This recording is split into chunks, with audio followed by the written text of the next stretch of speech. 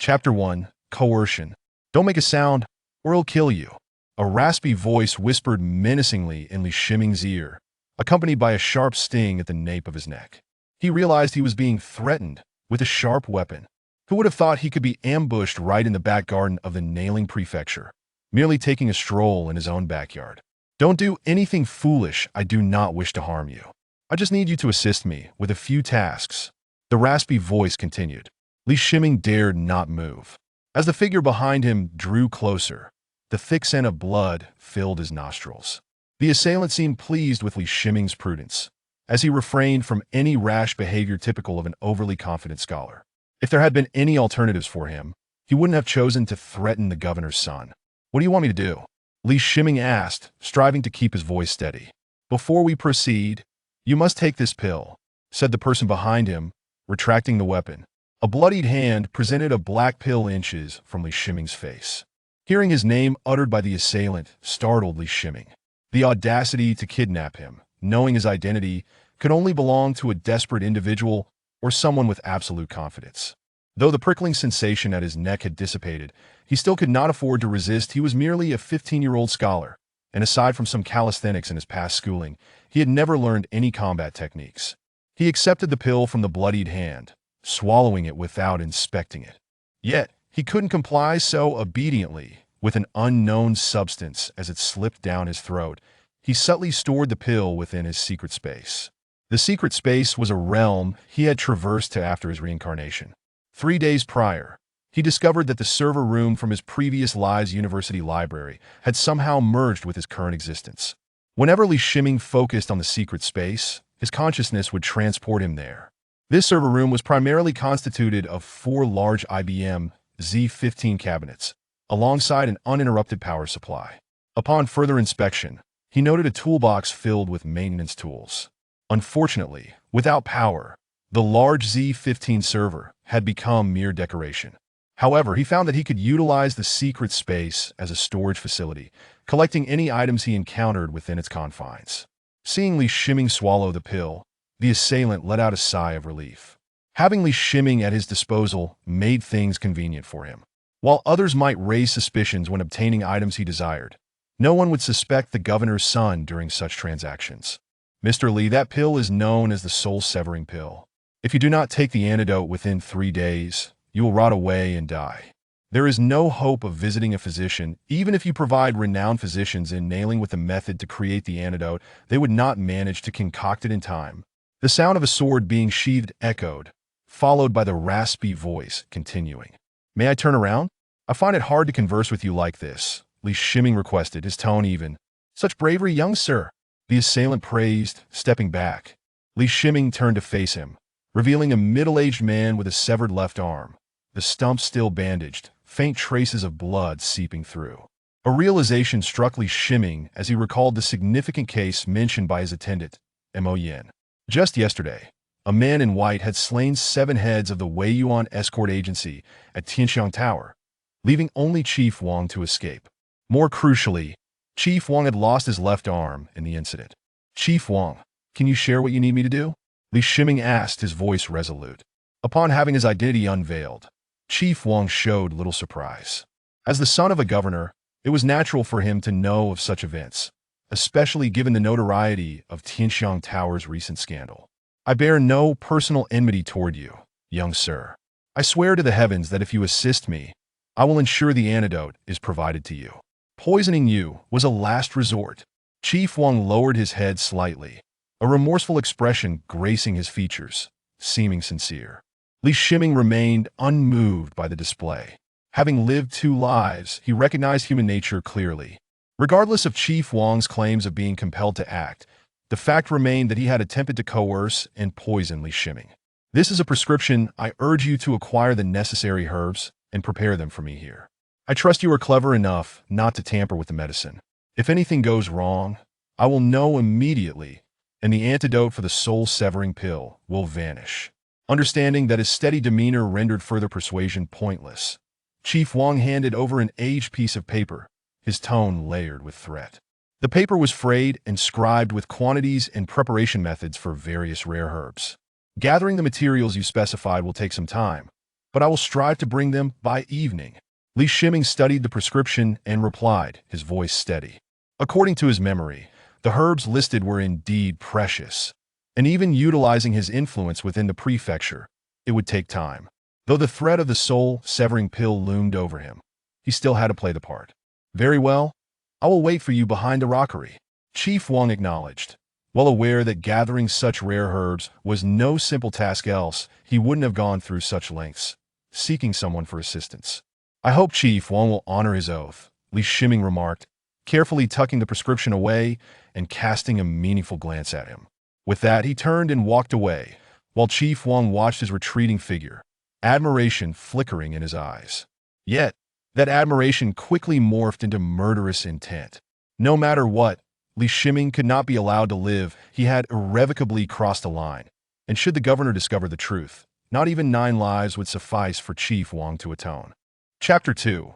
Red Beans. Li Shiming ambled along the garden path, not hastening his pace despite having considered doing so. He was uncertain whether the head of the guard, Wang Zhongbiao, was observing him from behind, and thus felt compelled to exhibit a demeanor of composure to reassure Wang.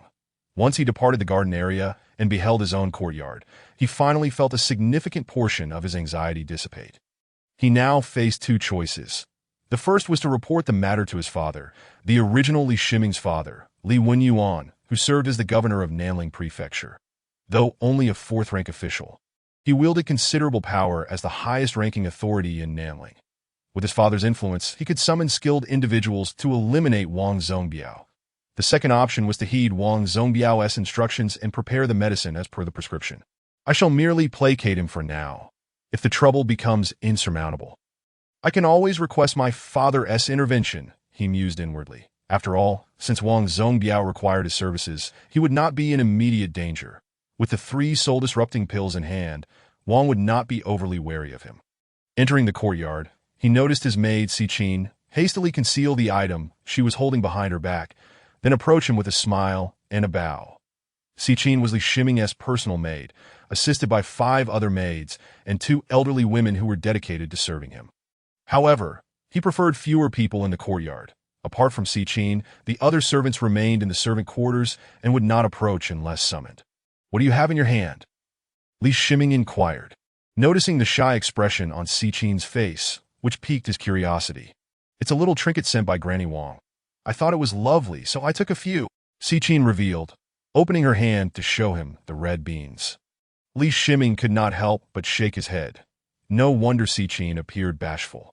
These were love beans, indicating that she had grown up and developed a tender heart. He was about to instruct Siqin to attend to her duties when he scrutinized the love beans once more. Noticing that one end of the beans was black, he recalled the chicken mother pearl, a type of love bean that was highly toxic. Consuming even 2 or 3 could be fatal. Of course, few were aware of the chicken mother pearl's toxicity, as love beans grew primarily in the far south, and most people were not even familiar with the distinction between the 2. Siqin, go ask Granny Wang how many of these black-tipped love beans there are left, and gather back any that have been given away, telling them I want them all, including the ones in your hand, Li Shiming commanded in a serious tone. Yes, young master. Siqin pouted slightly in dissatisfaction, but dared not defy his order, relinquishing the love beans into his possession. By the way, have Mo Yin come here as well, Li Shiming instructed as Siqin was about to leave. Upon entering his study, he meticulously copied the prescription provided by Wang Zhongbiao, transcribing only the quantities of the medicinal ingredients. With the memories of his original self, his calligraphy was quite commendable. This world bore a striking resemblance to his past life. He found himself in a country named Xia. Utilizing Chinese characters, and the 4 books and 5 classics were present as well, suggesting a remarkable similarity to his former existence, that Li Shiming was familiar with the 4 books and 5 classics from both lives. Having perused ancient texts during his time in the university library, although he had not extensively studied them, he was nonetheless well-acquainted that in this life, he had been studying the 4 books and 5 classics since childhood, and he had already attained the status of a scholar. His achievements were not merely a result of his father's connections. He had earned them through his own scholarly pursuits and examinations. Attaining the title of scholar at the age of 15 was not an easy feat for an ordinary individual, but for someone like him with a scholarly lineage, it was relatively straightforward. While he did not utilize his father's position as governor, the educational opportunities and resources available to him were beyond the imagination of an average person, provided one was not foolish or unwilling to strive. Attaining the title of scholar was merely a matter of time under such circumstances. Geographically, this world differed from his previous one.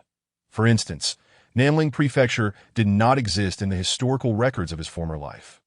Located in the southern region of the Xia Nation, Nanling was connected to the central capital and the northern Guanhai Prefecture by the mystical Xianjiang Canal, along with 4 other prefectures in the east and west, forming the 7 most significant prefectures in Xia.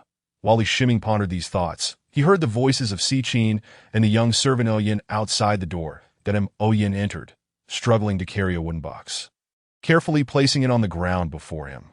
"Young master, everything you requested has been crafted according to the blueprints. Please review it and let me know if any adjustments are needed. I will attend to it immediately," Mo Yin reported. A look of pride on his face, Li Shiming felt a surge of excitement as he suppressed his emotions and opened the wooden box. Inside lay the components for the generator, all fabricated according to the designs he had created 3 days prior upon his arrival. To ensure a continuous power supply, he had utilized his previous knowledge of electricity and his current memories to devise the blueprints, which he had entrusted to Mo Yin for execution, and now Mo Yin had delivered them. Before receiving the components, he had mentally prepared himself, knowing that if they were not significantly flawed, he could rectify any minor discrepancies. However, upon seeing the actual items, he was genuinely astonished, aside from the wooden components. The iron gears he required were indistinguishable from those of an ancient society, their intricacy leading him to suspect they had been produced by machine tools. These items were not the most challenging. The 2 most difficult components were the magnet and the copper wire. He picked up the magnet and found its shape entirely satisfactory. "Young master, this magnet was sourced from the Xinan shop. They provided us with their finest," Mo Yin explained regarding the magnet. The Xinan shop specialized in compass making, and crafting the magnet into the desired shape was not overly complex due to the same techniques employed. A smile crept upon Li Shiming's face as he nodded and picked up the copper wire. To be honest, the copper wire was what concerned him the most, as it required considerable skill. The wire in his hand was thin and malleable, coated with a layer of lacquer. It would have been considered excellent copper wire in his former life. "I had the copper wire custom-made at the Wu family's jewelry store. Upon learning it was for you, they enlisted their finest craftsmen to work overnight." Mo Yin seized the opportunity to boast. "You've done well in this matter, Si Qin. Give Mo Yin 2 taels of silver." Li Shiming was well aware of Mo Yin's intentions and was satisfied with his work. Instructing Si Qin with a smile, Si Qin obediently fetched the silver and handed it to the beaming Mo Yin. "Mo Yin, after you leave, mind your tongue. Do not speak of young master's affairs outside," Si Qin gently reminded. Though she was unaware of Li Shiming's intentions for these items, she recognized that engaging in such pursuits unrelated to his studies before the upcoming autumn examinations could lead to trouble if their father discovered it. "Mo Yin, here is a prescription. Procure the ingredients swiftly, and also bring over the case files from the Tianxiang building." Li Shiming's gaze shifted from the wooden box as he recalled the urgent matter requiring Mo Yin's attention, commanding him in a serious tone. With a new task at hand, Mo Yin left, his spirits lifted by the silver. Chapter 3. Power Generation. Si Qin, stand guard at the door, Li Shiming instructed, glancing at Si Qin, who wore an expression of curiosity. While the components could be explained as a mere hobby, assembling them into a generator was an entirely different matter that he could not justify. Thus, despite Si Qin's evident intrigue, he could not allow her to remain and watch. Though curious, Si Qin obeyed his command and exited the study. Li Shiming set about assembling the generator according to his design. An hour later, a peculiar box adorned with a crank sat atop his desk, with 3 copper wires extending from one side, while the rest of it revealed no extraordinary features. The generator's core was encased within a wooden box. Even if outsiders caught sight of it, they would not pay it much heed. Li Shiming attempted to rotate the crank, quickly realizing he had overestimated the strength of his new physique. To achieve a higher voltage, the generator's rotor needed to spin faster. He had designed a system where a large gear drove a smaller one. While this configuration would indeed accelerate the rotor's rotation, It also necessitated greater effort to turn the crank. He considered summoning Mo Yin for assistance, but ultimately decided against it. He exerted force upon the crank, although his strength was insufficient to quicken the pace. He observed sparks of electricity flickering from the copper wires, confirming his success. Having successfully constructed a rudimentary generator, he was confident of avoiding failure with the adequate components at hand. This contraption was inherently simple, easily replicable once the principles were understood, especially for someone like him with a professional background. However, the most pressing challenge Li Shiming faced was how to maintain a steady rotor speed and channel the generated current into the uninterruptible power supply within the machine room. Gazing at the rudimentary generator, he contemplated integrating it into the machine room. As the desk cleared, the generator vanished from sight, appearing in the machine room. He attempted to manipulate the rotor's rotation with his mind. Inspired by the ability to control items after bringing them into the machine room, he felt an extraordinary connection to the interior of the machine room, which defied scientific explanation. Yet, such inexplicable occurrences were not unfamiliar to him. Given his experience of traversing time and space with an accompanying server room that transcended scientific rationale. Under the influence of his consciousness, the generator's rotor began to spin, gradually increasing in speed. Due to the technological limitations of the era, the bearings of the generator's rotor were constructed with 2 pieces of boiled cowhide, with grease applied between them to facilitate movement. During the design phase, he had never considered the possibility of excessive rotation speeds, as achieving such velocities was impossible in this time. However, placing the generator within the machine room and utilizing his mind to rotate the rotor had unexpectedly propelled it to its maximum design speed. Fortunately, the generator is situated within the control room, where its parameters have been consistently monitored, allowing for the detection of any fluctuations. Li Shiming adeptly regulated the rotational speed, ensuring it remained within the design limits. Utilizing a tool, he measured the power output. His conscious control over the generator's rotor enabled it to produce an output of 230 volts. This amount of electricity, while modest for a large server, was not intended to directly power it, but rather to feed into the uninterruptible power supply UPS. He connected 3 copper wires to the UPS input terminal, maintaining his mental control over the generator to ensure a continuous flow of current into the UPS. Upon witnessing the UPS indicator light turn green, he realized that this initial step had been successful. The UPS commenced operation, although the input current was minimal, as long as it remained within the UPS's threshold. Even the slightest current would be converted and stored in the UPS's battery, according to its rated standards. As the UPS began its work, he discovered he could control it entirely through his consciousness. Without the need to engage the UPS's display panel, Li Shiming maintained his control over the generator's rotor for half an hour. Only to feel a throbbing pain in his head, he swiftly ceased his control over the generator. Realizing that manipulating its rotation through sheer willpower was not without its toll. Previously, during his brief operations in the control room, he had not discerned that such actions would deplete his mental reserves. He could not ascertain the precise nature of this depletion, but it likely stemmed from his mental faculties. I can no longer operate the generator during the day, he thought, stifling the pain in his head. Young master, what is wrong with you? Upon entering the study, Sichin noticed his unsteady form and pale complexion, exclaiming in a voice laced with concern. Sichin, do not alarm anyone else. Assist me in resting for a moment. Li Shiming endeavored to present a reassuring smile as he instructed. Young master, you should let a doctor examine you. Your health is of utmost importance, Sichin urged, supporting him as they made their way to the bedroom. It is nothing, merely a slight drain on my mental energy. Li Shiming understood his condition well. Despite the considerable mental exertion, the UPS had stored a portion of electricity, keeping his spirits elevated. Lying in bed, his consciousness ventured back into the control room, but tumultuous thoughts plagued his mind, and he was uncertain whether the large server, IBM Z15, would power on and whether he could access the vast troves of data stored within it. Everything remained an enigma. This IBM Z15 server had been generously donated to the university by several distinguished alumni from his previous life. Valued at over 100 million, that the server was not solely utilized by the library. Various research projects also sought its computational power through formal applications, even though it resided within the library's control room. The IBM Z15 server was top tier, boasting 190 CPUs and a staggering 40 terabytes of memory, incorporating 12.2 billion transistors, an apex of technological achievement from his past existence. Just the knowledge contained within the server encompassed over 10 million electronic books across 13 disciplines: philosophy, economics, law, education, literature, history, natural sciences, engineering, agriculture, medicine, management, arts, and military studies, covering 92 university majors and 506 specific fields of study.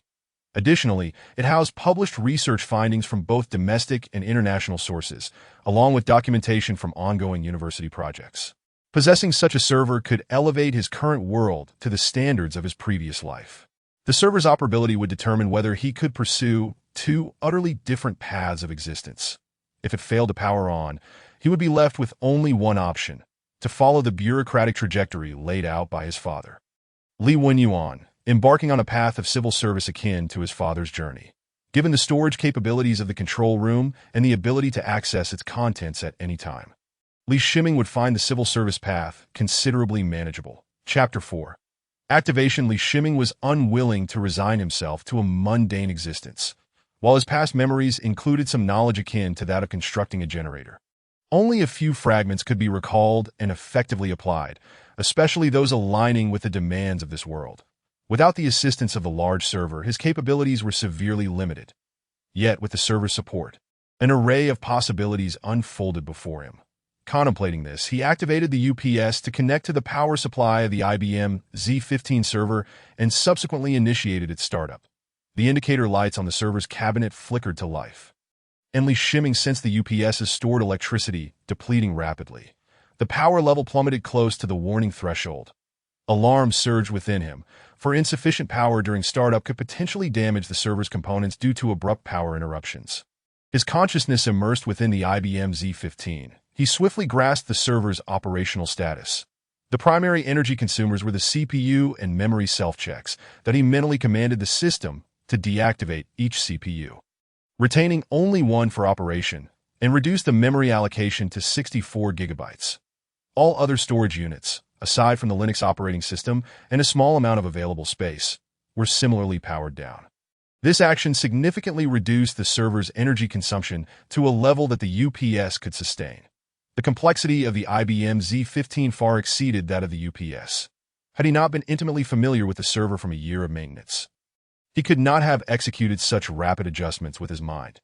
Experiencing the server from within offered an entirely different perspective than merely observing it from outside the cabinet. He could discern the intricate internal structures and operational mechanisms of each component. Upon probing the display processor, a familiar interface materialized before him. The Linux graphical interface of the IBM Z15 that he attempted to manipulate the Linux interface and found it responsive to his commands. His eyes transformed into the server's display, while his consciousness served as the mouse and keyboard that he refrained from accessing the stored data within the server, as that would require activating additional storage units, significantly increasing power consumption, something he did not currently require. Instead, he created a document and began typing, discovering that he did not need an input method. Words flowed forth seamlessly with the power of his mind. Recalling a passage he had memorized during his schooling, Zhu Ziqing's Back Shadow, he envisioned transcribing it, and in an instant, the complete text appeared in the document. Although the article was brief, its emergence was instantaneous, showcasing an astonishing typing speed that he then tapped into his memory of the selected scriptures, a comprehensive compilation of classical texts curated by generations of scholars from the Li family, akin to the 5-year middle school examination and 3-year simulation from his previous life. Serving as an examination guide again, in an instant, the document filled with a vast expanse of text. Nearly 2 million words of the selected scriptures he had previously memorized. That he saved the document, naming it Selected Scriptures, and felt a profound certainty that this act had etched nearly 2 million words into his mind, ensuring they would never fade. With a mere thought, any passage from the selected scriptures could be recalled. He then attempted to withdraw his consciousness from the IBM Z15, only to find the imprint of that memory dissipate. Returning to his normal recollection, that he did not feel disheartened. Although he still relied on the IBM Z15, prolonged connection with it would equate to a continuous reading of the selected scriptures. This reading was not a segmented experience, but rather an instantaneous absorption of nearly 2 million words. While immediate results might not be apparent, over time, even when disconnected from the IBM Z15, he believed the difference would be negligible. When I have the opportunity, I will transfer the remaining 4 million words of the selected scriptures into the server, Li Shiming mused joyfully. However, upon sensing the power levels within the UPS, he slapped his forehead, nearly forgetting an important matter that he activated the hard disk array of the IBM Z15 storage units, searching for information on the chicken mother pearl. Upon discovering details about the chicken mother pearl, he contemplated whether he could utilize its highly toxic properties. Yet he worried that grinding the pearl into powder would result in a delayed toxic effect. Recalling reports from his previous life regarding the medicinal value of the chicken mother pearl's venom, he delved into the server's records and learned that its toxic component was abrin. He also found methods for extracting abrin within the documents. However, the extraction process required phosphoric acid, ammonium sulfate, glycerin, and a centrifuge. He transferred the necessary information into memory and deactivated the power-hungry hard disk array that he possessed all the pertinent information at hand, although he was not a chemist. He felt assured that with these materials, he could extract the chemicals he desired from this world. He meticulously noted down a plethora of substances with a brush, contemplating further additions.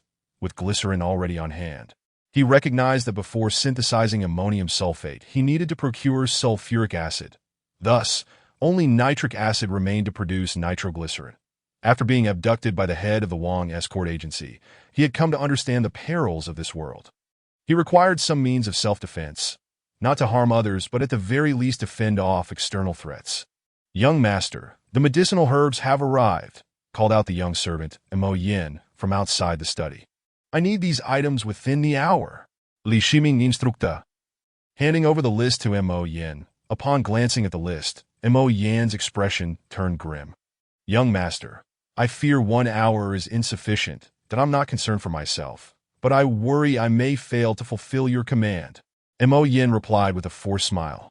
"You could always recruit a few more people to assist. Claiming it is my order.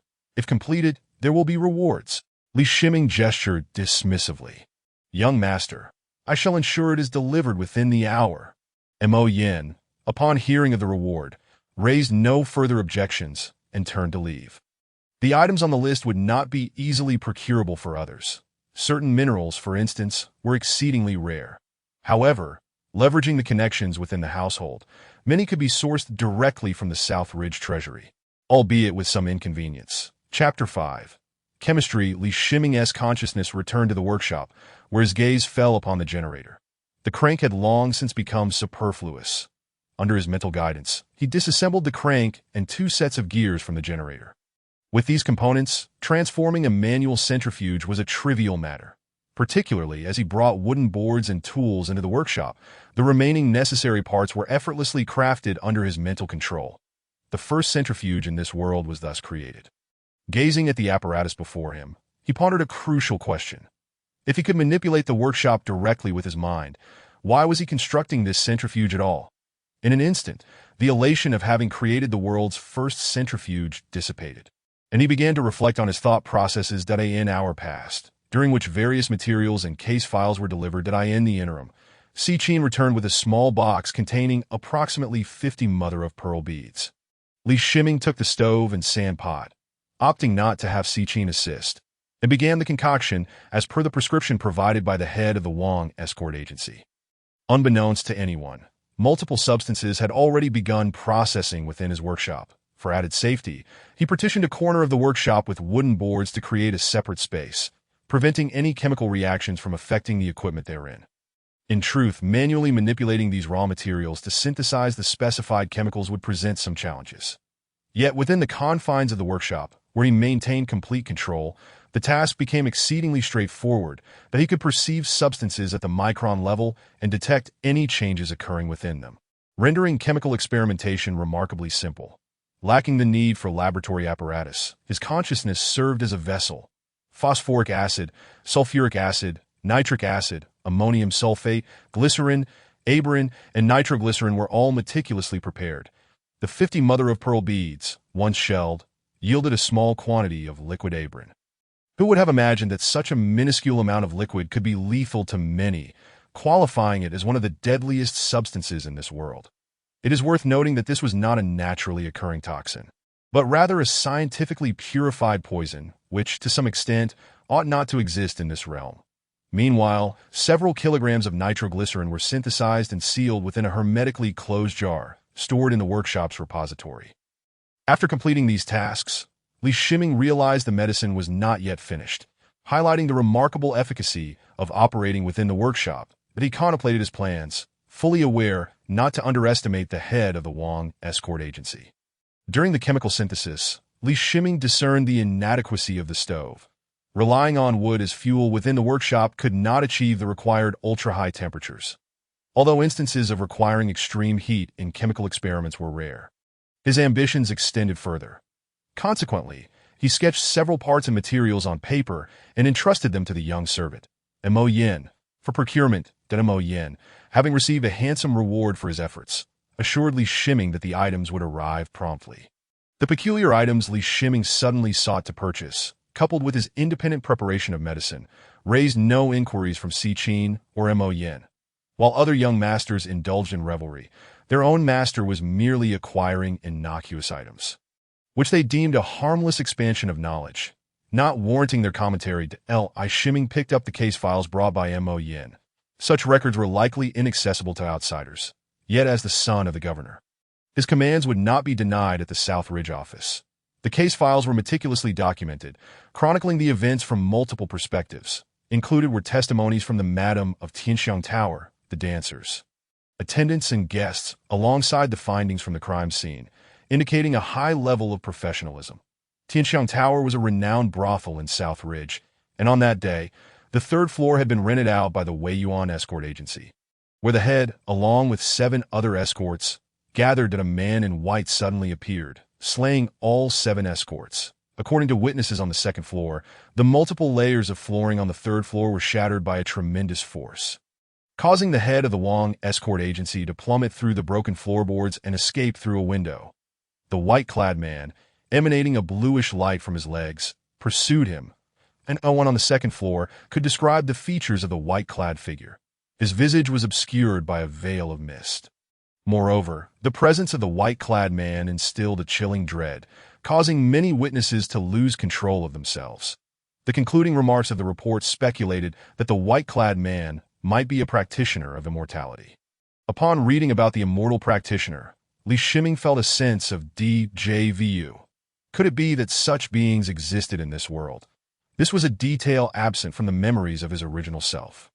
One could hardly blame the original. He was merely a 15-year-old scholar, diligently focused on the 4 books and 5 classics. His circle of friends was minimal, partly due to his dedication to study and partly due to his age. Typically, scholars of the same town would frequently engage in discussions about literature and philosophy, or indulge in romantic pursuits. Yet how could a 15-year-old Li Shiming integrate into a group composed entirely of adult scholars? Among these scholars, even those in their 20s were scarce, let alone peers of similar age. This was not to say that the vast South Ridge lacked young scholars. Rather, such individuals appeared only once every decade or so. The young scholar Li Shiming had long since matured into a young man in his 20s. The original self had no desire to associate with those seeking connections with the powerful, resulting in a naturally limited circle of acquaintances. With few friends and a singular focus on scholarly pursuits, the previous self's breadth of knowledge was exceedingly narrow, with most memories revolving around academic matters. Of course, Li Shiming felt some relief regarding the circumstances of his original self. At least this way, he did not need to be perpetually cautious in his interactions with others, avoiding any slips that might reveal his true nature. No wonder the head of the Wang escort agency sought refuge within the government office. It turns out he is being hunted by an immortal practitioner, Li Shiming Musa Internali. The pursuit of the head of the Wang escort agency by an immortal practitioner implied that he possessed something coveted by such beings, igniting Li Shiming's curiosity. Were this world merely an ordinary one, he could leverage the workshop's capabilities to carve out a niche for himself. However, if it were indeed a world of immortals, his plans would necessitate alteration. The desire for longevity and freedom to traverse the realms is a yearning intrinsic to life. Even the slightest opportunity, would compel him to seize it. After concocting the medicine, Li Shiming instructed Si Qin to fetch a food box and place the prepared medicine in a large bowl within it. Si Qin, do not follow me. I shall take a stroll in the garden, Li Shiming declared as he grasped the food box. With a puzzled look, Si Qin watched him depart the courtyard. Chapter 6. Poisoning. Li Shiming entered the garden, where he failed to spot the head of the Wang escort agency, yet he was acutely aware that the head was undoubtedly observing him. He approached the designated meeting spot by the rockery, as the twilight deepened and the surrounding foliage cast enigmatic shadows. Head of the Wang escort agency, I have brought the medicine, he announced, placing the food box down. Indeed, young master, you are true to your word. The head of the Wang escort agency emerged from behind the rockery, smiling. His complexion appeared even more pallid than during the day, indicating that his injuries were more severe than Li Shiming had anticipated. Li Shiming opened the food box, revealing a substantial bowl of medicine. The head of the Wang escort agency inhaled deeply, a look of satisfaction spreading across his face. He was an old hand at this, with a mere sniff. He could ascertain the efficacy of the medicine, that he had chosen Li Shiming precisely because, despite the latter's intelligence, he was akin to a blank slate, a young master solely preoccupied with scholarly pursuits, posing a minimal threat of rebellion when faced with intimidation. Given Li Shiming's limited social circle and the fact that the governor's household comprised only the governor and his son, it was improbable that he would encounter any nefarious dealings. In the head's estimation, Li Shiming would likely find it challenging to procure poison. While acquiring other items was not an issue, who would dare sell poison to the son of the governor? The repercussions of a mishap could be dire. Moreover, with the head of the Wang escort agency's experience, no toxin could escape his keen sense of smell. He had undergone special training for such discernment. Without the ability to identify poisons, how could one effectively escort goods? He would have fallen prey to deception long ago. In truth, this bowl of medicine posed no issues whatsoever. It had been meticulously concocted in accordance with the head of the Wang escort agency's prescription. Utilizing only the finest ingredients, Li Shiming presented the bowl of medicine before the head of the Wang escort agency. I have fulfilled your request.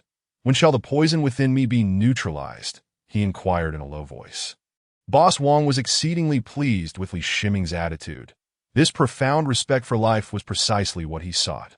Prepare the medicine twice more tomorrow, and I shall deliver the antidote to you by nightfall, Boss Wang said, extending his hand to receive the bowl of medicine, a gentle smile gracing his lips.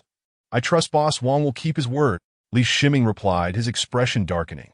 After speaking, he lifted the food box and turned to leave. Seemingly enraged by his inability to cure the poison. In truth, he was apprehensive that should Boss Wang succumb to the toxin, he might retaliate on the spot out of fury, which prompted his hasty retreat. Just moments before, as he handed the bowl to Boss Wang, he had extracted the toxic protein from the seeds of the acacia tree from the control room, ensuring that every last bit was deposited into the bowl. Since the acacia protein was introduced directly into the bowl, it had not yet mingled with the medicine, and any flavor it imparted would go unnoticed by Boss Wang. Not to mention, the quantity of the acacia protein was minimal relative to the bowl, and devoid of any discernible odor, making it highly unlikely for Boss Wang to detect its presence. The ability to identify toxins stems from frequent exposure to known poisons and familiarity with their distinctive flavors, thus enabling one to discern their nature. However, the acacia protein was an unknown entity in this world, rendering any toxic detection futile. Li Shiming hastened his steps, eager to distance himself from Boss Wang. Boss Wang, unable to contain his impatience, seized the bowl and consumed its contents in one gulp. He had sustained significant injuries and had previously relied on temporary remedies, eagerly awaiting the healing properties of this secret medicine. As the concoction coursed through his body, Boss Wang felt a familiar warmth emanate, evidence that the healing elixir was taking effect. Yet almost immediately, he was beset by difficulty in breathing, his body shaking uncontrollably, and his temperature skyrocketing. The medicine is poisoned, he attempted to vocalize, but the words lodged in his throat, unable to escape. His already injured body reacted swiftly to the lethal dose of acacia protein, which was 20 times the lethal amount for a normal person. He was soon gripped by excruciating abdominal pain and muscle spasms, rendering him utterly immobile. Boss Wang recalled Li Shiming's refined visage. unable to fathom how this seasoned veteran could be outmaneuvered by a mere scholar, especially after taking precautions against such treachery, that a profound sense of shame and indignation surged within him, igniting a desperate desire to regain control of his body. His internal energy roiled chaotically, striving to expel the venom coursing through him. Yet he remained oblivious to the nature of the toxin and how to combat it in his haste to enhance the absorption of the medicine. He had inadvertently intensified the uptake of the poison, and now it was too late to remedy the situation. As he struggled to breathe, his face turned a ghastly shade of purple. Shimming stood 20 meters away, concealed behind a tree. In the darkness, his heightened senses, sharpened by the moonlight, allowed him to discern Boss Wong's plight. When Boss Wong collapsed, he refrained from approaching, instead opting to remain still and wait. The acacia protein he had concocted, as per the documented information, was remarkably easy for the body to absorb, unless one were in an advanced medical facility with a precise understanding of the toxin. Recovery was improbable, in his final moments. Boss Wong was unable to comprehend why Li Shimming had chosen such a fierce path, willing to die alongside him, that he had witnessed Li Shimming consume the 3-day soul-severing pill, which, as stated, could only be counteracted by a unique antidote. No eminent physician could provide timely relief otherwise. With confusion and resentment, he drew his last breath. Shimming remained motionless, observing Boss Wong from his hiding place. It was only after confirming that 10 full minutes had elapsed without a single rise or fall of Boss Wong's chest that he acknowledged the man's demise. Cautiously, he approached Boss Wong's lifeless form, maintaining a heightened sense of vigilance. He dared not underestimate such a seasoned rogue. Gazing upon Boss Wong's corpse, the grotesque expression of death evoked a wave of nausea within him. Having never encountered a corpse in either his past life as an ordinary person or in this life as a scholar, he was grateful to have refrained from vomiting. It was imperative to remember that he had taken a life. Despite managing to remain composed during his first act of murder, the gravity of the situation weighed heavily upon him. He procured a stick from nearby and began to search through Boss Wong's body. Apart from a sword and a handful of silver coins, there was naught else of significance.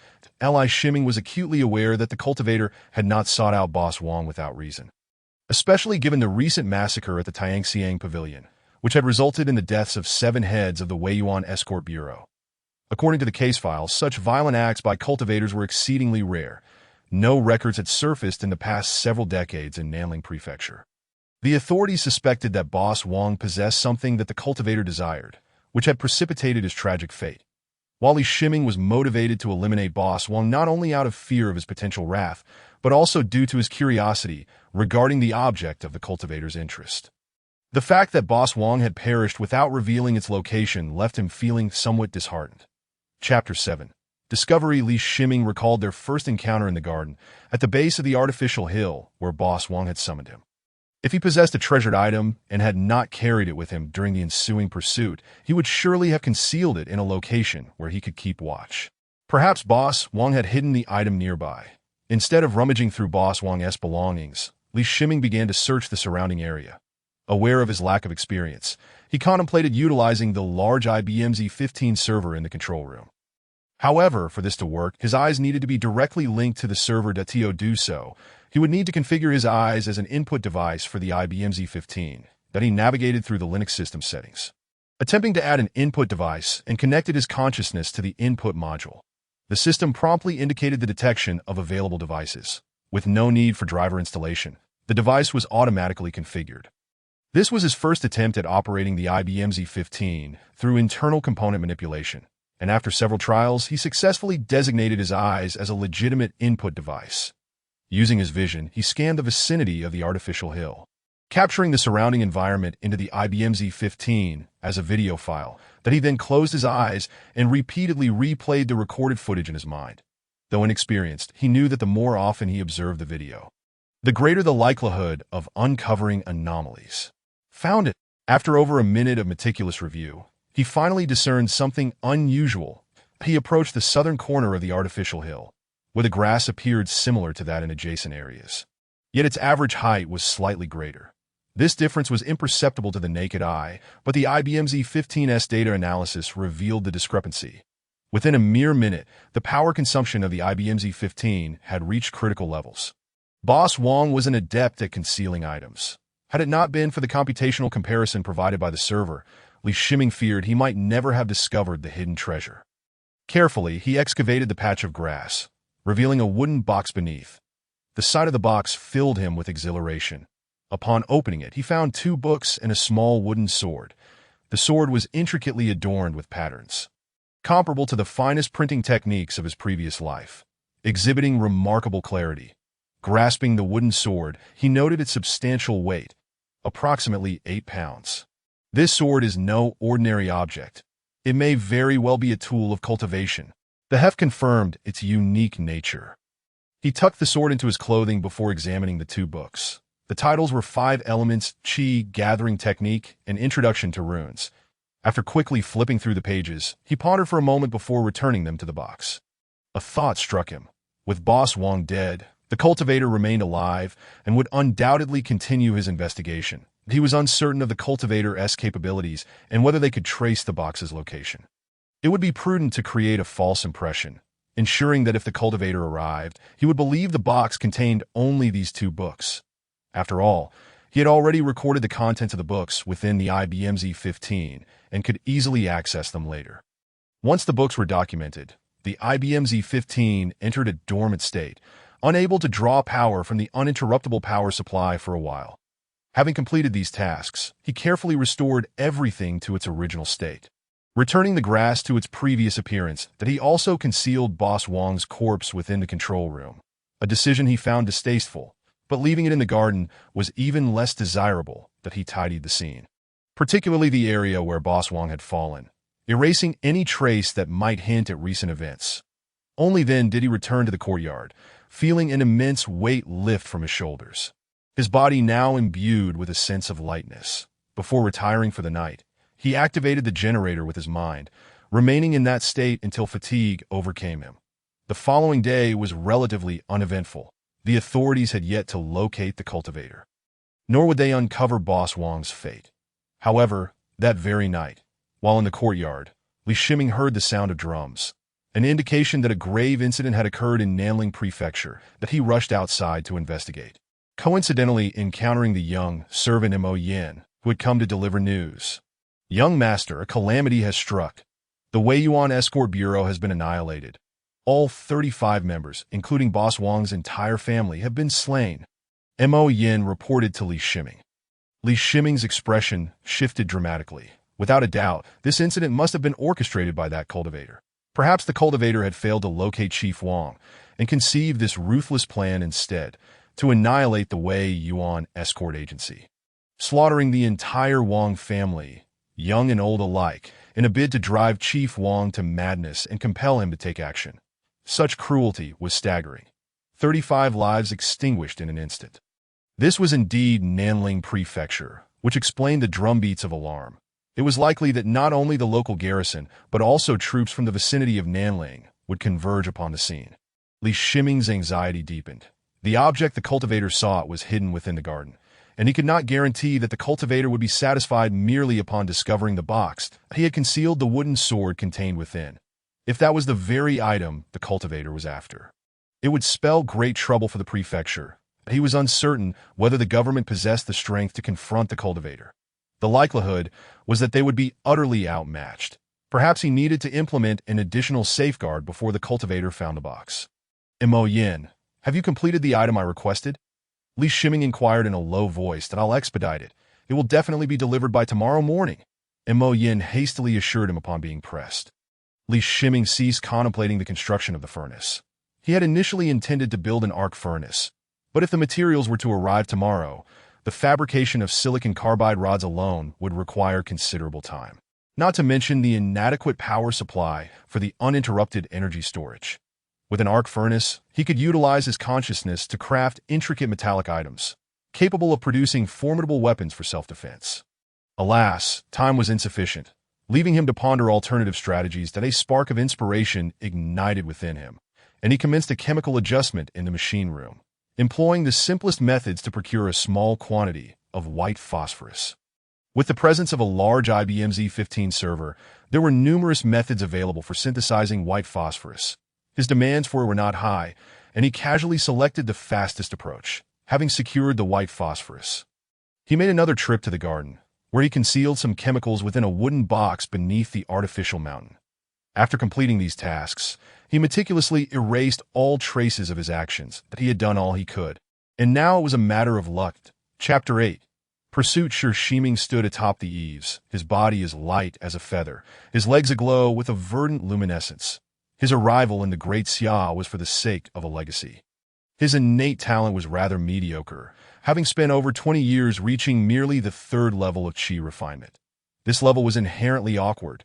Typically, practitioners of qi refinement encountered in the world would not fall below this threshold. Moreover, due to a lack of time devoted to mastering combat techniques through prolonged training, he found himself incapable even of engaging in robbery. Were it not for the resources inherited from his ancestors, he might not have achieved even the third level of qi refinement. While perusing the notes left behind by his forebears, he stumbled upon a casual entry mentioning a close friend of his ancestor who, gravely injured and bereft of a path to immortality, returned to Great Xia. The notes described how this friend was fortunate enough to acquire a superior-grade magical artifact during the early stages of qi refinement. Such superior-grade artifacts were beyond the reach of most practitioners at the later stages of qi refinement, underscoring their preciousness. Moreover, this artifact was a superior-grade offensive weapon. Perhaps Shiming's ancestor recorded this as a memento. Yet upon reading it, Shiming's thoughts immediately turned to the potential of possessing a superior-grade offensive weapon, which would allow him to rob most mid- to low-tier practitioners. Although low-tier practitioners could not wield superior-grade offensive artifacts for extended periods, even mid-tier practitioners without adequate defensive artifacts would struggle to withstand the assaults of lower-tier practitioners wielding such weapons to him. This was a stroke of fortune, prompting his journey to Great Xia. However, he had no connections in the mundane world, and while seeking information regarding his ancestor's friend, word leaked. Chief Wang's ancestor was none other than Shiming's forebear's close friend. The legacy left by Chief Wang's ancestor formed the foundation of the Wang family. This legacy encompassed not only cultivation teachings but also several forms of elite martial arts that in the realm of cultivation. The value of elite martial arts teachings was relatively low, yet these particular forms had given rise to numerous skilled practitioners within the Wang family. The current Chief Wang had even achieved mastery, and the Wei Yuan escort agency had emerged as one of the premier escort agencies in Great Xia. Chief Wang understood the significance of his ancestral legacy, and upon learning that someone was probing into his family's information, he took precautions that on that day, he summoned the heads of the escort agency to prepare a response when Shiming found them. 7 heads of the escort agency fought valiantly to obstruct Wang, allowing him to escape from Tianxiang Tower, and leveraging their familiarity with the surrounding environment, they successfully evaded Shiming's pursuit. Shiming had not anticipated Chief Wang's cunning. A master of the mundane world posed no threat to him.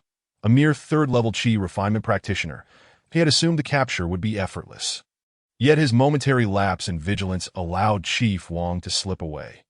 Due to the gravity of the incident at Tianxiang Tower, especially with numerous scholars present and several scholars injured, and the loss of 7 lives prompting the authorities to pursue Shiming relentlessly, he felt no fear of the government. However, he wished to avoid stirring up trouble with the Great Xia authorities before securing what he sought. Should the situation escalate, the celestial sect backing Great Xia would dispatch cultivators to handle it. Those tasked with such missions would not be adversaries Shiming could contend with as a mere third-level qi refinement practitioner. This was why he refrained from causing further disturbances, instead employing various means to track down Chief Wang. Yet after scouring half of Nanling City without success, his patience began to wane.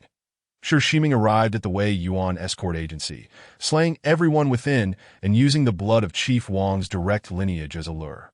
Activated a low-level bloodline tracking talisman. To his profound disappointment, this talisman, which he had hoped would guide him, failed to reveal Chief Wang's exact location. There were 2 possibilities. Either Chief Wang had fled Nanling Prefecture, surpassing a distance of 500 miles, or he had already perished, rendering the low-level bloodline tracking talisman ineffective. Standing on the eaves, Shiming gritted his teeth and produced a new tracking talisman. Unlike the previous one, this talisman was imbued with a rich spiritual resonance. It was a mid-level chi tracking talisman, one of the few remnants left by his ancestors.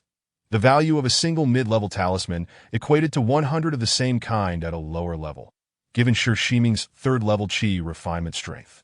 He was unable to craft mid-level talismans himself. To employ a mid-level talisman to track a mere mortal was a painful thought. Once I track you down, I shall extract your soul and transform your corpse into a puppet. He muttered regretfully while retrieving a garment from his storage pouch. This clothing, discovered within the Wei Yuan escort agency, belonged to Chief Wang and bore his scent. Channeling his spiritual energy, he activated the mid-level tracking talisman, which transformed into a beam of light that descended upon the garment, allowing him to perceive Chief Wang's trajectory. The mid-level tracking talisman remained effective for 3 hours, as long as Chief Wang's movements were within Nanling City. Shiming was confident he could locate him. Even if Chief Wang had perished, traces of his passage would linger. Having searched the Wei Yuan escort agency without discovering the coveted legacy, he employed additional means and learned from Chief Wang's family that he had taken an object with him. Therefore, regardless of whether he found Chief Wang himself, uncovering that object was highly probable. Shiming supplemented himself with a beginner-level lightness talisman, ensuring he retained his feather-like agility in pursuit of his objective. He was extravagantly lavish, employing talismans he would typically hesitate to use. Following the clues provided by the mid-level tracking talisman, his figure leapt across the structures of Nanling City. Half an hour later, he arrived at the outer precincts of the prefectural office. As he absorbed the mid-level talisman's guidance, he finally grasped why he had failed to locate Chief Wang earlier. It turned out that Chief Wang had concealed himself within the prefectural office. The most perilous location was also the safest. Who would suspect that the person sought by both Shiming and the authorities was hiding within the very office of the government? Without a moment's hesitation, even if discovered by the officials, he resolved to enter. The energy signature pointed towards the rear garden, and the towering courtyard walls appeared inconsequential to him. With a single leap, he vaulted over the courtyard wall, his feet skimming the treetops as he pursued the energy signature. The garden was devoid of people. Recently, Li Wenyuan had been exceedingly busy, and the Li family consisted only of Li Wenyuan and Li Shiming, with scant servants. The recent upheaval in Nanling Prefecture had necessitated the deployment of substantial manpower for investigation. Although Shiming's strength was relatively weak, it was only in relation to cultivators. Aided by the effects of the beginner-level lightness talisman and his keen perception, he penetrated the depths of the garden without alarming anyone. Chapter 9. Explosion. He has lingered here for quite some time. Shiming discerned from the mid-level tracking talisman's guidance, deducing the duration of Chief Wang's presence based on the intensity of the energy signature. Before him stood an artificial mountain, a rather secluded spot within the garden. Moments later, a look of confusion crossed his face, but he could only sense Chief Wang's energy signature from this location, with no indication of his departure. Logically speaking, Chief Wang should still be here. Even if he had perished, traces of his energy would remain. Yet the energy here suggested that Chief Wang had seemingly vanished into thin air after staying for 2 days. Though Shiming felt a profound perplexity, the priority remained not in locating Chief Wang, but in uncovering the object. With a flick of his wrist, a green light flickered. While his standing in the cultivation realm was less than illustrious, he was not without his strengths. His expertise lay in botany. This was a garden, replete with an array of flowers and plants, that he summoned the wood spirit energy, effortlessly perceiving the condition of the surrounding flora. This method proved far more convenient than the analysis conducted by Li Shiming using the large IBM Z15 server. In mere moments, a smile graced his face. "I've found it." He approached the spot where the wooden box lay buried. Here, a small patch of grass emanated an unusual aura. Upon invoking the wood spirit energy, this area illuminated like a beacon in the night, and he extended his hand to excavate the surface soil. Revealing the wooden box, the sight of it, his smile broadened. The box appeared ordinary, yet the patterns etched upon it were commonly employed in the realm of cultivation to conceal one's aura. Thus, whatever resided within this box could not possibly belong to the mundane world. He took no protective measures. On one hand, this was the secular realm, and the potential threat posed by such a small box was limited. Furthermore, as a cultivator at the third level of qi refinement, he was immune to the toxins of the ordinary world. On the other hand, he was financially constrained. A basic defensive talisman was worth 3 to 4 offensive talismans, a luxury he could ill afford. Upon opening the wooden box, he discovered it filled with a liquid resembling water. Simultaneously, he observed a streak of white powder igniting due to his action. Had he known the contents of the box, Shiming would certainly have fled as far as possible, deploying every defensive talisman at his disposal. However, the disparate knowledge systems left him oblivious to the nature of the liquid and the white powder. He assumed it to be a minor trick employed by the escort leader, Wang, to destroy the contents of the box should it fall into another's hands. Alarmed, he hurriedly sought to retrieve the visible items. He spotted 2 books crafted from materials typical of the cultivation realm.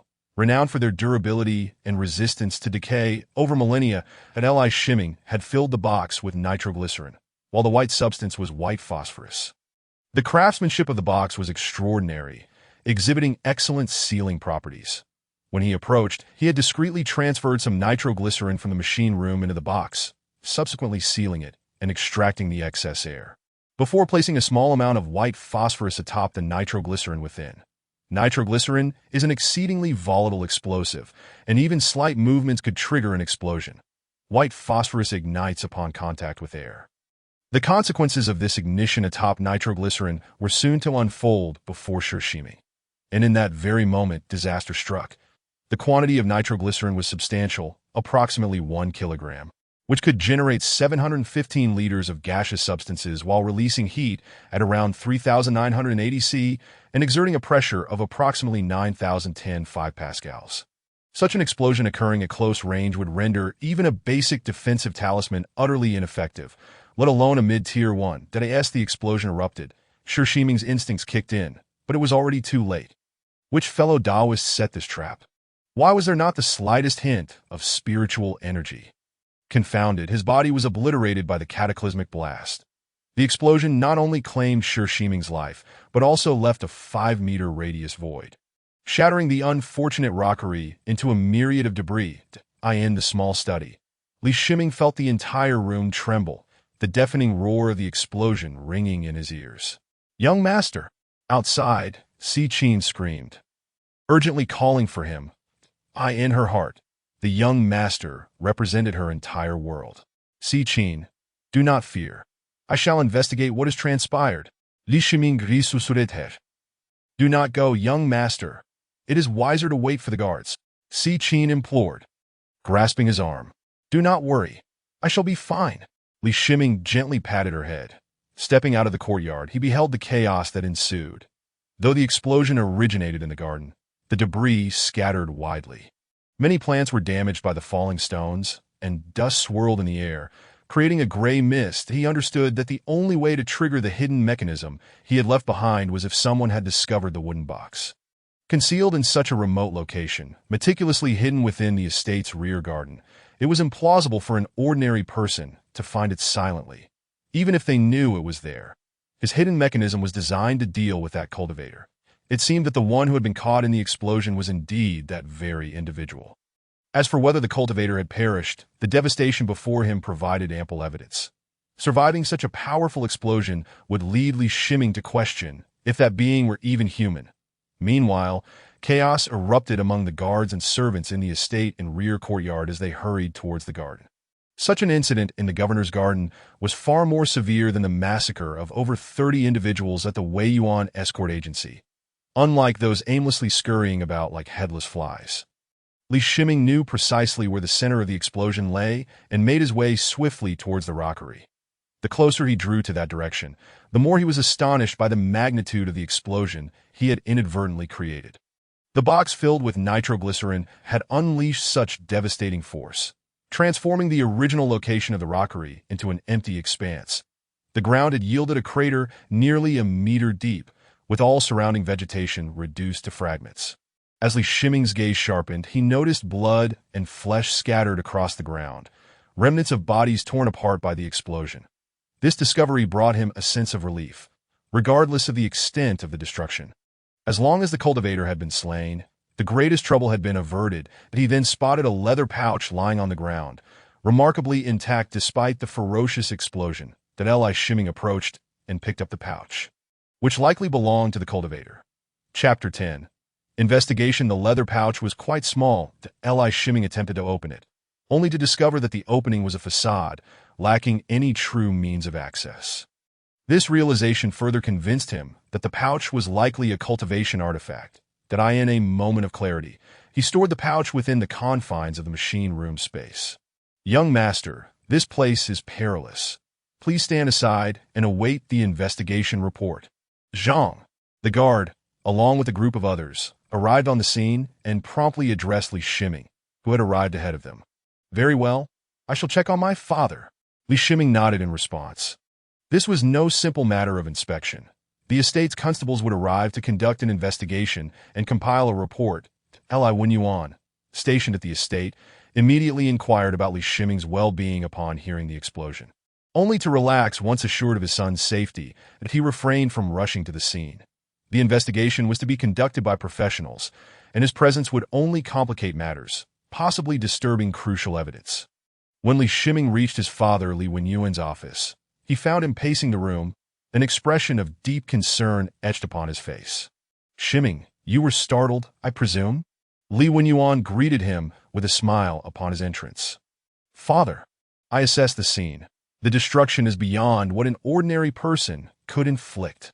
Li Shiming replied calmly with a bow. Li Wenyuan was pleased with his son's composure, but expressed some disapproval regarding his presence at the scene. A gentleman does not stand beneath a perilous wall in such circumstances. The subordinate should investigate first, and only once the danger has passed should you approach. Li Wenyuan admonished. Understood, father, Li Shiming acknowledged. The scale of destruction suggests it was caused by that cultivator. However, I cannot fathom why such a commotion erupted in the estate's garden. Li Wenyuan continued. What course of action shall we take? Li Shiming inquired, curious about the official response to such matters concerning cultivators. I have already sent an urgent report to the central capital. Affairs related to cultivators are best handled by them. Otherwise, I would find myself in quite a predicament, Li Wenyuan remarked. Shaking his head at the recent events that asked the governor of Nanling, he faced a massacre of over 30 individuals under his jurisdiction, and even the estate itself had become embroiled in trouble.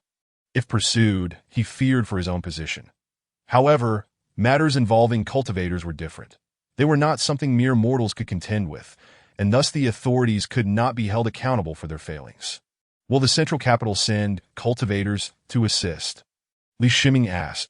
Cultivators cannot be ordered around by the central capital. This situation has never arisen before. So who can say? Li Wenyuan replied, unable to provide a definitive answer. The father and son sat together for a while before the head constable, Zheng, arrived. Greetings, esteemed officials. Zheng strode into the room, bowing respectfully to both men. Li Wenyuan nodded slightly, while Li Shiming returned the gesture in a scholarly manner. This was Li Shiming's first genuine encounter with head constable Zheng, the foremost expert of Nanling. Zheng exuded an aura of pressure that made Li Shiming uncomfortable, prompting Zheng to quickly temper his demeanor upon noticing. The constable had been filled with anger upon hearing of the incident in the rear garden, causing him to momentarily lose control of his presence. Constable Zheng, have you uncovered any clues? Li Wenyuan inquired solemnly. Sir, I was just about to report. The coroner at the scene discovered shattered remains of flesh, along with fragments of an exceptionally unique white cloth. Zheng replied, presenting a small piece of white fabric. Li Wenyuan accepted the white cloth, which was palm-sized and bore charred edges, appearing to be an ordinary piece of fabric. What makes this cloth unique? He knew Zheng and the coroner would not lie, and asked directly. I respectfully request permission to demonstrate. Zheng requested. Bowing slightly, this was the governor's office. He required authorization to draw his weapon. Granted, Li Wenyuan waved his hand. Zheng unsheathed his knife, placing it beside the cloth and applying slight pressure, but the blade failed to cut through. Li Wenyuan, without the need for Zheng the head constable's explanation, had already adopted a serious demeanor. Although the knife wielded by Zheng was not an extraordinary weapon, it was far from ordinary, even without exerting force. It could cleave through regular fabric with ease. this seemingly mundane piece of white cloth possessed an extraordinary level of resilience. We suspect that these fragments of white cloth originated from the white-clad individual at Tianxiang Tower that day. I have also examined the flesh and blood at the scene, which emanates an inexplicable energy entirely distinct from that of martial practitioners. This supports my conjecture. Zheng continued to elucidate that I Shiming marveled inwardly at the exceptional talents present in Nanling Prefecture. Within such a short span, they had nearly pieced together the entire scenario, getting close to the truth. Are you suggesting that someone murdered the white-clad individual in the garden? Li Wenyuan inquired, gazing at the white cloth in his hand, struggling to comprehend the implications. His disbelief stemmed from the certainty that the white-clad individual was a practitioner of immortality. How could such a being possibly perish so easily? It was well known that the 7 heads of the Wei Yuan escort, alongside the master-level Wang, were utterly powerless against the white-clad individual, akin to ants. Sir, this is the consensus I reached with the coroner that I will submit a detailed report in writing shortly. Zheng replied with unwavering confidence. Could it be the enemy of this white-clad individual? Is there yet another practitioner of immortality in Nanling Prefecture? Li Wenyuan pondered aloud, perplexed that Li Shiming remained silent, recognizing the multitude of complexities that defied explanation. He could not disclose his own maneuvers to his father. He then recalled the corpse of Wang, the chief escort, and contemplated when he might find an appropriate place to dispose of it, as the sight of it lingering in the control room was quite unsettling. Despite having acquired the 5 elements Qi gathering technique, introduction to runes, and a wooden small sword, he had yet to delve into their study. His reluctance stemmed from the apprehension that any examination of these items might attract the attention of the now-deceased practitioner. With the practitioner gone, he resolved to study his recent acquisitions upon returning home. Shiming, in the coming days, there may be some commotion in the residence, that I shall do my utmost to keep them away from your courtyard, ensuring your studies remain undisturbed. You appear fatigued. It would be wise to return and rest. Li Wenyuan observed Shiming's distracted demeanor and presumed he was merely startled, prompting him to speak. Shiming took his leave, reassured that with the death of the practitioner now known, subsequent matters would proceed without further complications.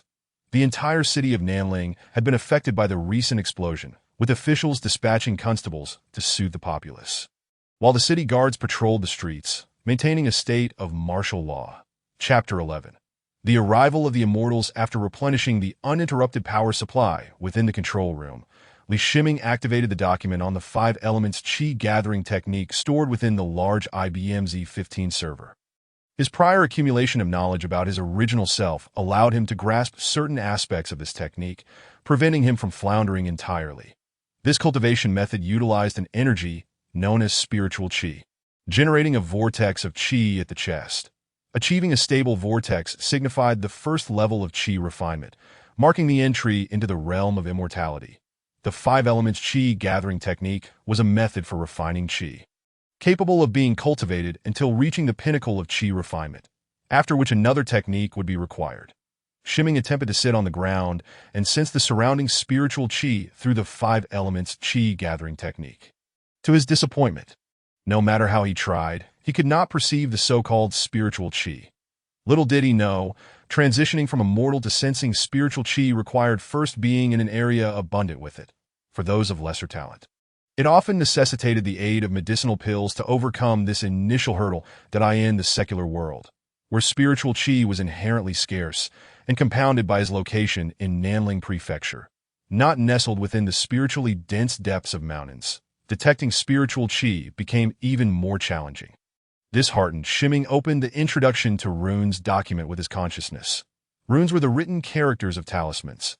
The Introduction to Runes detailed various methods for crafting elementary talismans, yet each required the presence of spiritual Qi.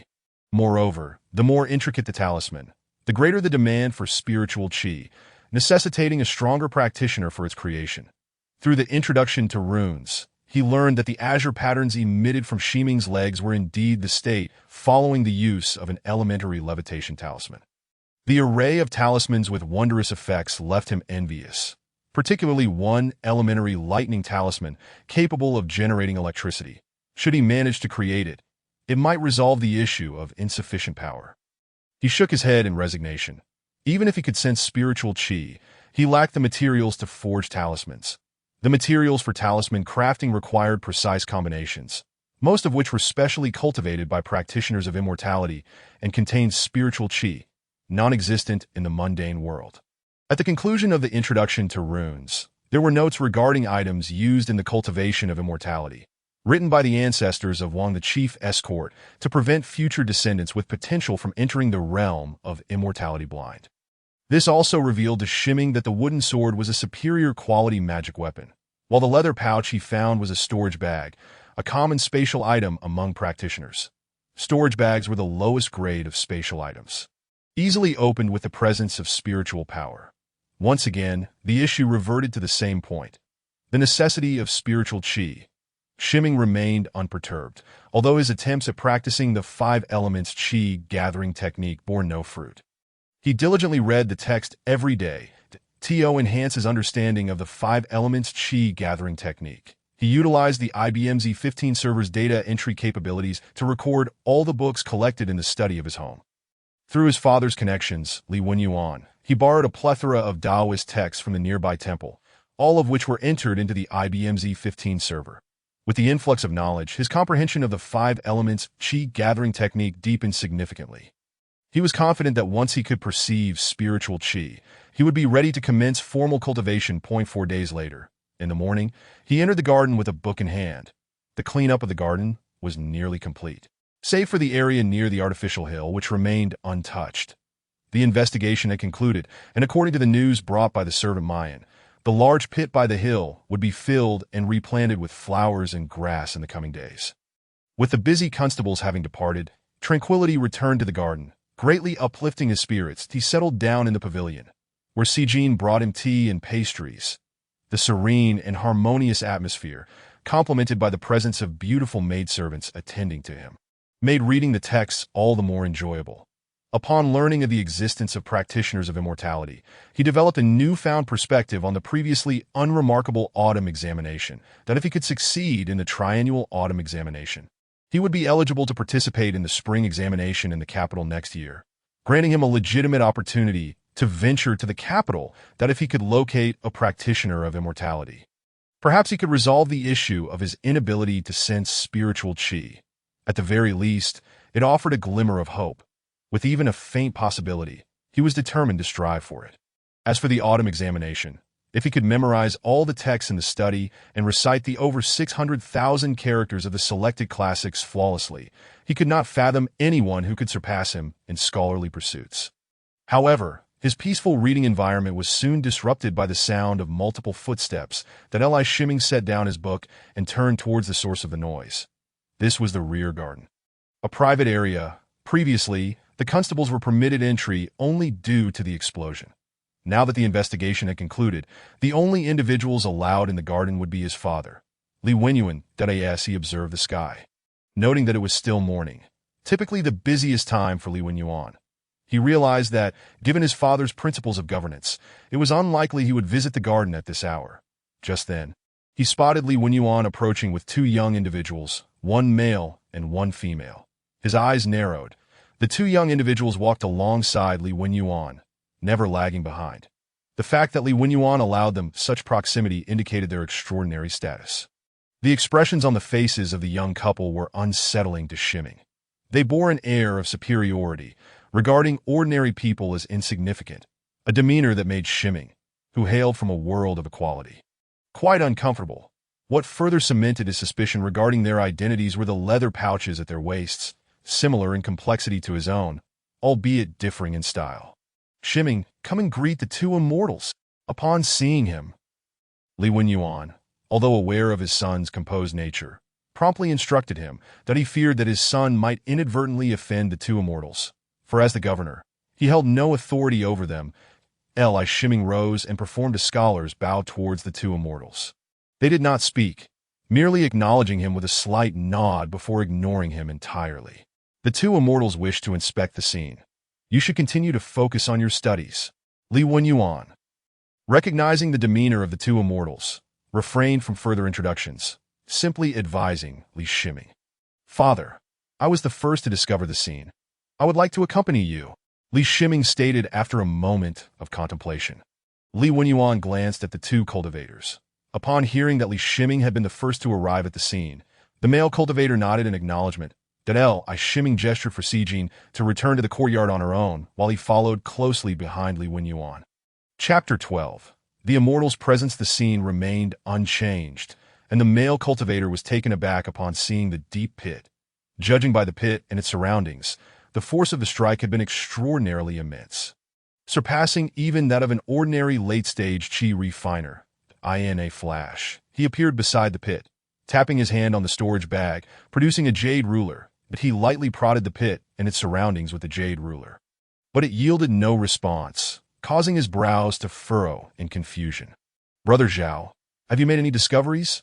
The female cultivator inquired from the side. Strange, there is not a trace of spiritual energy remaining from this strike, the male cultivator replied, casting a glance at the jade ruler uncertain. Although powerful martial practitioners exist in the mundane world, unless they reach the innate stage, they are regarded as easily dismissible by cultivators.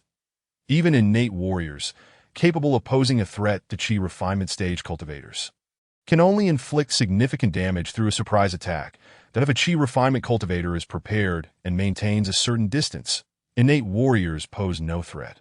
Could it be the work of an innate warrior? The female cultivator suggested. No. Although this strike was powerful, it was diffuse and insubstantial.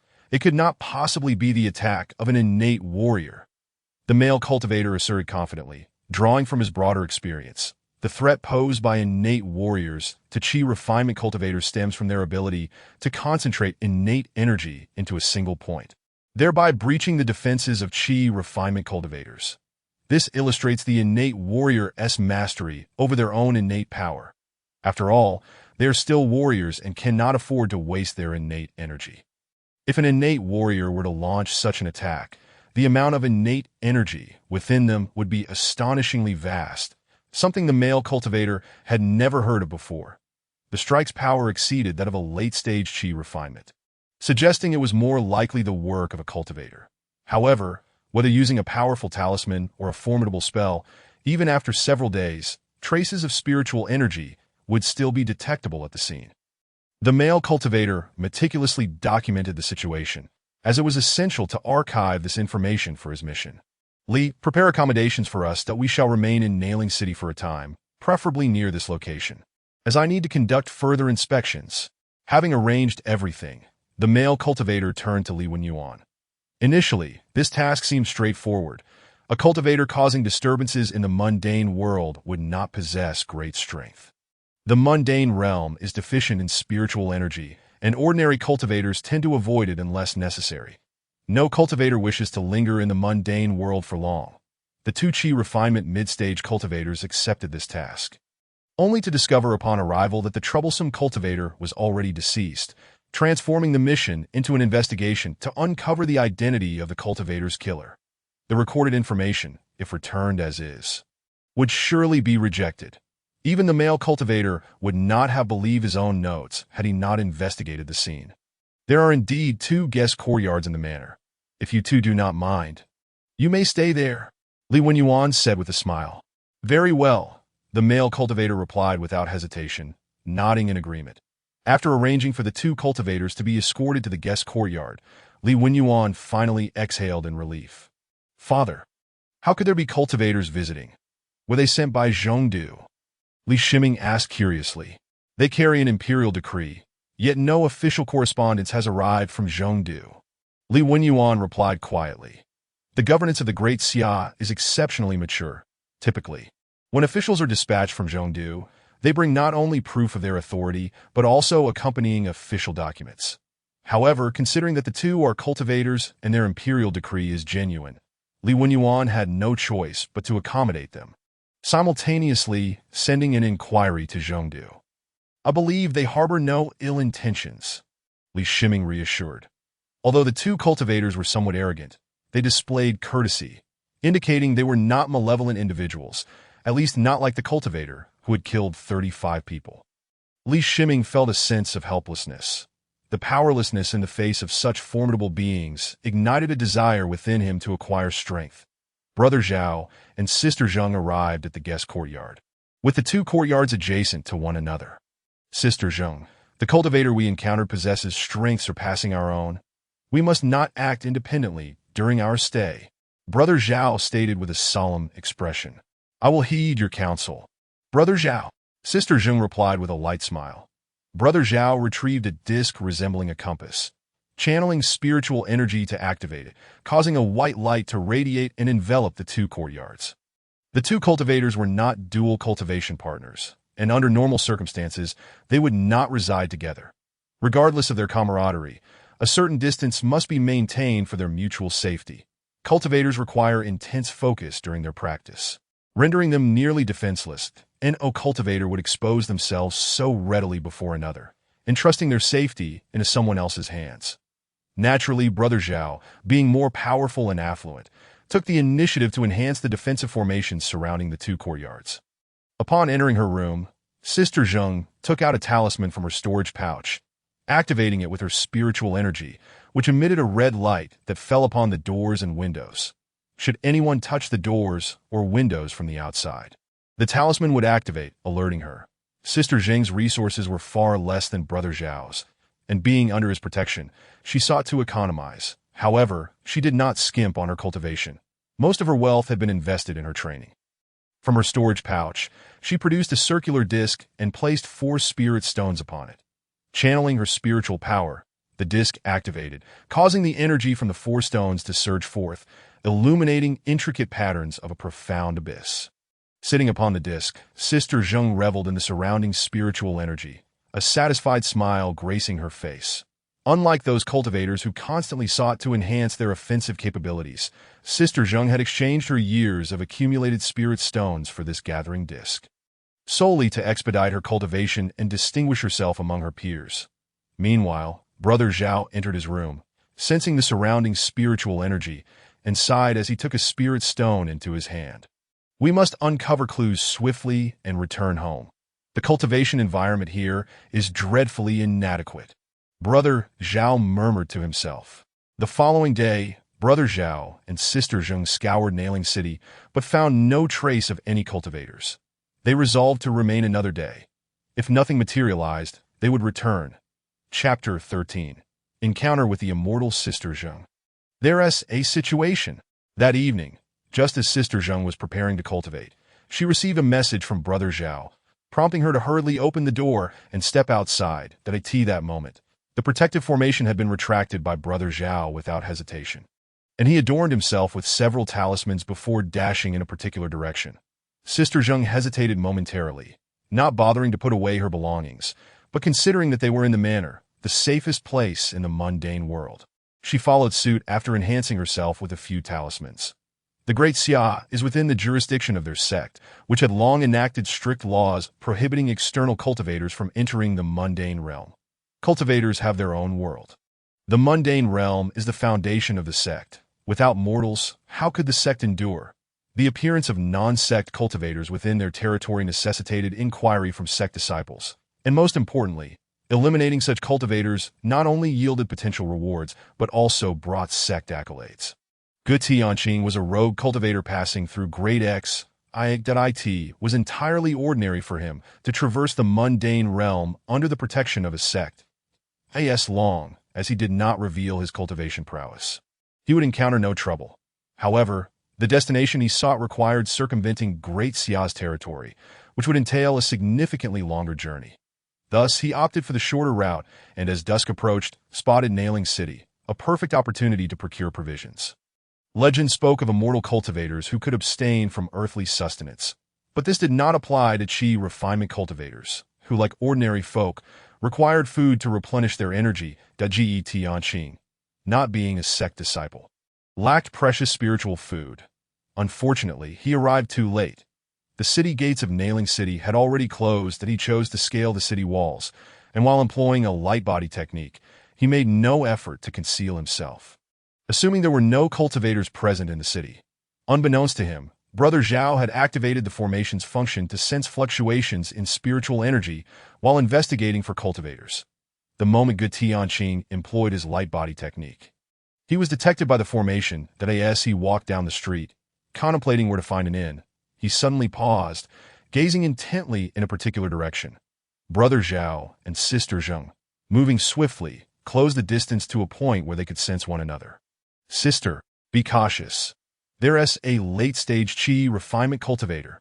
Brother Zhao's expression shifted as he relayed the warning to Sister Zheng that he had already concluded that Gu Tianqing was the very cultivator they sought. The one responsible for the explosion in the manor's back garden. The circumstances aligned too perfectly. In a place like Nailing Prefecture, where cultivators rarely appeared for decades, such coincidences were highly improbable. Upon hearing that it was a late-stage qi refinement cultivator, Sister Zheng swiftly tapped her storage pouch, producing a small shield to protect herself. Brother Zhao was equally swift, brandishing a long sword in one hand while a turtle shell-like shield orbited around him. Gu Tianqing, ready to speak, was caught off guard upon seeing the two cultivators draw their artifacts.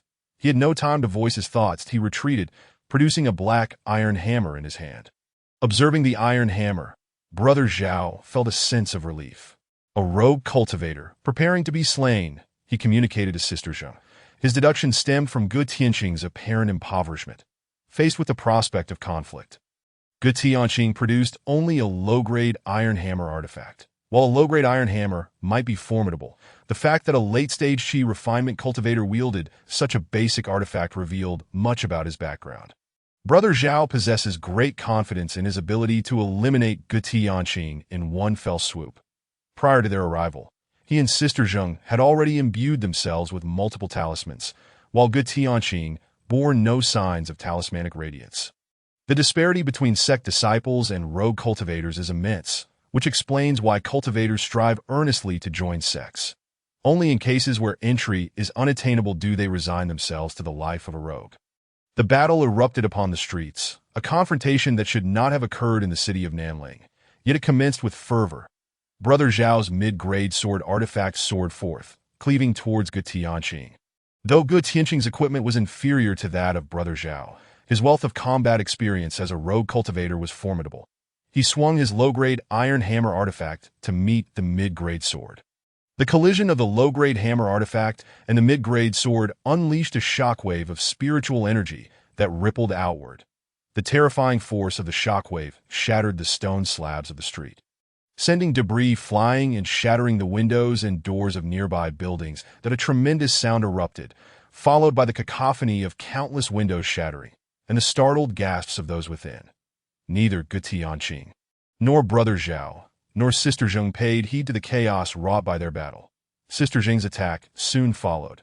She wielded a low-grade hairpin artifact, which, while lacking in power, was remarkably inconspicuous as Gu Tianqing deflected Brother Zhao's strike.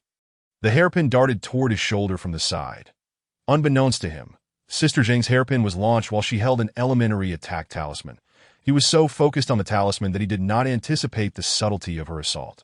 Just as the hairpin approached Gu Tianqing's shoulder, he sensed its presence and hastily ducked, yet a wound was still etched upon his shoulder by the low-grade artifact. Blood flowed from the injury, mingled with Sister Zheng's spiritual energy. Although Gu Tianqing's strength was vastly superior, dispelling the energy from the wound was not a daunting task. However, doing so amidst battle would distract him and jeopardize his focus. "You shall pay for this, Ye Tianqing Beluvid." His face contorted with rage. The unexpected assault from the two sect disciples, striking mercilessly on the first encounter, ignited his fury. The ruthless nature of rogue cultivators was fully unveiled when faced with the threat of death.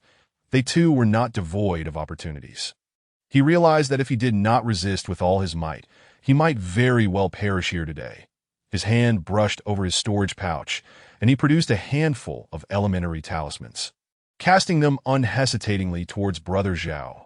Flames, icy winds, and blades of air surged forth, a torrent of spiritual energy directed at Brother Zhao, who swiftly retrieved a mid-grade defensive talisman from his pouch and activated it. Fearing that the mid-grade talisman would prove insufficient, he withdrew, retracting his mid-grade sword artifact while infusing additional spiritual energy into his mid-grade turtle shell artifact. As a disciple of a sect, he was akin to gold, while Gu Tianqing was mere rubble. He could not afford to engage in a death struggle with him, in his retreat. However, he inadvertently exposed Sister Zheng to Ge Tianqing's wrath. Chapter 14.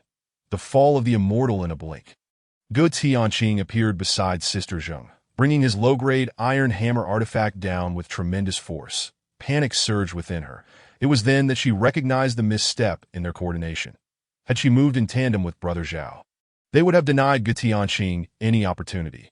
She attempted to summon back her hairpin artifact while also reaching for a defensive talisman from her storage pouch, and in her flustered state, she sought to channel more spiritual energy into her low-grade defensive shield. Overwhelmed, she faltered. This could not be blamed on her. Having scarcely experienced true combat within the sect, her missions were often conducted with the support of her seniors, which allowed her to save enough spirit stones to purchase a spirit gathering plate. Yet, her inadequacy manifested dire consequences in genuine combat. Her panic rendered her low-grade shield barely sufficient to hold against the low-grade iron hammer. The force behind the hammer, powered by a late-stage chi refinement cultivator, shattered her shield, delivering a heavy blow to her body. The impact reverberated through her, the hammer infused with late-stage chi refinement energy, extinguishing the vitality within her in an instant. "Sister," Brother Zhao roared. Fury coursing through him, he withheld no longer. Striking his waist, he produced a mid-grade attack talisman. Channeling his spiritual energy, he activated the talisman, sending a fiery projectile toward Ge Tianqing. Tianqing swiftly seized Sister Zheng's storage pouch, only to notice Brother Zhao's assault. Without a moment's pause, he hurled his low-grade iron hammer artifact at the flames ignited by the mid-grade attack. Simultaneously, he retrieved a crimson talisman, spitting forth a mouthful of heart's blood upon it, causing the talisman to transform into a streak of bloodlight as he made his escape. Upon activating the mid-grade attack talisman, Brother Zhao aligned his body with his sword artifact, striving to close the distance to confront Ge Tianqing.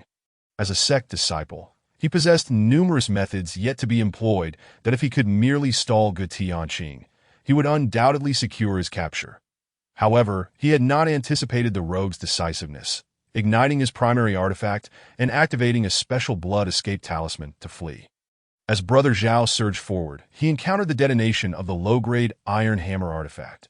The explosion of the low-grade hammer, long nurtured by a late-stage chi refinement cultivator, unleashed a terrifying force.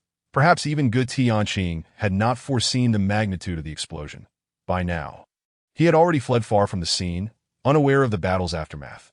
The effect of Brother Zhao's mid-grade defensive talisman had been compromised by Ge Tianqing's prior elementary talisman, and even his mid-grade turtle shell artifact suffered the repercussions. The explosion from the low-grade iron hammer instantly shattered the turtle shell artifact. Fortunately, the majority of the explosion's force was absorbed by the mid-grade artifact, and with the assistance of Brother Zhao's mid-grade sword artifact, he narrowly escaped death. Brother Zhao's body was flung like a rag doll, crashing heavily onto the street. Gritting his teeth against the pain, he retrieved a medicinal pill from his storage pouch and consumed it. Then leapt to his feet, he first secured Sister Zheng's lifeless form into his pouch before summoning a small flying vessel. This vessel was not his own, but borrowed from the sect for this mission. He boarded the small craft, infusing a few spirit stones into its formation, and it ascended into the sky. Once the vessel stabilized in flight, he relaxed momentarily, only to erupt in a violent cough, expelling blood mixed with internal organs, his complexion paling to an ashen hue. The urgency to flee was born from the grievous injuries he sustained in the close-range explosion of the low-grade iron hammer. He feared the rogue would return, at which point he would be defenseless. As both parties of cultivators departed, they left behind a scene of devastation. The streets were marred, the buildings on either side reduced to a state of ruin, strewn with fragments of rock and wood torn asunder by spiritual energy. Within the structures, aside from the groans of the wounded, the remaining inhabitants remained silent, too terrified to utter a sound in the wake of the tumult. It was only when the lights and the sounds of approaching footsteps arrived that anyone dared to venture outside to assess the situation. Wen Yuan was roused from his slumber by a servant and hurried to the scene. Li Shiming, still attempting to sense the spiritual energy, had not been asleep and heard the commotion outside. Mo Yin, what has transpired now? Li Shiming inquired as he donned his garments, addressing the approaching servant. Mo Yin, he held a high opinion of Mo Yin. Whenever incidents arose, the servant was quick to inform him. A battle has erupted over at the street by the temple, and reports indicate the destruction is reminiscent of the incident at the garden. Mo Yin replied, somewhat shaken. The explosion at the garden had terrified the household servants, and now it seemed that the city was once again embroiled in chaos. Li Shiming understood that the events at the temple street differed from those at the garden. There was no second individual capable of concocting nitroglycerin in this world, making such an explosion impossible. But he contemplated the two cultivators.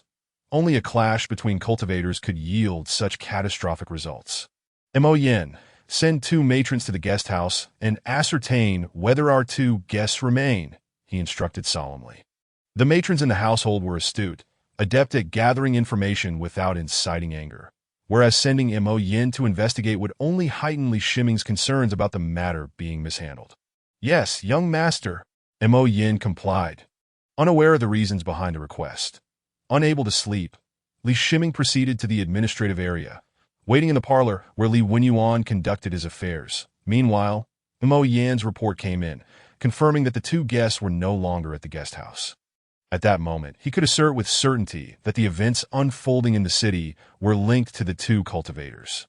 Father, Li Wenyuan entered, dragging his weary steps, prompting Li Shiming to rush forward to support him. Concern etched on his face. I am growing old. In my youth, I could spend 3 days and nights on the riverbank without feeling fatigue, Li Wenyuan lamented, taking a seat and gently massaging his legs in resignation. Li Shiming ordered a servant to bring ginseng soup, which he had previously arranged with the kitchen. Father, I dispatched individuals to investigate the whereabouts of the 2 cultivators, but they have vanished, Li Shiming reported. There is no need for further inquiry. A bold witness observed the battle unfold. The female immortal perished yesterday, while the male immortal and their adversaries fled. Li Wenyuan spoke gravely. Father, this year's Ministry of Revenue evaluation may pose difficulties. Li Shiming expressed his concerns. The evaluation by the Ministry of Revenue assesses the performance of officials over the year, serving as a crucial basis for promotions. Do not fret over the evaluation. I had no intentions of returning to the capital, Li Wenyuan replied with a smile, shaking his head. Chapter 15. Celestial Fate. Though Li Wenyuan is merely a 4th-tier official, he serves as the governor of Nanling Prefecture, a position of significant authority and the highest-ranking official in the region. The only path for his further advancement lies in returning to the central capital and entering the bureaucracy. With a series of heinous crimes occurring in Nanling Prefecture, albeit connected to practitioners of the mystical arts, the repercussions are undeniably severe, and Li Wenyuan is bound to feel the effects to some degree. However, he has not contemplated returning to the central capital, for that would amount to nothing significant. Shiming, you should return and rest. The autumn examinations are approaching. Take care of your health, Li Wenyuan remarked, not wishing for Li Shiming to become overly entangled in these matters. Waving his hand with a smile, that you take care of yourself as well, Li Shiming reminded as he departed. Upon exiting the room, he noticed several officials hurrying towards him and could not help but sigh in resignation. It was evident that Li Wenyuan would not find peace for the day. Crossing the stone bridge, he was about to return to his courtyard when he suddenly glanced towards the direction of the guest quarters, where 2 cultivators resided.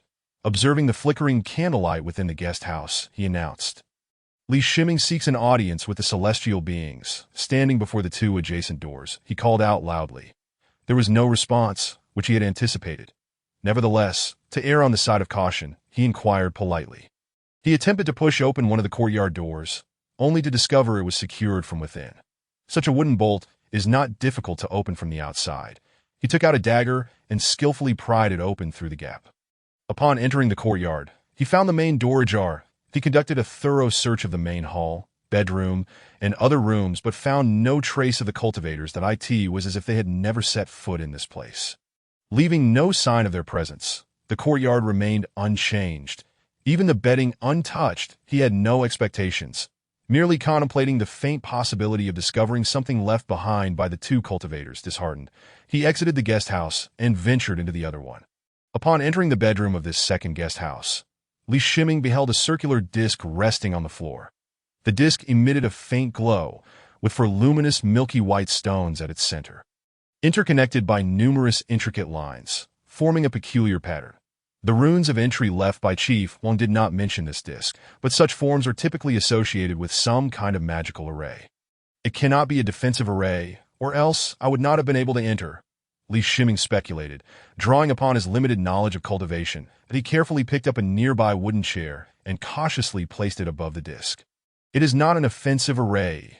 Seeing the chair remain unscathed, he dismissed another possibility.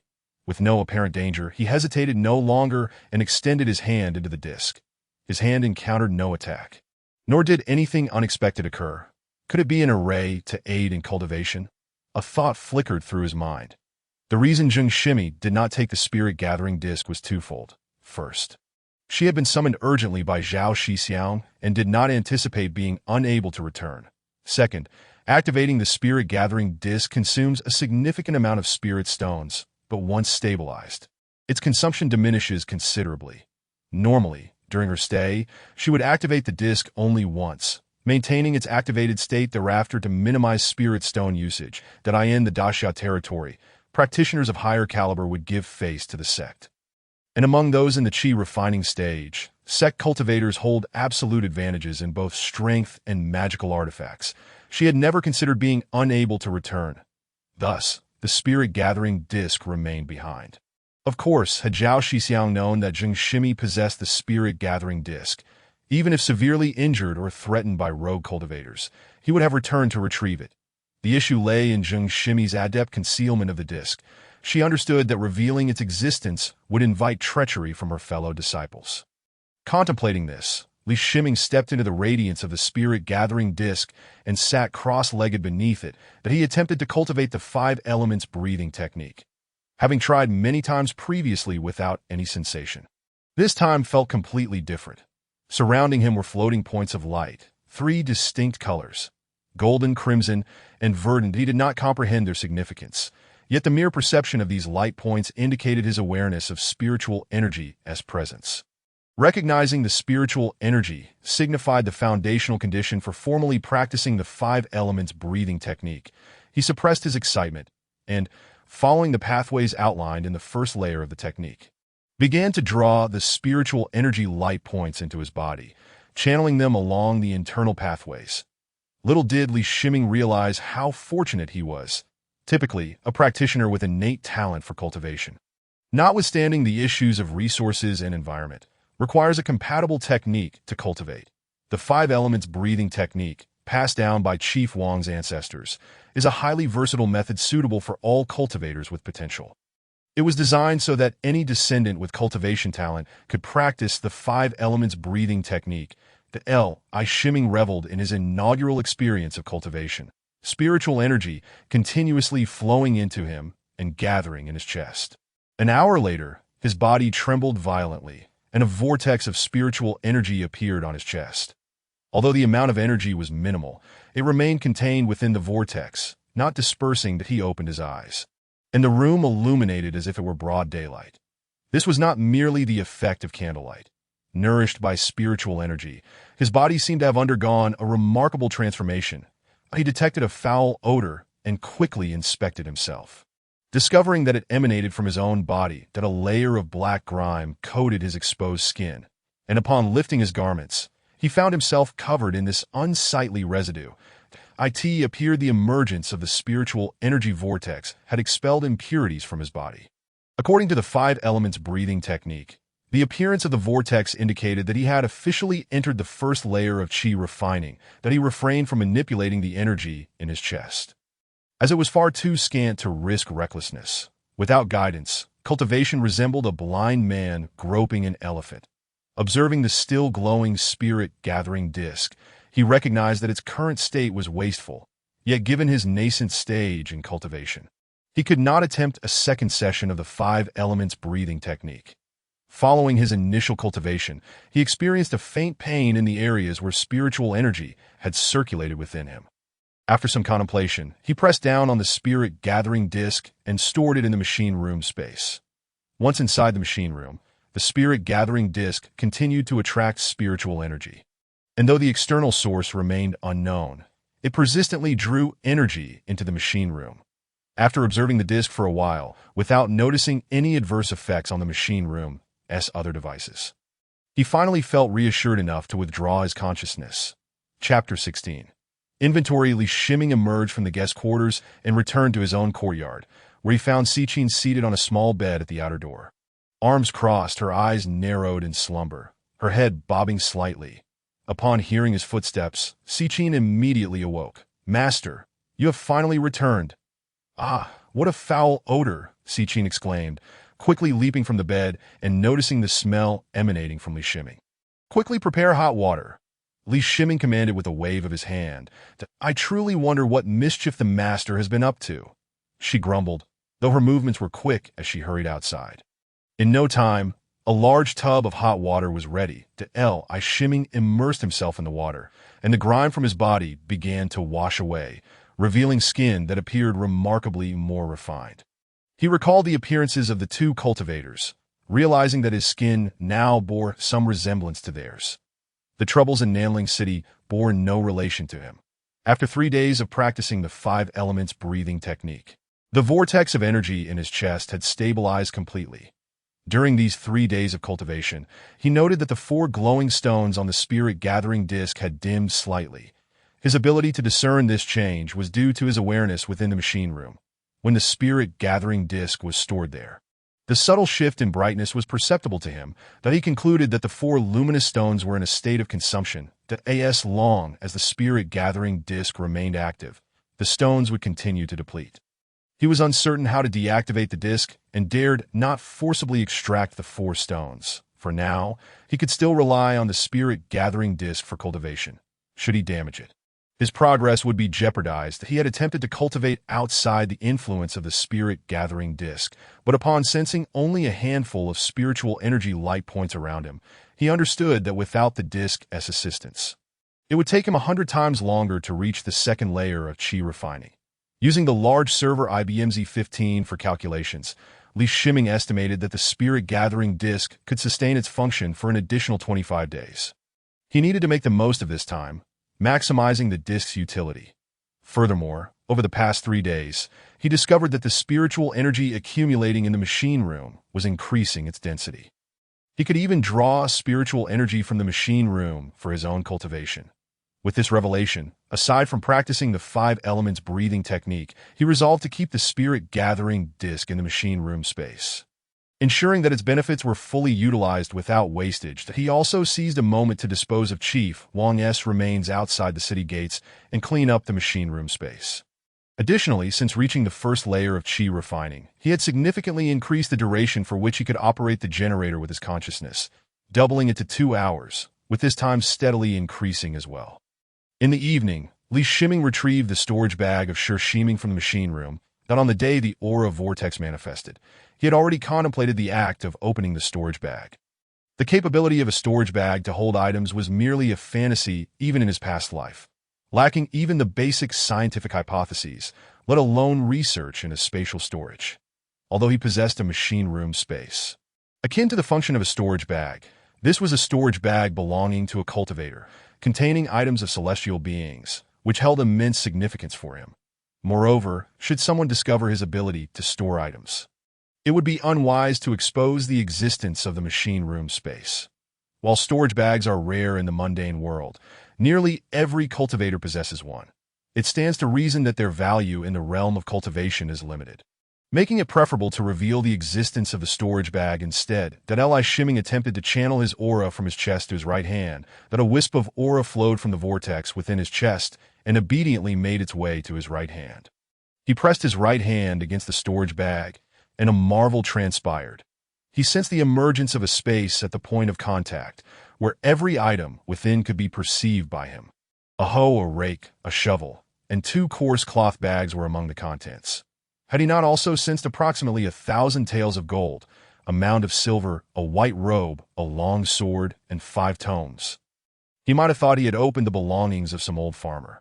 However, he did not underestimate the items contained within. Whether it was the hoe, rake, or shovel, each was imbued with aura. Although the aura was far weaker than that of the long sword, the very presence of aura indicated that the hoe, rake, and shovel were indeed items of cultivation. The 2 coarse cloth bags contained rice with husks, which also exuded aura. Holding a grain of rice in his hand, he could feel the gentle aura within. The long sword and white robe bore similar levels of aura, suggesting they were items of the same caliber. Li Shiming compared them with the wooden small sword he had obtained from the head of the Wang escort. Although the wooden sword was diminutive and unwieldy, the density of aura it contained far surpassed that of the long sword and white robe, indicating its exceptional quality. Lacking detailed standards for evaluating cultivation items, he could only make rough judgments based on the density of aura. He retrieved the 5 tomes, which were precisely what he desired most. For the cultivation manuals would deepen his understanding of cultivation knowledge. Among them were the spring breeze transforming rain technique, the gung metal technique, the earth spirit technique, fundamentals of spirit planters, and a cultivation journal. The fundamentals of spirit planters detailed the cultivation of spirit rice, spirit tea, spirit herbs, spirit flowers, and over 20 varieties of spirit herbs he had never heard of, covering everything from soil composition to seasonal precautions and potential issues. Its level of detail was akin to a caregiver's guidance. Furthermore, fundamentals of spirit planters mentioned the spring breeze transforming rain technique, gung metal technique, and earth spirit technique, all fundamental spells that a spirit planter must master. Each of these spells was compiled into a separate tome, with extremely meticulous explanations for each step of their casting. Upon examining the cultivation journal, Li Shiming understood why Shiming's storage bag contained such items. Shiming was, in fact, a spirit planter, and the 2 bags of spirit rice were products of his own cultivation. The journal also contained 23 talismans, 11 of which were the basic lightness talismans he had seen before, along with 2 basic earth armor talismans, 5 basic fireball talismans, and 5 basic ice arrow talismans that he held a basic lightness talismans in hand, contemplating but refraining from using it at least until he formally engaged with the world of cultivation. These talismans would serve as his trump card. Although he possessed introduction to talismans, he regrettably lacked the materials to learn talisman crafting. Shiming's cultivation journal was a guide for becoming a spirit planter. Li Shiming's spiritual energy was insufficient for learning spells, and considering which cultivation profession to choose was still premature. The journal would merely broaden his horizons, lacking practical significance. Chapter 17. Li Shiming held 2 black silicon carbide rods in his hands. Having spent 5 whole days on their creation, due to limited conditions, he employed a rather primitive method of sintering through burial. From his servant Mo Yin, he learned of a nearby mountain rich in black stones, which were coal. Due to the toxic gases produced during coal combustion, few in this world utilized it as fuel. It took him 5 large carts of coal to successfully forge the 2 silicon carbide rods. Were it not for the presence of his consciousness in the machine room, allowing him to isolate heat and harmful substances, he would not have dared to undertake such an operation. However, given the current technological level of this world, even if he revealed the method of producing silicon carbide rods, no one would be able to replicate it. It was only due to his consciousness constantly monitoring the material changes within the machine room that he achieved success. His consciousness manipulated several customized components sent over by the servant Mo Yin, combining them with the insulating materials he had processed, resulting in a peculiar device. Even seasoned professionals from his past life would struggle to discern its purpose, as even if Li Shiming placed the 2 silicon carbide rods upon it, it would fail to perform as envisioned. What he had constructed was an incomplete arc furnace, lacking crucial components such as a high-voltage power supply and electronic control devices.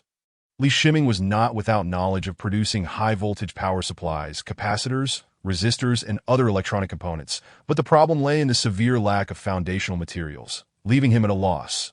The solution he conceived was quite simple. The uninterrupted power supply within the machine room could be adjusted to output the high-voltage electricity required for the arc furnace, and the electronic control issues could likewise be managed by the uninterrupted power supply. The primary motivation for constructing an arc furnace was self-preservation. With it, he could smelt iron independently within the machine room. Utilizing his consciousness, he could mold steel into any shape while ensuring precision. Furthermore, with the arc furnace, he could effortlessly achieve temperatures ranging from 1300 to nearly 2000 degrees Celsius, sufficient for processing most foundational materials. Only with foundational materials could many technological products from his past life be resurrected in this world. Of course, there was no urgency in processing foundational materials. Before crafting self-preservation items, he needed to produce one crucial component. In recent days, he had reduced electricity consumption, using his consciousness to drive the generator daily, replenishing the power within the uninterrupted supply. Today, he had fully charged the uninterrupted power supply, accumulating electricity specifically for the arc furnace. His consciousness summoned the design blueprint, modified multiple times, now finalized. This was a steam engine. The blueprint contained not only the schematics of the steam engine, but also a detailed alloy composition table for each component.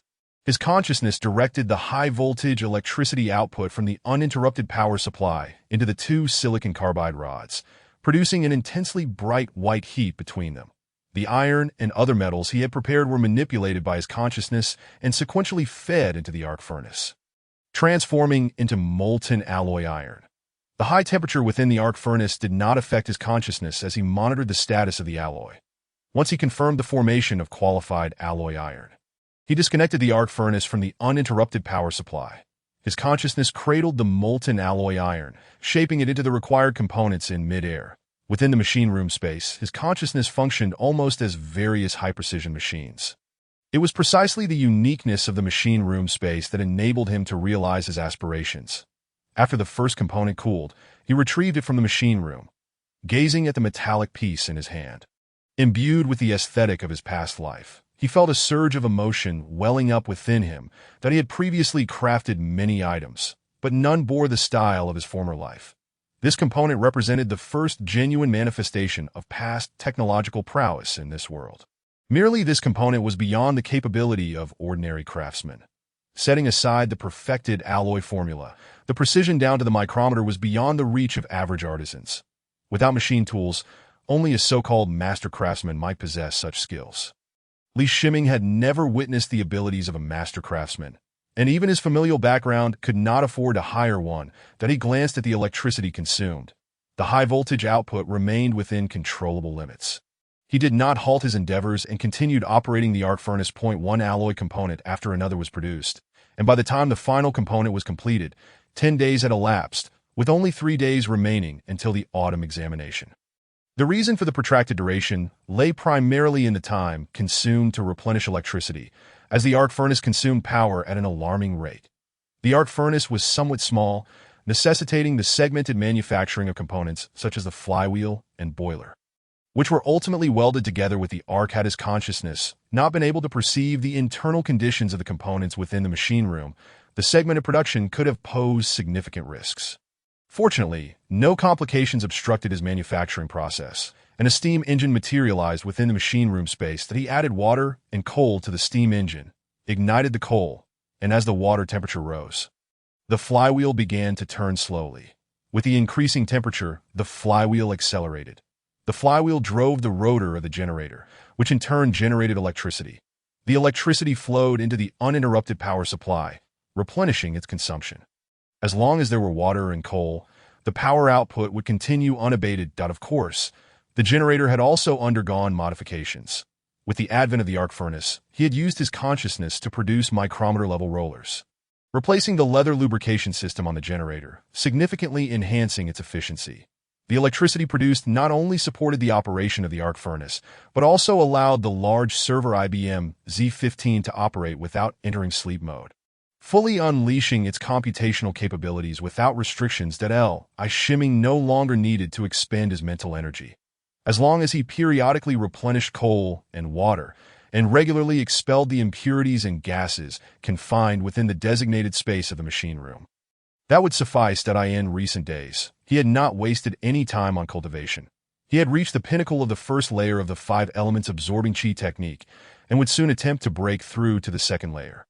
He was uncertain about the pace of his cultivation, yet the spiritual energy within him had significantly increased, allowing him to tentatively learn low-level spells. That he planned to commence his study of 3 spells after the autumn examination concluded. Once he reached the second layer of chi refinement, as these were the only spells accessible to him, Li Shiming's consciousness entered the large server, IBM Z15, which was equipped with 190 CPUs and 40 terabytes of memory. With all hard disk arrays activated, as his consciousness connected with the IBM Z15, he experienced a wave of dizziness due to the simultaneous influx of vast amounts of data that his brain struggled to keep pace with. He couldn't help but chuckle ruefully, never anticipating that he would be outmatched by the computation speed of the IBM Z15, that he adjusted his connection to the server, creating a buffer in the memory to facilitate the exchange of data with his brain, thus resolving the issue. Chapter 18. The autumn examination. Li Shiming rode in a humble carriage, with the driver and a servant named Mo Yin at the front. Inside, the musician Si Qin continually checked the items in the examination basket, fearful of missing anything. Although he initially did not wish to bring Si Qin along, she insisted on accompanying him.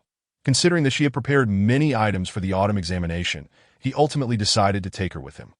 A number of guards from the estate trailed closely behind the carriage, a necessity for Li Shiming's outings.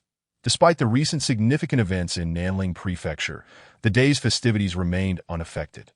The main road was bustling with people, besides the participants and their families. Numerous onlookers had gathered. The streets were also filled with officials and guards, deployed to prevent any unforeseen incidents. "Young master, we have arrived at the examination hall," Mo Yin called out from outside the carriage. Si Qin, "Stay in the carriage and do not come down," Li Shiming instructed as he restrained Si Qin, who was eager to alight at that moment. The examination hall was teeming with people, even children clambering over the low walls and trees. Many brought their children along, hoping to imbue them with scholarly spirit, to give them a chance to participate in the autumn examination like these scholars that in the eyes of ordinary citizens. Those who could partake in the examination were akin to the descent of the literary star. This perception was warranted, as every scholar present was among the top candidates from their respective regions, unmistakably regarded as the literary star in their locales. Should they succeed in the autumn examination, they would no longer be referred to as scholars but as jurin, possessing the qualification to hold official positions. Li Shiming approached the entrance of the examination hall with his examination basket in hand. A few familiar scholars exchanged glances, but did not greet one another. The soldiers conducting searches at the entrance were not local guards but troops dispatched from other regions. Unfamiliar with Li Shiming, they treated him no differently than the other candidates during the body search. The Great Xia dynasty placed immense importance on the imperial examinations, deeming any attempt to cheat a capital offense. Due to the significance of the examinations, various measures were employed to prevent malfeasance. Even in Nanling Prefecture's autumn examination, Li Shiming could not enjoy any preferential treatment as the governor's son that he observed as the carefully prepared pastries by Si Qin were crushed by the soldiers. Fortunately, she was oblivious to this, or she would have been heartbroken. After the search concluded, a soldier led him into the examination hall. His luck was relatively favorable among the rows of examination rooms. Although his position was not the best, it was not situated beside the latrines either. He retrieved his writing materials, brush, ink, inkstone, and paperweight from the examination basket, mixing a bit of water with the ink. Thanks to the existence of the machine room, he had essentially stored all the books from the estate's study in his mind. Coupled with the analytical prowess of the IBM Z15 and the wealth of exemplary writings from his previous life, his capabilities in memory, analysis, and computation had significantly improved due to his attainment of the first layer of qi refinement. Thus, he had no concerns regarding the autumn examination done on the first day. The examination topic was the classics. Although he had studied the 4 books and 5 classics, he approached the ancient examination with a sense of detachment as an observer. That it was only upon participating in the autumn examination that he realized its true difficulty. However, this difficulty was not directed at him, but rather in comparison to the students of his past life. The simplest task of interpreting the ink meaning involved extracting any passage from the 170,000 words of the 4 books and 5 classics to fill in the blanks. Mastery of the 4 books and 5 classics was essential to tackle the interpretation examination. Scanning the questions, answers emerged in his mind effortlessly, rendering the assistance of the IBM Z15 unnecessary. He merely needed to ensure that his writing was legible, avoiding any smudging of the answer sheet. As he meticulously inscribed the answers, over half an hour elapsed that he realized he had answered too swiftly. The fill-in-the-blank exam was intended to span an entire day, that he could hear the lamentations of other candidates. Soon followed by the soldiers' admonitions that as night fell, lanterns were hung, and the candidates ignited oil lamps within their rooms, that Li Shiming settled onto the simple wooden bed, retrieving the spirit-gathering disc from the machine room space, and placing it beneath him. initiating his practice of the 5 elements absorbing chi technique. Even amidst the autumn examination, he could not afford to interrupt his cultivation. This was unavoidable, as the 4 luminous stones on the spirit-gathering disk had dimmed significantly and could not sustain their glow for much longer. Wasting even a single opportunity for cultivation would be a tremendous loss. Moreover, within the examination room, there was no one to disturb the candidates unless they exhibited overt signs of cheating. Spiritual energy surged into his body. Flowing through the open meridians and into the vortex of spiritual energy, it seemed to reach a limit, causing the vortex to contract momentarily before expanding again. That an inexplicable wind swept through the entire examination hall, causing the lanterns to sway, prompting the soldiers to investigate. After thorough checks, the soldiers found nothing amiss, attributing it instead to a quirk of the weather. Eli Shimming opened his eyes, a glimmer of light flashing within before it faded. At last, I've reached the 2nd layer of chi refinement, he rejoiced inwardly. With the attainment of the 2nd layer, he could begin learning spells, marking his true entry into the realm of cultivation. He stowed the spirit-gathering disk back into the machine room space. Wasting no time, that he discerned that the spirit-gathering disk could last no more than 3 days, after which he would no longer have such favorable conditions for cultivation. Regarding the luminous stones within the spirit-gathering disk, he had not gleaned any information in Nanling Prefecture about their whereabouts. Furthermore, even if he did find them, he lacked the means to activate the spirit-gathering disk that he lay on the wooden bed, spending his first night in the examination room. The following day's examination focused on the meaning of the classics. The questions were quite obscure. The size emanating from the other examination rooms indicated the difficulty of the topics. However, no matter how obscure, they could not stray from the Leaf family's selected interpretations. Over the years, the Leaf family had expanded the interpretations of the 170,000 words of the 4 books and 5 classics to over 6 million words, reflecting their profound research into the subject. Nearly every passage had a corresponding interpretation, ensuring that the examination would not exceed the scope of the 4 books and 5 classics done on the 3rd day. The topic was the strategy essay, which assessed literary prowess and practical research on the classics. Eli Shimming did not write independently. Instead, he selected an essay that aligned with the examiner's taste from the historical database of the IBM Z15. This time, he refrained from writing immediately and waited for an hour before putting pen to paper. As dusk approached, the 3-day autumn examination finally came to a close. That S.I. Cheen stood atop the carriage, her gaze fixed on the entrance of the examination hall. One by one, exhausted candidates emerged from the gates, the 3 days of examination having drained their every ounce of energy. Some candidates required the assistance of soldiers to exit the hall. Historically, the conclusion of the autumn examination often left candidates severely ill, with some never recovering from their ailments. "Young master is coming out," Mo Yin exclaimed in delight. Without needing to say more, it was evident from the youngest candidate emerging from the gates.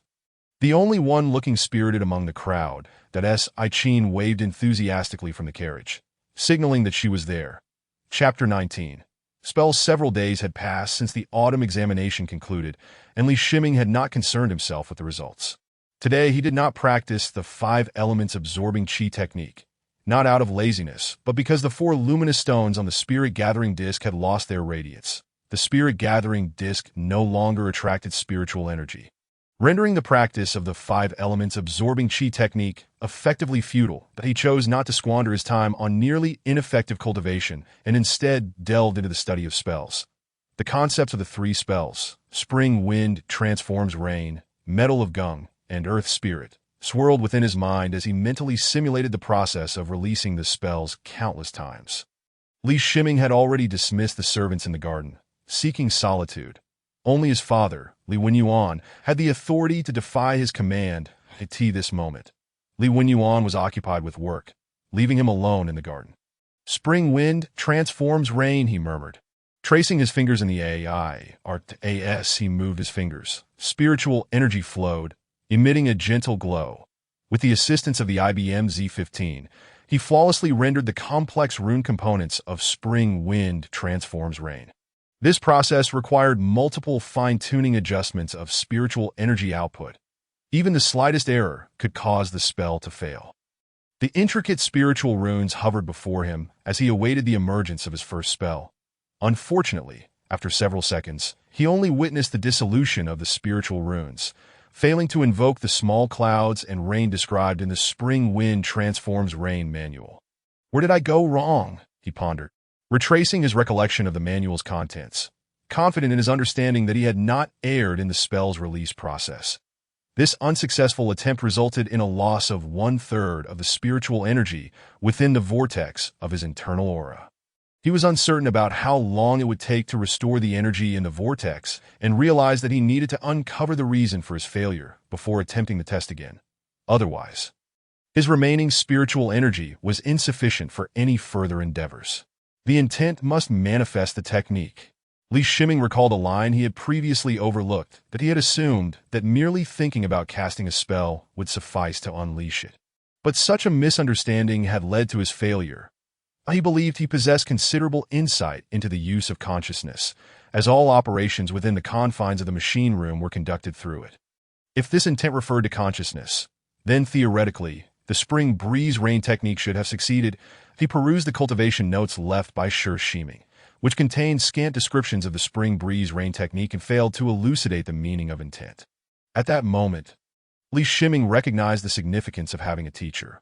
Although the book on the spring breeze rain technique appeared to be meticulously detailed, for someone lacking foundational knowledge, any trivial piece of common knowledge could become an obstacle to casting spells. He mentally reorganized the spell casting process.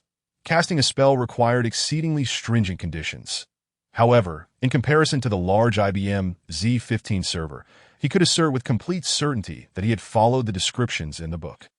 Before his spiritual energy had reached the necessary threshold for spellcasting, he had already rehearsed the process of the spring breeze rain technique numerous times without utilizing any of his spiritual energy.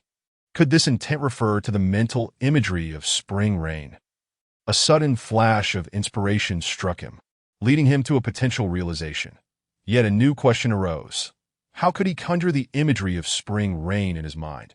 He devised a plan, retrieving a video of spring rain from the large IBM Z15 server's database and projecting it into his vision. He felt as though he were enveloped in a misty rain, witnessing seeds sprout and trees bloom under the nurturing droplets, since the large IBM Z15 server treated his eyes as a display output. Viewing this video felt akin to experiencing a 3D movie in a previous life, even surpassing the sensation of being immersed in the experience. Not enough. Li Shiming sensed that he was tantalizingly close to the truth, yet still a hair's breadth away. This slight distance required him to contemplate for a bit longer, perhaps a day, or even longer, to fully grasp the essence of spring rain. However, he envisioned a more efficient method. He directed his consciousness into the Linux system of the large IBM Z15 server, where he had previously set up his visual output as the server's display and scanning device.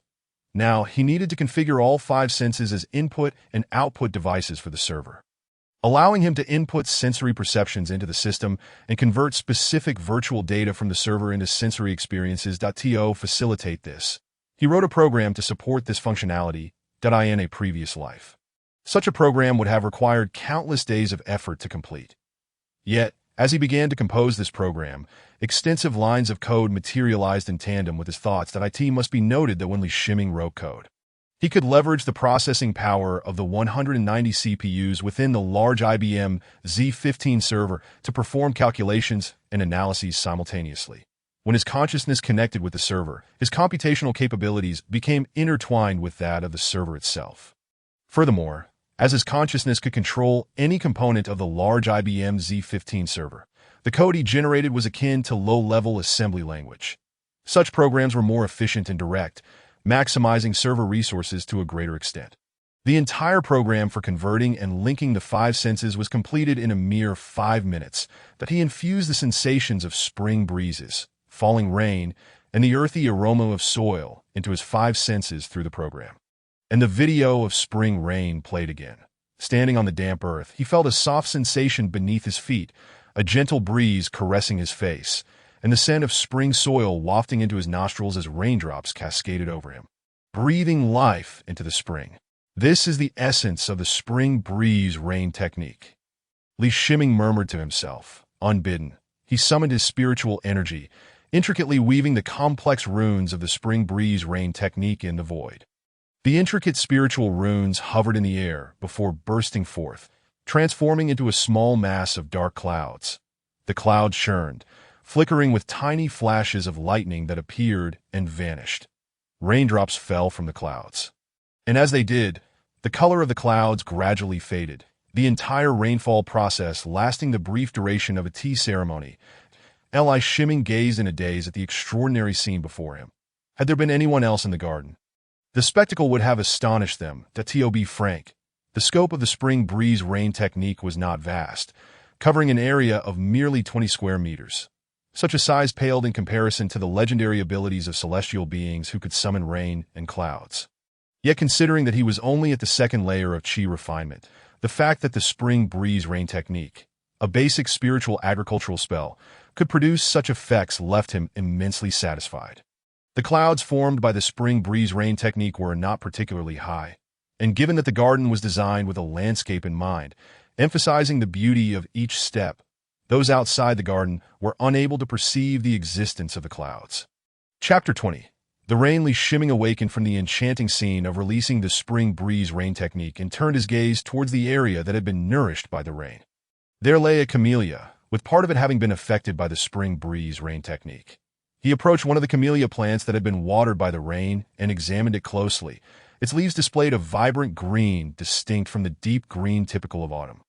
It was important to note that it was indeed autumn, and all camellia leaves were usually dark green. That he plucked a leaf and placed it in his mouth.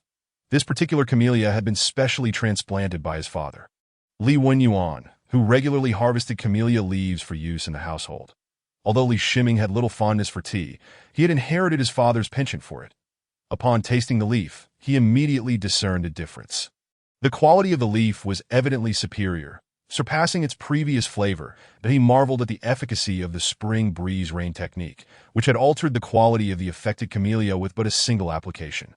Though he was unsure how long this enhanced quality would last, even if harvested and processed now, it would exceed the quality of the vast majority of renowned teas. This was the miraculous power of transformation, leading him to ponder the exquisite flavors that celestial beings must cultivate from their spiritual fields using the spring breeze rain technique. Of course, if he truly wished to indulge, he had 2 bags of spiritual rice in his storage bag that he could sample.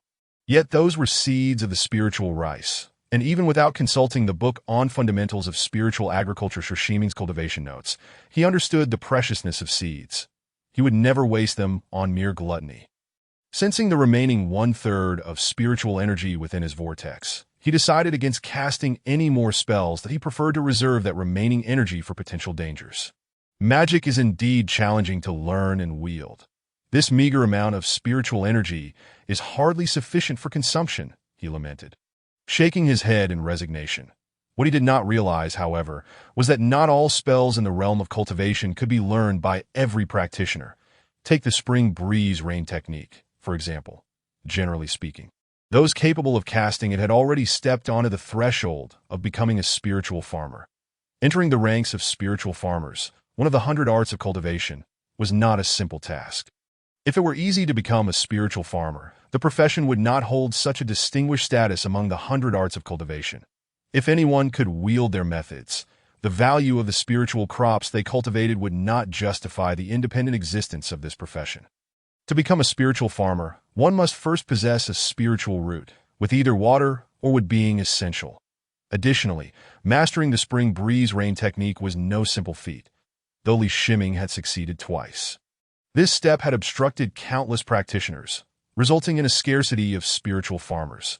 While the spring breeze rain technique was indeed a low-level spell, its learning difficulty was far from negligible. Perfectly rendering the complex runes was one hurdle, while grasping the essence of spring breezes and rain was another. Those who pursued the profession of spiritual farming were typically practitioners of average talent. True prodigies were nurtured by their sex at lower levels, never needing to concern themselves with side professions. Practitioners of average talent required numerous years of effort to successfully cast the spring breeze rain technique. Some might take 3 to 5 years, or even a decade, and some might never gain entry at all.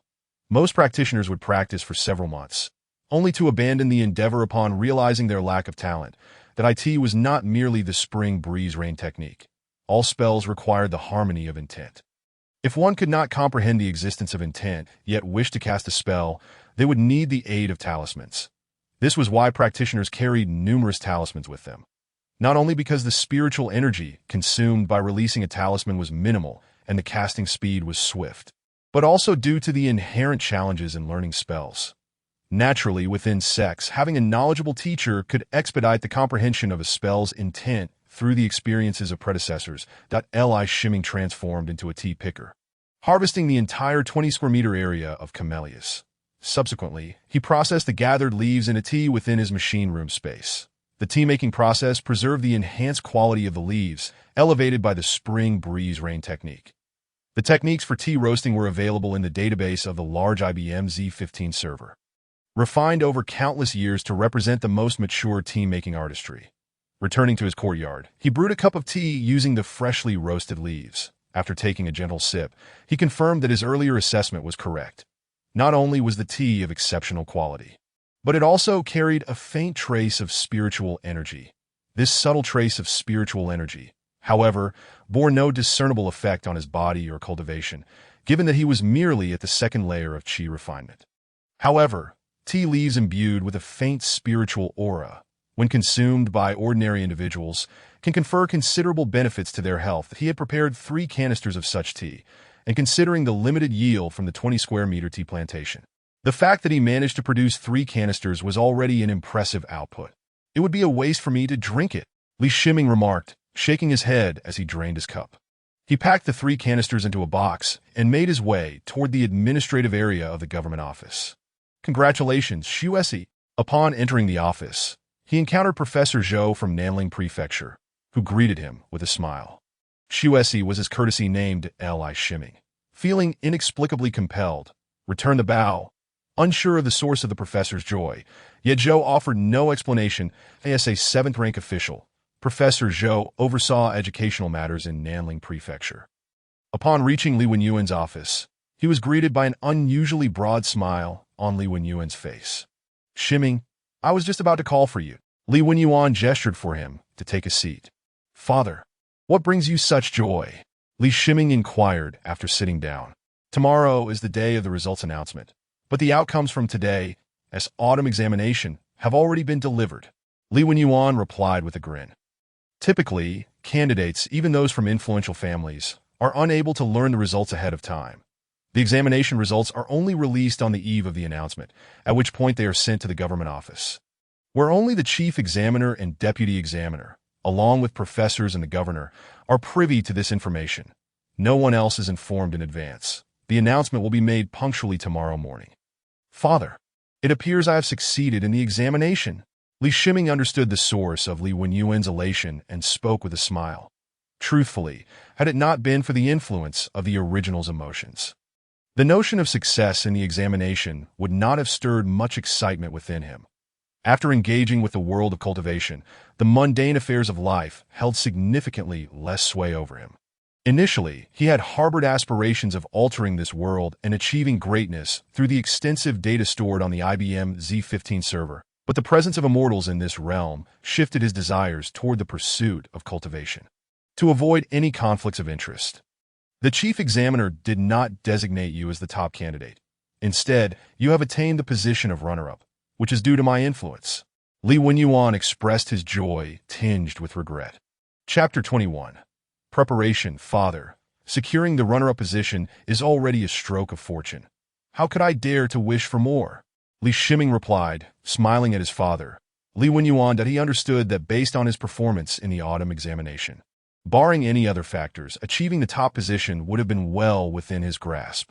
From Li Wenyuan's words, it was clear that due to his status as the governor's son, the chief examiner had considered potential conflicts and altered the outcome that rightfully belonged to him.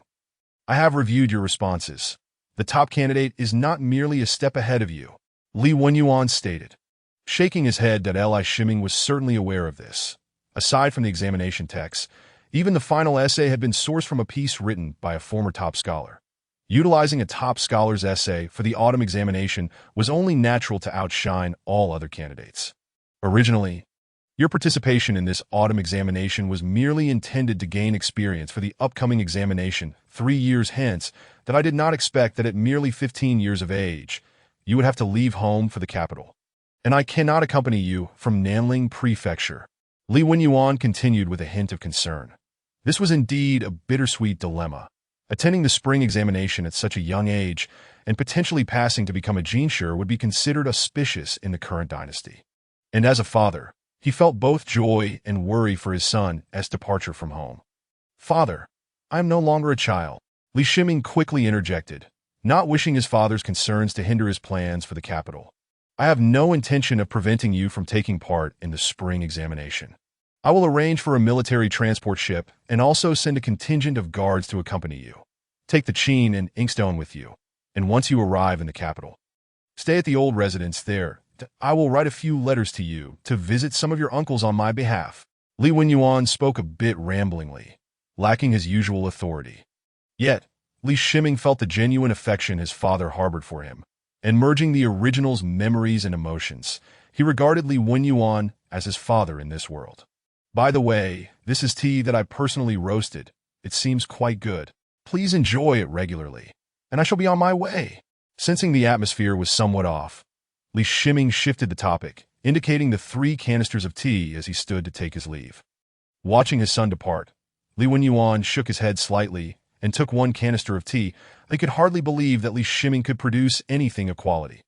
However, recognizing this as a token of his son's affection, he brewed a bit of the tea that a fragrant aroma enveloped him, penetrating deep into his senses. As a tea enthusiast, he could not help but discern the quality of the tea. He lifted a cup and took a small sip.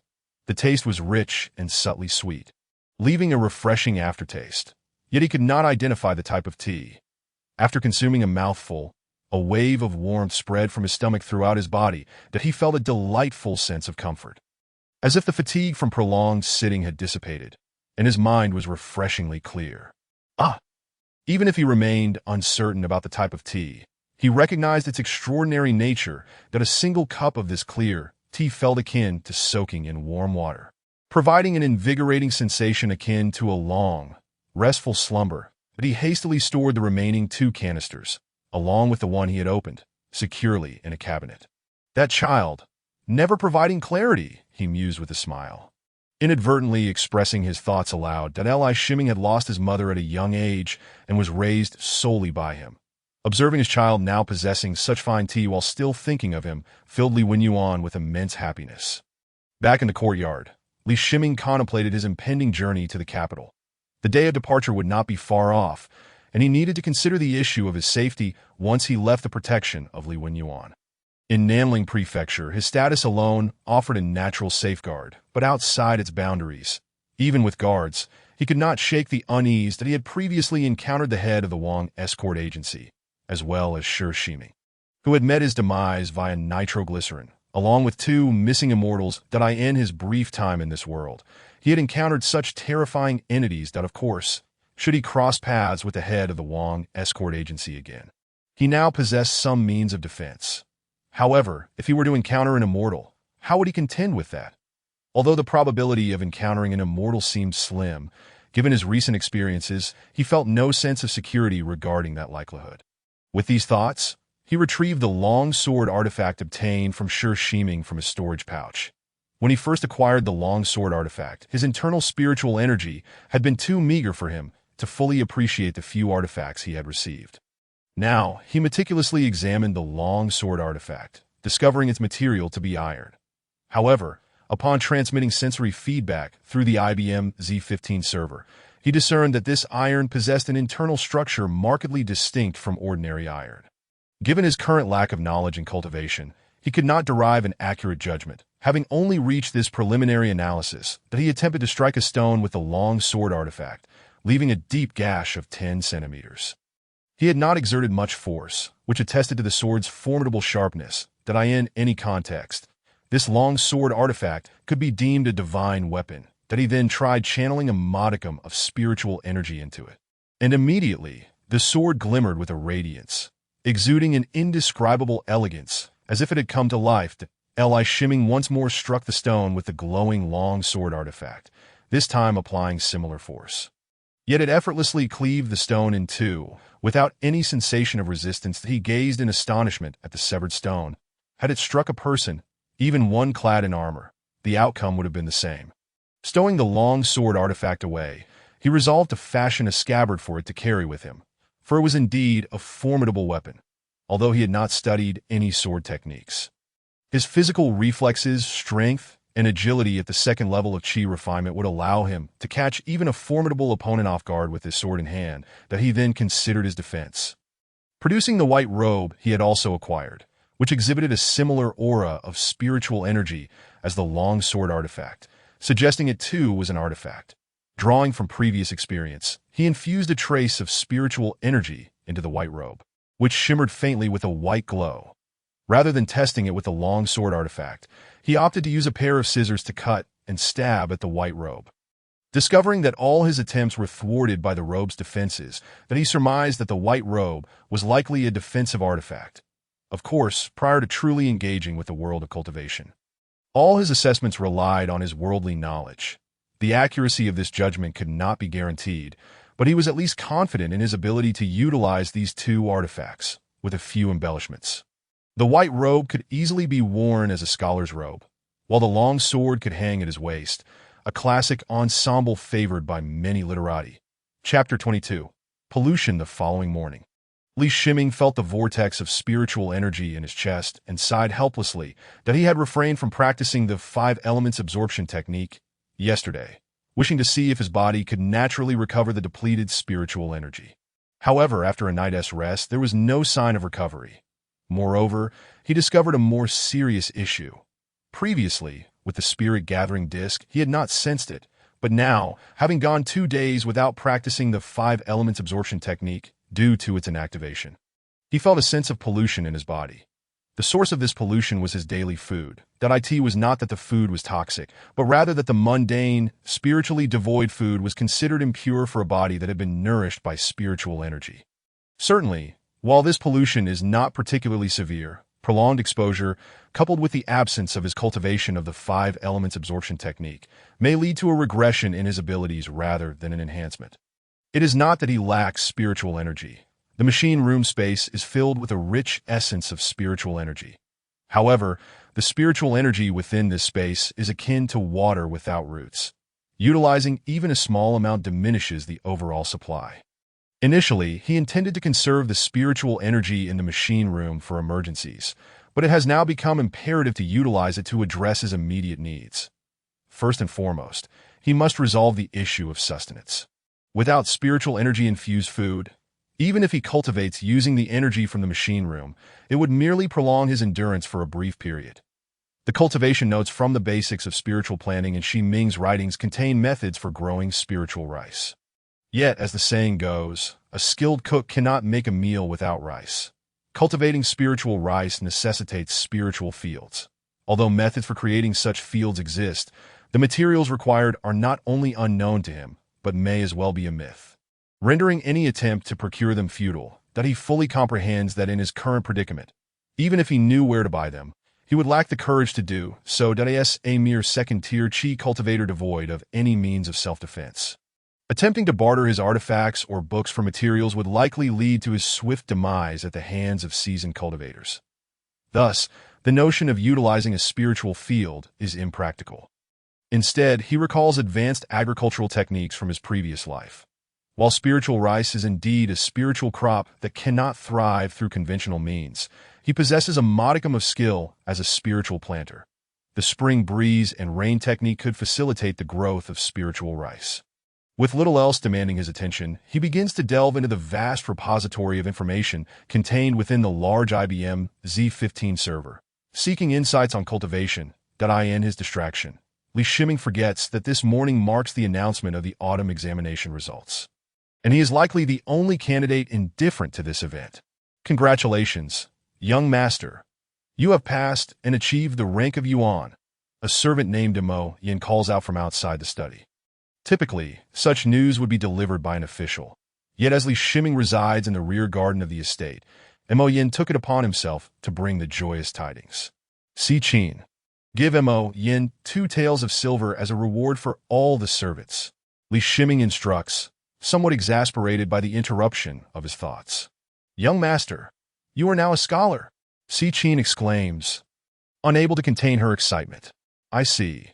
Please ask Mo Yin to quiet down and take his reward elsewhere," he gestures, hoping to calm the exuberant Si-Chin, while Si-Chin fails to grasp Li Shiming's indifference to his new status.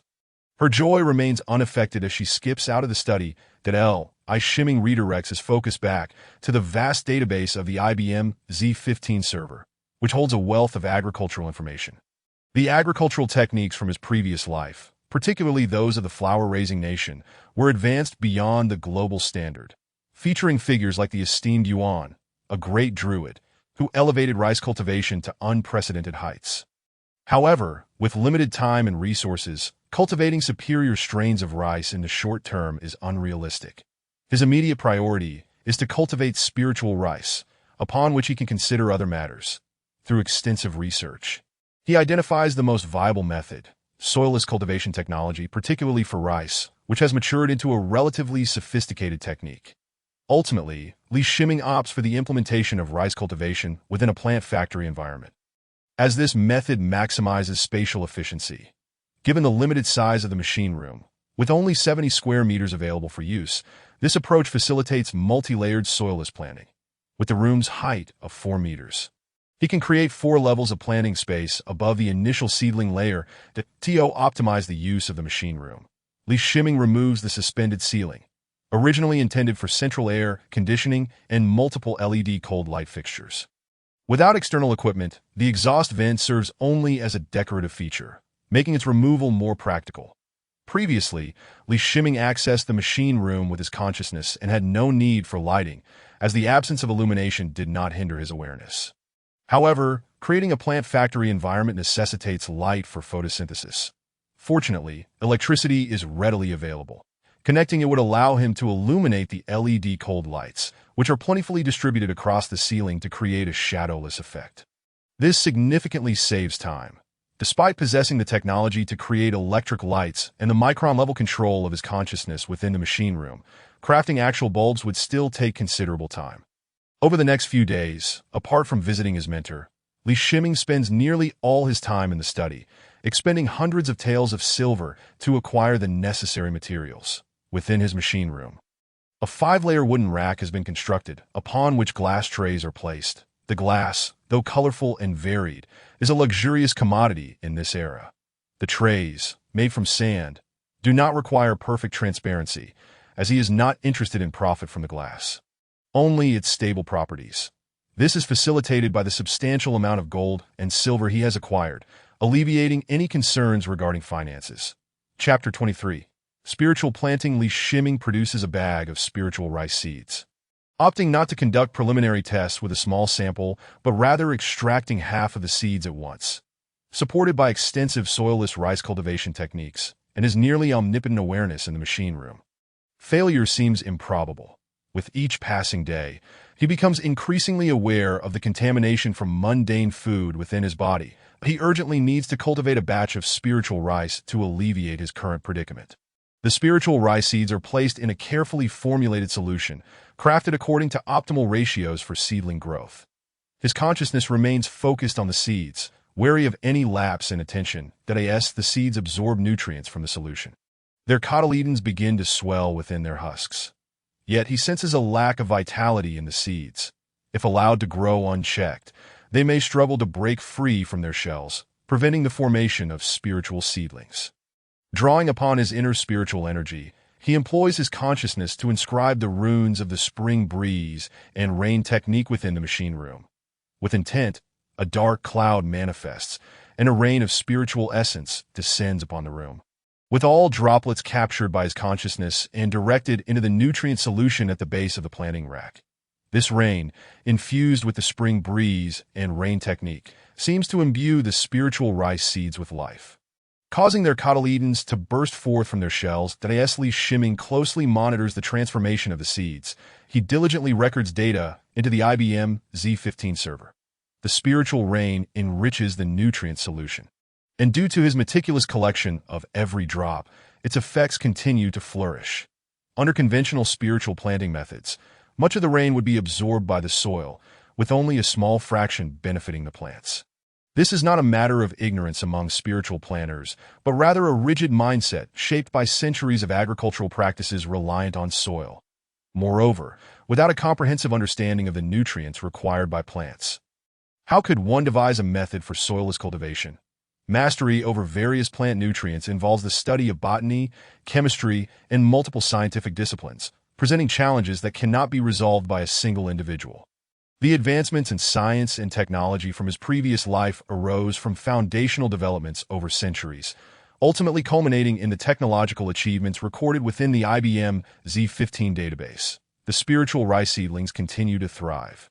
And after 2 days, they are transplanted to the upper 4 layers of the rack. To perform the spring breeze and rain technique. Li Shiming channels some spiritual energy from the machine room and practices the 5 elements absorption technique to replenish his inner spiritual power.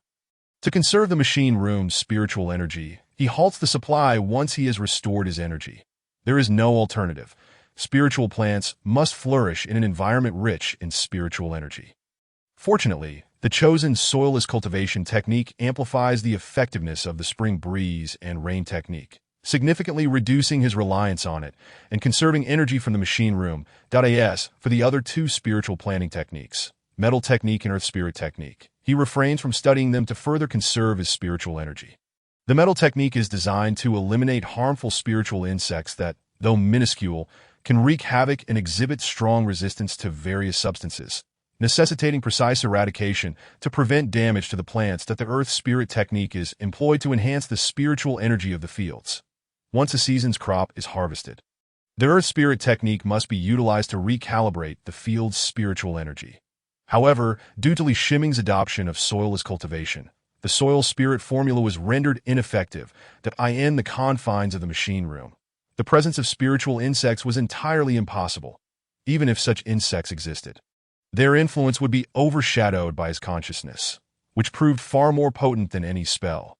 Within the machine room, his consciousness diligently monitored the growth of the spiritual rice plants, ensuring they received the utmost care. He meticulously regulated the optimal quality of light, intensity, and photoperiod, alongside other environmental and nutritional factors, significantly enhancing the rate of photosynthesis, inducing early flowering, and promoting rapid growth, thereby considerably shortening the growth cycle of the spiritual rice plants. According to the cultivation knowledge left by Shi Ming, the maturation period for spiritual rice was 2 months. Yet within the machine room, the plants were subjected to photosynthesis continuously throughout the 12 hours of day and night. He constantly adjusted the brightness of the LED cool light through his perception, ensuring that the spiritual rice plants resided in an ideal growth environment. In merely 25 days, the spiritual rice plants had reached maturity.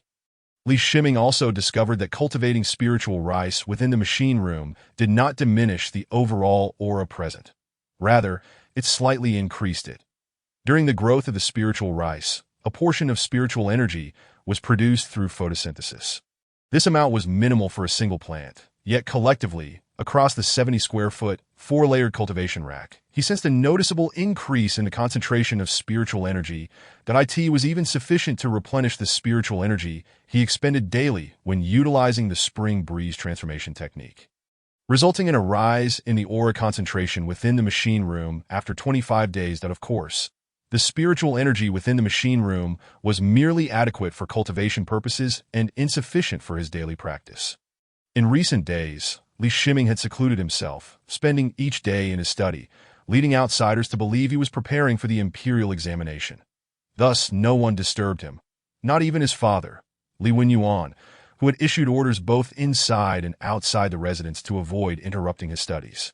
Today marked a significant day.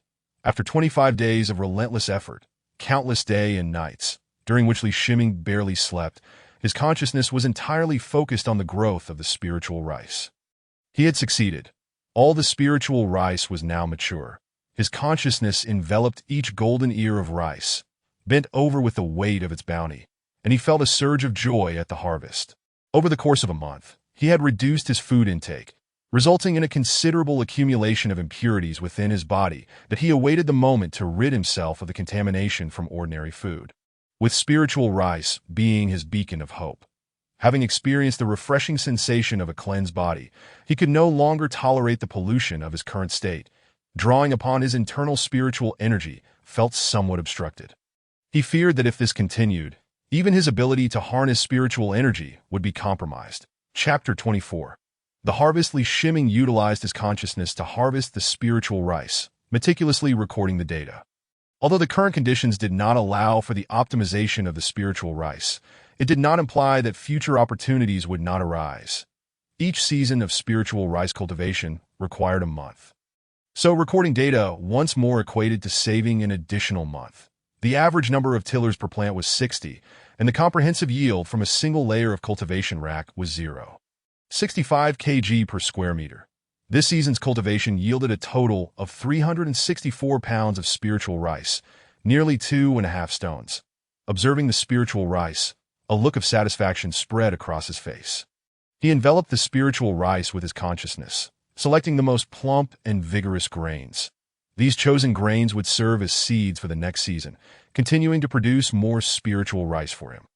What delighted him further was that even if the yield did not increase, it was still ample for his consumption, with plenty left over. However, the surplus spiritual rice was unsuitable for ordinary individuals. The spiritual energy contained within the rice was gentle for Qi refinement stage cultivators, but toxic for common folk.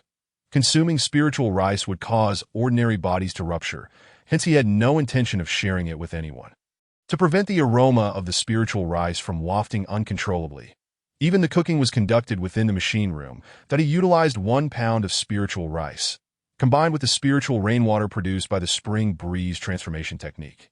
To prepare a pot of spiritual rice, he removed the pot from the machine room.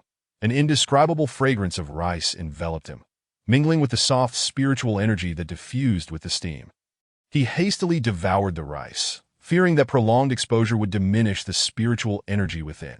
Although he had not felt satiated for nearly a month, he could only manage to consume a quarter of the rice before being unable to eat more. He had overestimated his appetite. 1 pound of spiritual rice, when combined with water, produced a large pot of rice, and the rapid onset of fullness after consuming it made him realize the necessary quantity for future meals. His monthly requirement for spiritual rice would not exceed 7.5 pounds, based on his hunger over the past month, and he believed the actual amount would likely be less. This meant he would have over 350 pounds of spiritual rice remaining each month. I'll save it for now and see when I can sell some. After careful consideration, Li Shiming did not cease the cultivation of spiritual rice. It was currently his only commodity that could be traded with other cultivators. Although he had no trading partners yet, preparation was essential. The cultivation of the second season of spiritual rice would not demand the same level of effort as the first, as he possessed complete planting data and only needed to monitor it periodically. His consciousness entered the machine room, locating a wooden box reserved for a small portion of space. Inside the box lay 2 rows of iron implements, each protected by soft cloth, each about the size of a fist, with 5 pieces in each row. These were the self-defense weapons Li Shiming had prepared. The first row contained white phosphorus grenades, which were highly dangerous. Upon contact with any object, they would burn continuously until extinguished, causing severe injuries by penetrating flesh and reaching the bones. The second row consisted of thermite grenades, known for their immense power. These incendiary devices did not merely emit high temperatures upon detonation. Specially treated thermite grenades could release heat exceeding 3000 C, with their blinding light capable of blinding any unprepared observer. Additionally, steel targets struck by thermite grenades would typically melt almost instantaneously. This was hardly surprising, as even simple aluminum-iron reactions could melt pure iron, let alone thermite grenades. Such powerful explosives were the strongest self-defense weapons he could manufacture with the materials at hand. After researching the defensive capabilities of the white-robed artifacts, he lost interest in creating firearms, as ordinary guns could not breach the defenses of white-robed artifacts, and more potent firearms were beyond his immediate manufacturing capabilities. The practicality of white phosphorus and thermite grenades far outweighed that of firearms. At least these 2 types of bombs had a real chance of harming cultivators. As for the wooden sword, it was simply beyond his capability. He had attempted to wield it once and nearly drained all his internal spiritual energy.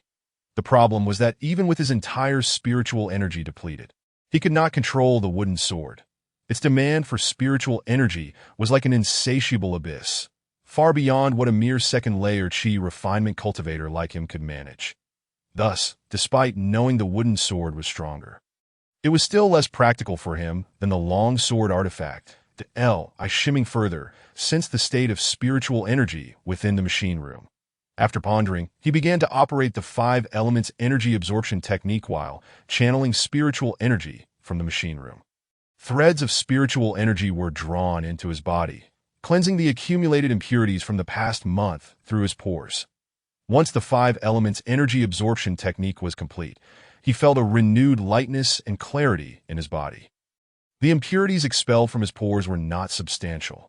Over the course of a little more than a month, he had also moderated his food intake. Thus, he bore no unbearable stench, although he still asked Sichin to prepare a cleansing bath for a thorough wash. The white-robed artifact remained pristine, showing no signs of contamination, so it did not require cleaning. Shimming, tomorrow the official boat will dock at the pier. I will not see you off, Li Wenyuan stated solemnly as he observed Li Shimming in his study. All necessary preparations had long been made, and the necessary farewells exchanged. The fledgling must eventually leave the nest. Father, I have left some tea leaves in the storeroom. Please take care of yourself after I depart. Li Shimming replied. Lowering his head, that he had a feeling that after leaving Nanling Prefecture, he might not return for quite some time. His stated purpose for attending the spring examination was, in truth, a quest for the path to immortality. A venture he held no guarantees of success, which is why he refrained from mentioning it now. Should he discover the path to immortality, he would inform Li Wenyuan through a letter. Therefore, despite the scarcity of spiritual energy, he still produced tea leaves infused with faint spiritual energy using the spring breeze transformation technique multiple times. Shimming, you have grown up and possess your own secrets. I shall not pry. But remember to prioritize your safety. A gentleman does not stand beneath a dangerous wall. Li Wenyuan hesitated briefly before refraining from asking further questions. Instead, issuing his admonition, he had tasted the tea leaves processed by Li Shimming and was well aware of their uniqueness. Observing his son's current condition, it felt as though he had regained 10 years of youth. With each sip of that tea, he could feel the beneficial changes within his body, though the effects had become less pronounced with each subsequent cup.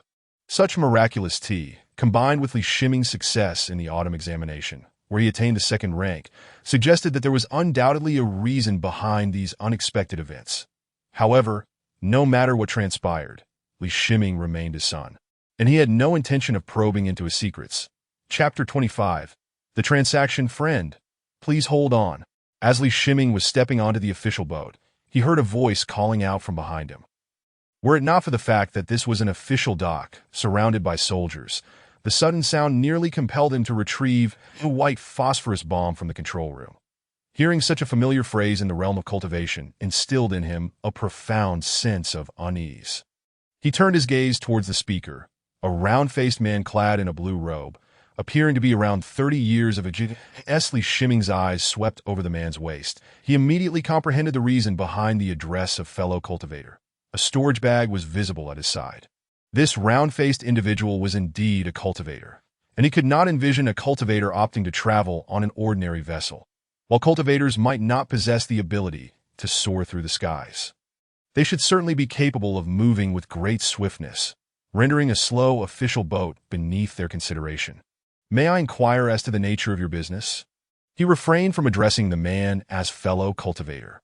For Sijin, Moyen, and the 4 guards were not far off, making such a designation rather peculiar.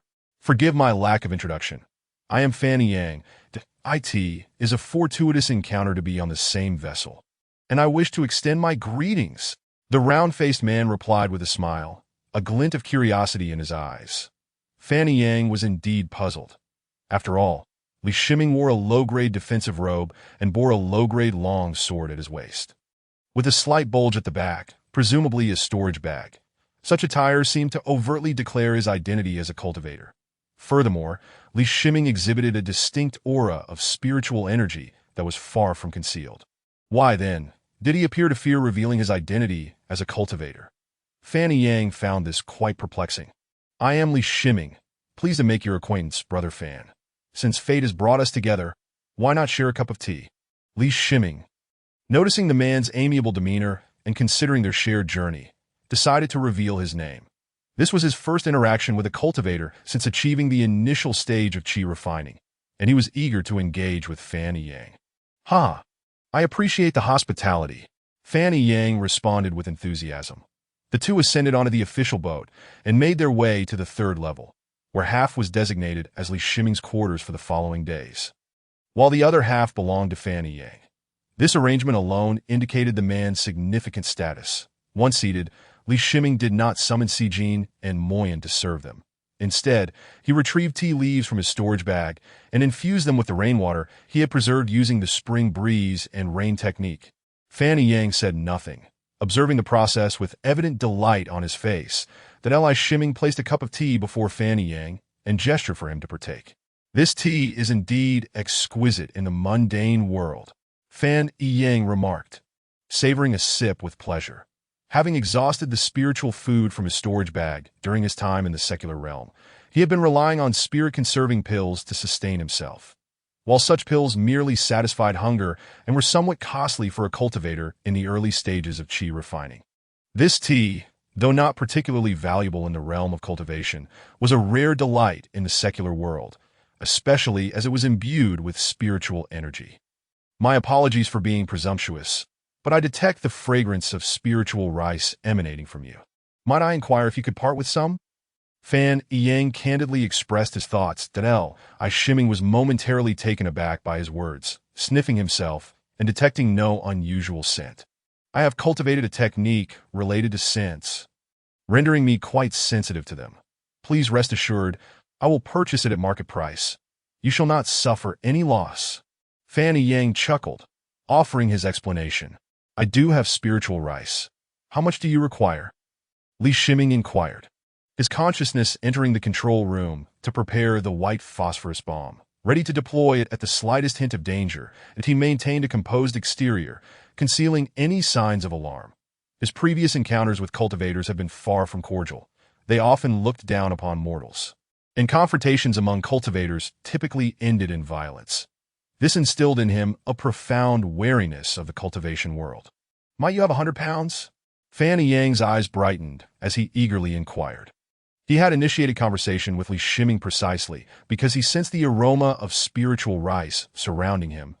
He had no intentions of robbery, given his own strength. The spiritual energy emanating from Li Shiming indicated he was at the second level of qi refining, the same as Fanny Yang.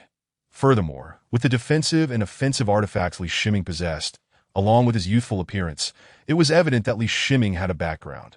Fanny Yang was not inclined to risk his life over a mere quantity of spiritual rice. "That is acceptable, but I do have a request.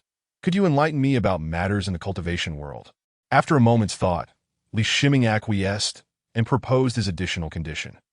"Haha, the timing is fortuitous. I gladly accept," Fanny Yang replied with a smile. Li Shiming summoned his spiritual energy to the storage bag, which contained only spiritual rice, a small amount of spiritual water, and tea leaves that he had long ceased consuming mundane food, drinking only spiritual water and subsisting solely on spiritual rice. While he had sacrificed his culinary desires, it was a worthy trade-off compared to the pollution of his body that a bag of rice materialized on the table, fortunately being on the third level. They were alone, for otherwise the sudden appearance of the bag would have startled any ordinary person. Fanny Yang required no inspection. The spiritual energy radiating from the bag sufficed to indicate the quality of the spiritual rice within. "Li Daoist, I shall not be modest. I have been out for some time and have run out of provisions," Fanny Yang said with a smile as he took the bag. With a wave of his hand, 100 luminous stones appeared on the table, followed by a tome that he placed alongside them. "I did not expect the quality of your spiritual rice to be so exceptional. 1 spirit stone per pound is quite the bargain. This book on the breath concealment technique is a gift for you," he declared, grinning. The offering of the breath concealment technique was a deliberate choice. Li Shiming's unabashed spiritual energy fluctuations indicated he had not learned it. While the technique was not particularly significant in the cultivation realm, most sect cultivators would be familiar with it. This particular tome was not obtained from a sect, but was a fortunate find, allowing Fan Yang to extend a personal favor. "You are remarkably generous." Li Shiming managed to suppress his quickening heartbeat. Praising him with a smile, he recognized the 100 luminous stones as being of the same kind as those that had depleted the energy of the spirit-gathering plate. Thus, this was the spirit stone, indicating that the cultivation world utilized spirit stones as currency, that the breath concealment technique was an unexpected gain. No wonder he observed no trace of spiritual energy emanating from Fan Yang. He had evidently mastered such a technique. Chapter 26. Exchange. Following a successful transaction, Li Shiming and Fan Yang grew quite congenial. "Are you heading to Zhongdu with the intention of participating in next year's Ascension Conference?" Fan Yang inquired. Sipping his tea, Li Shiming had not anticipated this would be the first topic brought up. However, he did not deny it, smiling as he refilled Fan Yang's cup. "As long as you are of good standing. It should not be difficult for one of your age, possessing the second level of qi refining, to join a sect through the Ascension Conference. However, you must be forthright about the origins of your cultivation method, as it will undergo scrutiny from the sect." Fan Yang continued. Assuming his judgment was accurate, Li Shiming pondered this. His technique, 5 elements absorption technique, was obtained from the Wei Yuan escort agency and had originated from his own garden, thereby alleviating any concerns about its legitimacy.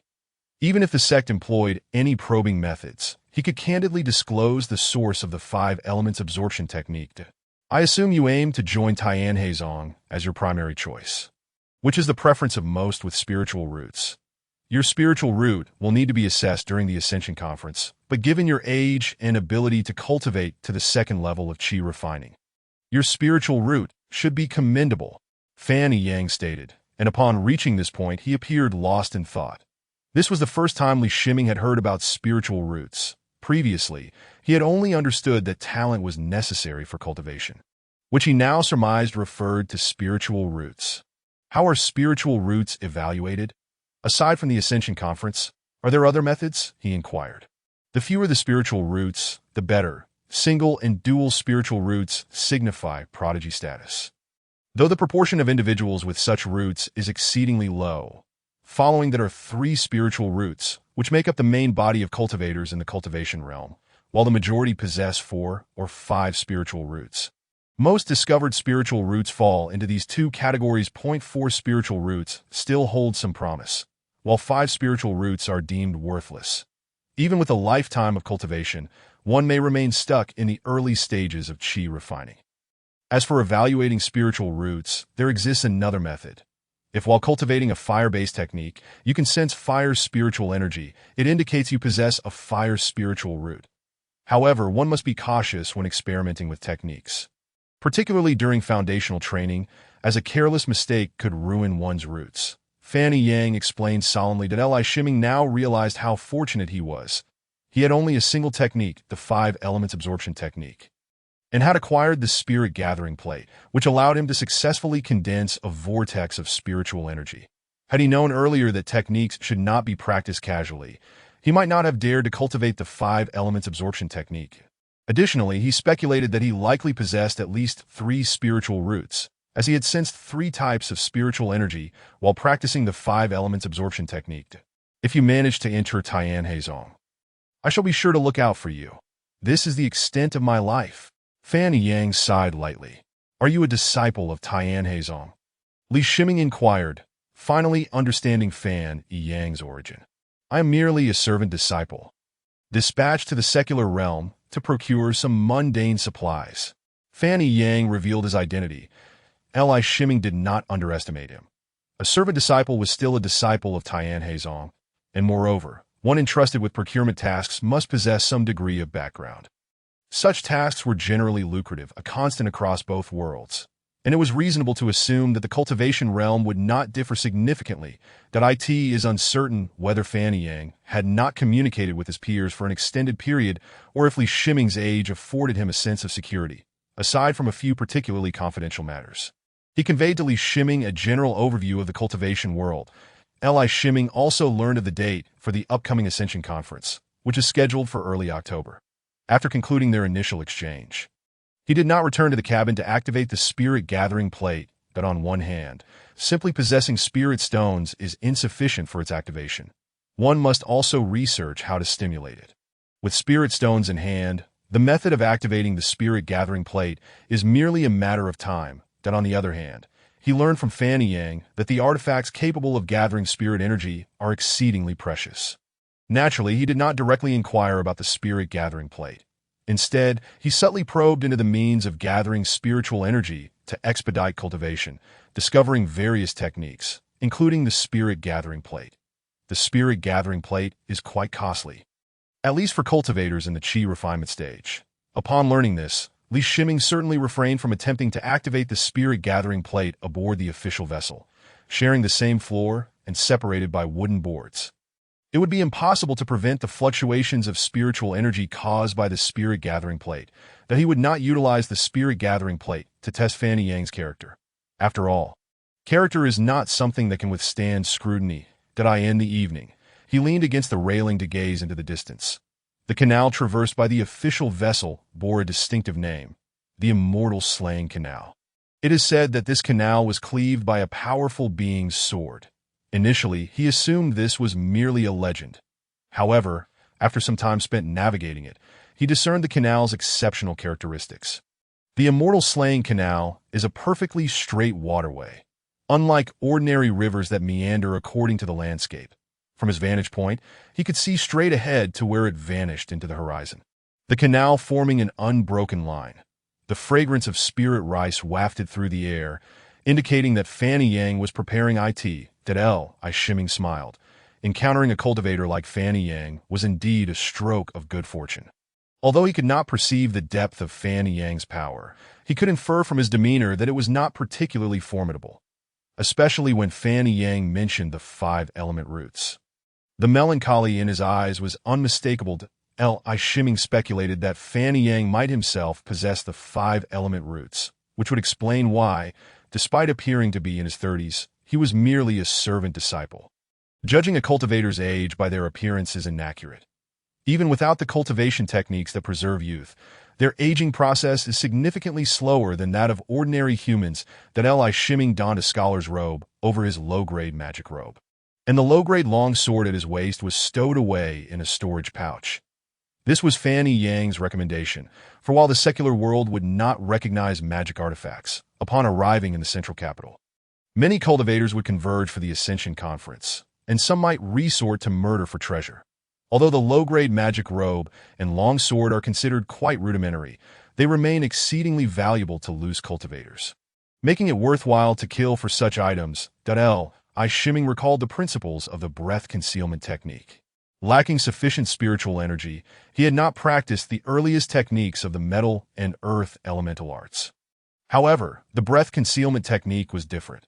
It was a spell capable of concealing one's own spiritual fluctuations. According to Fanny Yang, Li Shiming's spiritual energy fluctuations would appear to a fellow cultivator like a flickering candle in the dark, easily detectable from afar.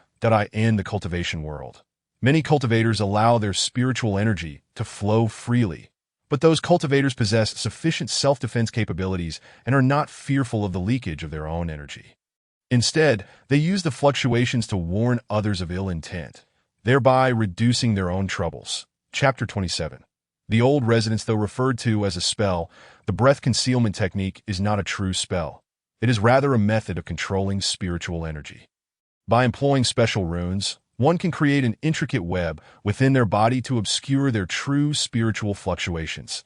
The breath concealment technique does not require conscious effort. Once the rune is inscribed, it can be executed.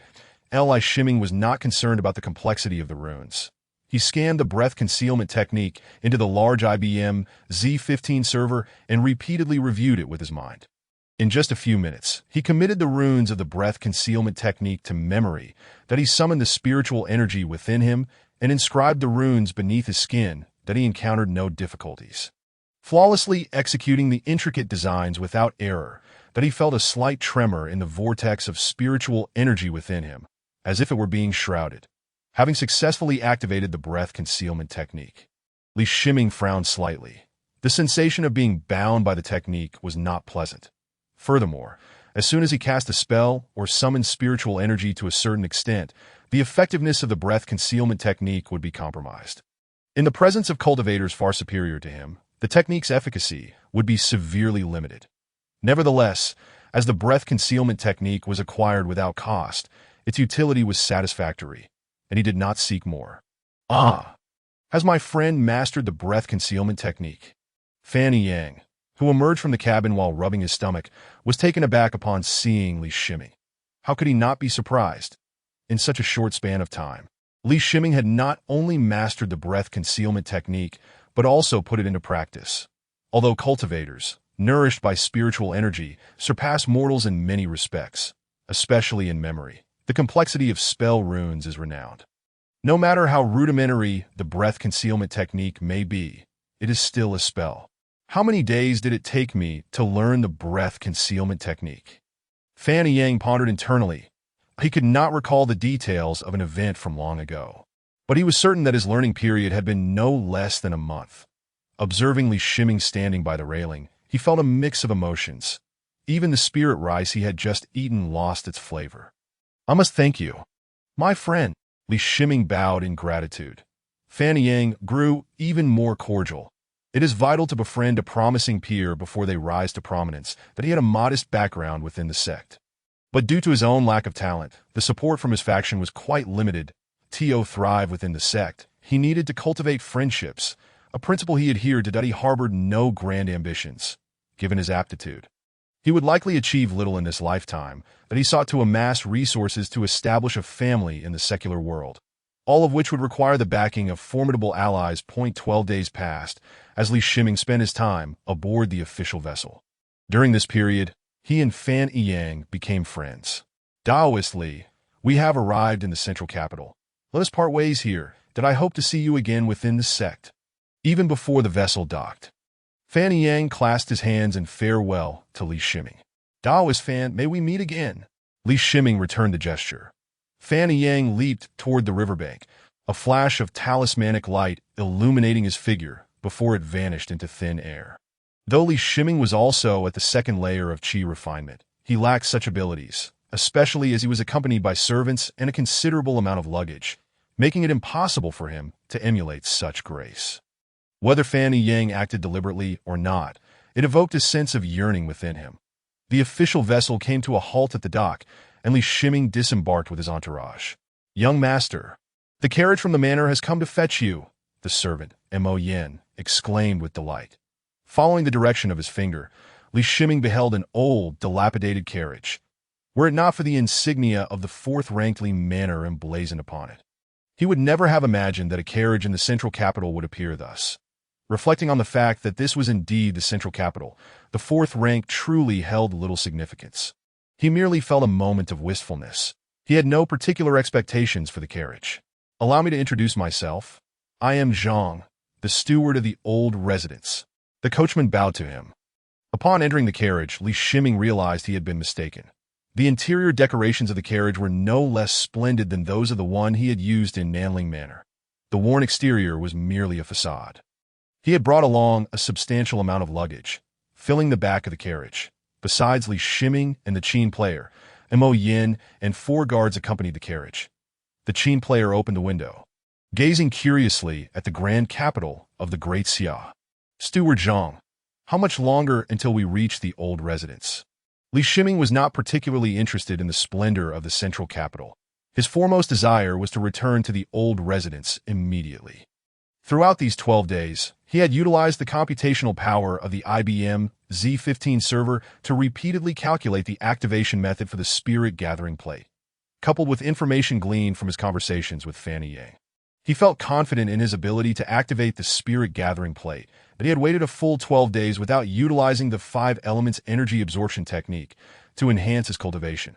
At most, he had merely used the spring wind transformation technique to recover his internal spiritual energy from the ambient energy in the machine room. Young master, once we pass the street ahead, we will arrive. Hearing Li Shiming's urgency, Steward Zhang responded while cracking the whip to hasten the carriage's pace. As the carriage sped up, the 4 guards and Mo Yin began to jog alongside. Is this the old residence? Li Shiming inquired. standing before the Crimson Gate. The gate, though seemingly substantial, was considered modest within the standards of the Great Xia, hardly befitting the residence of a fourth-ranked official. Of course, given that Li Wenyuan resided in the Nanling Manor, such a grand entrance still felt somewhat shabby in comparison. The gate swung open, and Steward Zhang bowed respectfully, inviting him to enter. Inside, 3 servants lined the sides, 2 men and 1 woman, each of considerable age. Alongside Steward Zhang, managing the old residence. The old residence consisted of 3 courtyards. Upon entering through the main gate and passing the drooping flower gate, one arrived at the inner courtyard, flanked by east and west wing rooms. With the main hall directly opposite, complemented by a courtyard adorned with flowers and plants.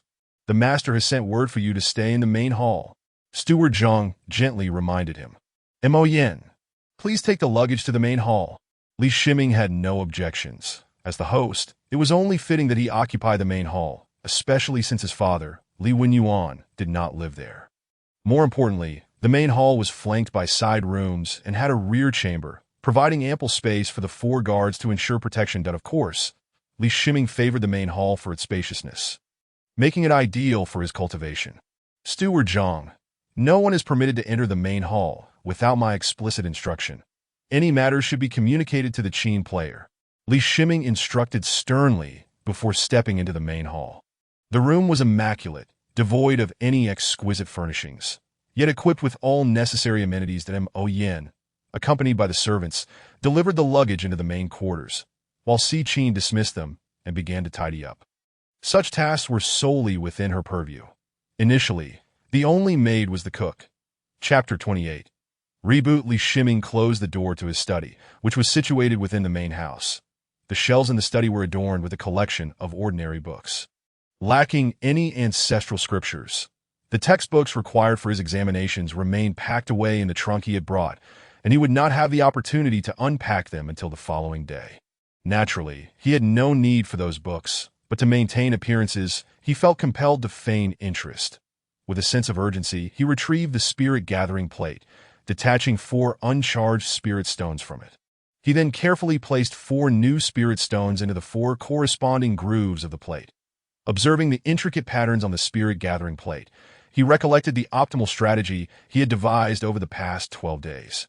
Li Shiming extended a finger, its tip glowing with spiritual energy, that he traced it across the spirit-gathering plate, guiding the energy from the 4 spirit stones into the device, where it began to circulate.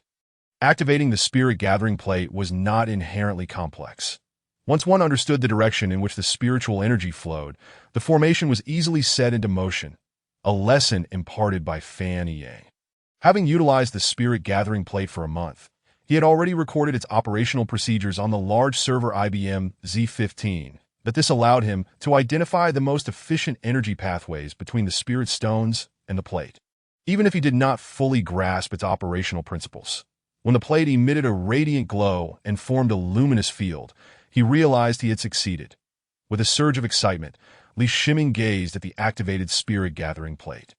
With it, he could continue practicing the 5 elements Qi absorption technique, gaining sufficient spiritual energy to learn additional spells that he could even afford to be more generous with planting spiritual rice, allowing him to cast the spring breeze, transforming rain technique more frequently. He positioned himself above the spirit-gathering plate, activating the 5 elements Qi absorption technique. Following the energy pathways of the second layer of the technique, he swiftly entered a profound state of cultivation. An hour later, he opened his eyes, feeling the surge of spiritual energy within him, a sensation so blissful it nearly brought him to tears.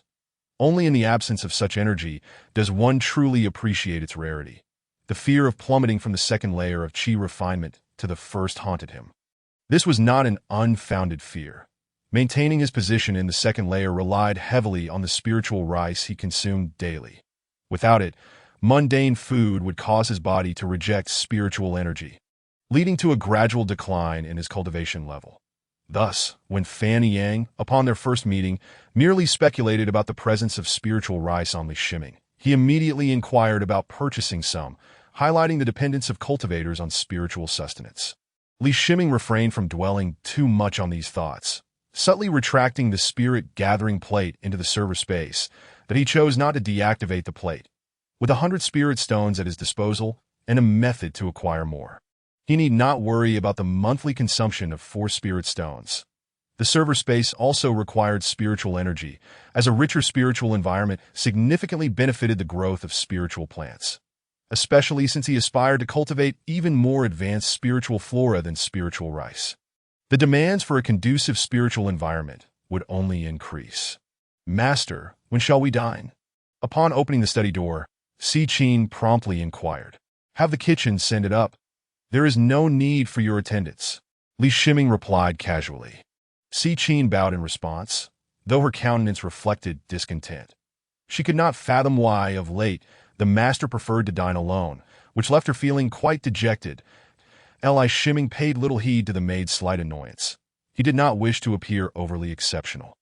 Until he revealed his identity as a cultivator to his family, he intended to maintain the fade of an ordinary individual. Each meal, he concealed the food, pretending to have finished, when in reality, his sustenance consisted solely of spiritual rice. After dining and freshening up, he returned to his bedroom. The 12 days spent aboard the official vessel had been solely devoted to cultivation, leaving him mentally fatigued and unwilling to contemplate anything further. In the midst of the night, the courtyard lay shrouded in darkness, much like all the neighboring households, as they succumbed to slumber.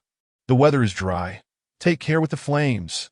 The distant sound of knocking and the watchman's voice echoed faintly in the darkness, signaling the arrival of the third watch. As Li Shiming lay asleep, his ears twitched slightly, and he abruptly opened his eyes.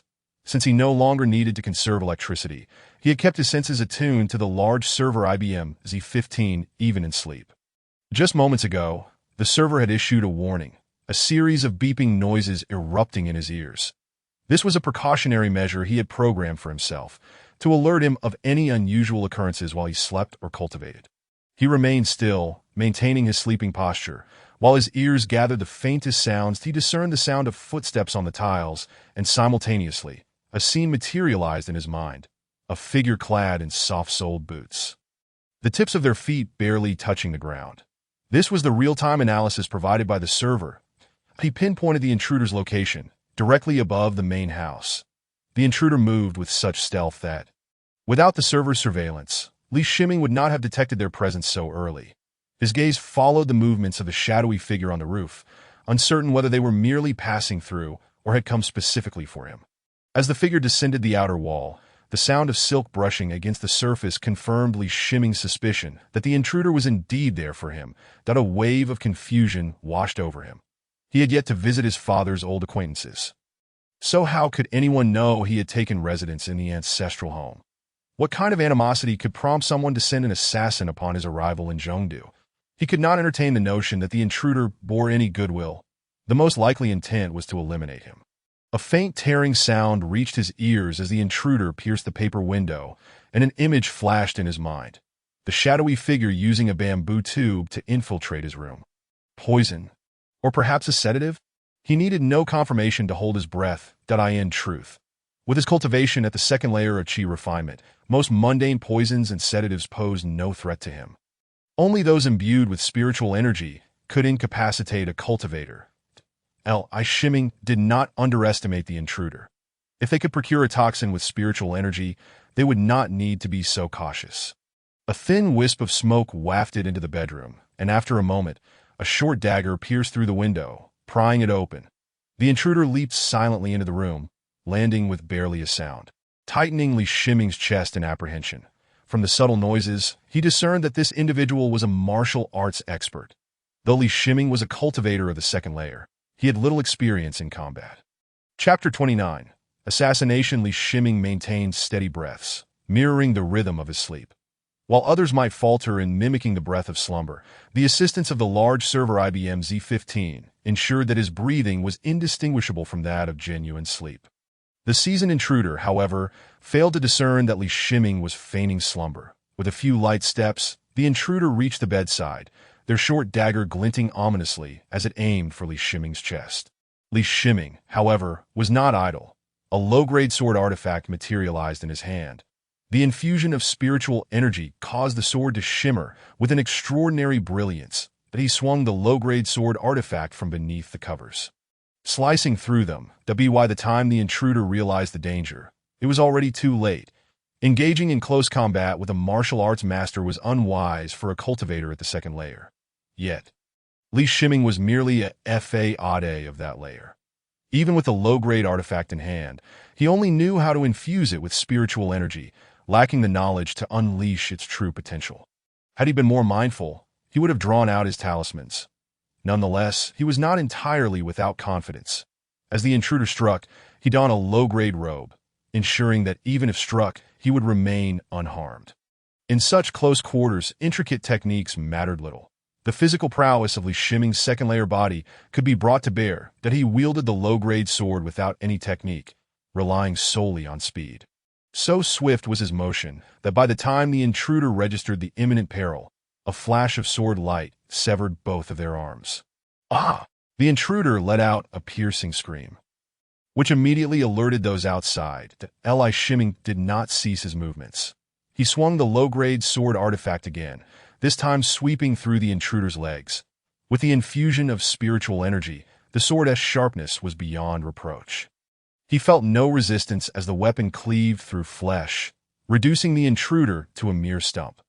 Faced with a martial arts master, he had opted for the most prudent strategy, ensuring the intruder was wholly incapacitated.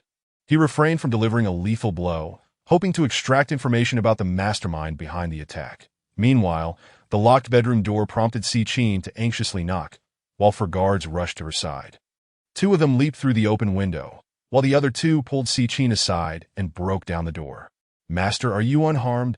The first two guards who entered swiftly assessed the situation, spotting the fallen intruder on the floor. Their concern was palpable. As the other two guards entered, they saw Li Shiming rising unscathed from his bed, allowing them to exhale a sigh of relief. Should anything have happened to their master, they would have been at a loss for words. "Master, it was our oversight." The lead guard bowed deeply, expressing their regret that they were new to the old residence. They planned to start their shifts tomorrow. Little did they know that trouble would arise that very night. "Tend to his injuries and bring him to the back room. I will question him once I arrive," Li Shiming commanded in a hushed tone. He did not reproach the four guards, for their adversary was a formidable master, and even with the four of them on watch, it would have been exceedingly difficult to detect such a presence. "Yes, young master." The guard stepped forward, applying golden ointment to the nocturnal visitor's wounds as long as the bleeding was staunched. Such injuries would not prove fatal in the short term. Mo Yin, manager Zhang, and the other servants soon arrived. And Li Shiming even noticed the kitchen knives and clubs clutched in the hands of the servants. "Manager Zhang, keep the bedroom as it is and arrange another place for Si Qin to stay," Li Shiming instructed Manager Zhang, gently patting the frightened Si Qin on the head, offering reassurance. "Si Qin, all will be well. This is Zhongdu, not Nanling. In the event of such an incident, the best course of action is to report it to the authorities." Having decided to do so, it was imperative to preserve the crime scene. "Young master, I shall accompany you." Tears streamed down Si Qin's face, yet she insisted on her resolve. "Go rest. There are some things you should not witness," Li Shiming replied with a smile. As he exited the main room and made his way towards the back room in the darkness, all traces of emotion vanished from his eyes. Had he still been an ordinary man, he would likely have met a grim fate this time, and he needed to uncover who sought to harm him. His memories of Zhongdu were exceedingly vague, as he had been but a child in this city. In the back room, the nocturnal visitor was bound to a wooden chair. The mask was pulled away, revealing a bearded visage of a man in his 50s. "You all leave," Li Shiming commanded in a low voice. "Young master." The lead guard hesitated to speak further, but upon meeting the coldness in Li Shiming's eyes, he felt a chill in his heart and promptly bowed, leading the other three guards out of the room. The guards were deeply shocked by the events of the day. It was evident that their young master was not merely a scholar lacking in strength. The fact that he could remain composed while severing the arms and legs of the nocturnal visitor demonstrated his resoluteness and ruthlessness. Although the bearded man was now bereft of his limbs, he still clung to consciousness despite his grievous injuries. His eyes widened as he sought to discern the figure of Li Shiming before him. He could not forget the events that had transpired moments ago, the dazzling flash of sword light. A strike he felt he could not evade. Overwhelmed with pain in his severed limbs, he yearned for immediate death rather than living as a broken man. "Kill me," the bearded man pleaded for death. "Wishing to die is not so simple," Li Shiming replied indifferently. At that moment, his consciousness scoured the extensive database of the large server, IBM Z15, that if the bearded man were aware of the content Li was perusing, his desire for death would intensify, that he leafed through various documents. Having examined every form of torture from ancient to modern times, due to time constraints, many methods could not be employed, that he selected several needles and pierced them into the bearded man's most sensitive pain nerves. The insertion of these needles caused the bearded man to tremble involuntarily. The agony exceeded that of his severed limbs. The wounds there had been treated with golden ointment, alleviating some of the pain. In contrast, the pain induced by the most intense nerve points selected from modern medical knowledge surpassed the limits of human endurance. "Ah, please kill me. Let me die," the bearded man shrieked in desperation. The 4 guards outside exchanged glances, pondering what kind of torment could elicit such a wail. "This is merely the beginning. Tell me your name and who sent you." Li Shiming inquired coolly that he refrained from employing particularly brutal forms of punishment, primarily because he himself could not bear such a bloody spectacle.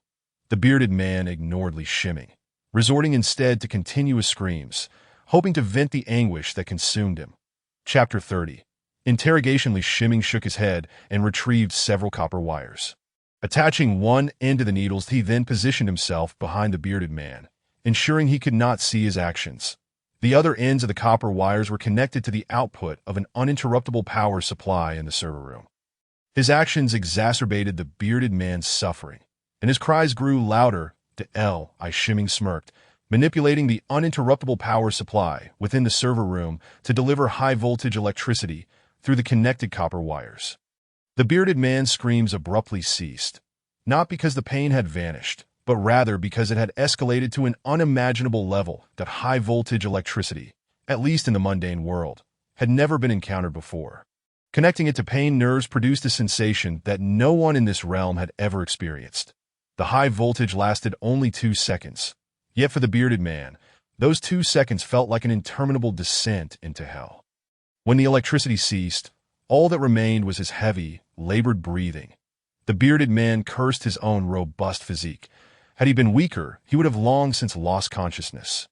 Even in death, he wished to avoid reliving the torment he had just endured.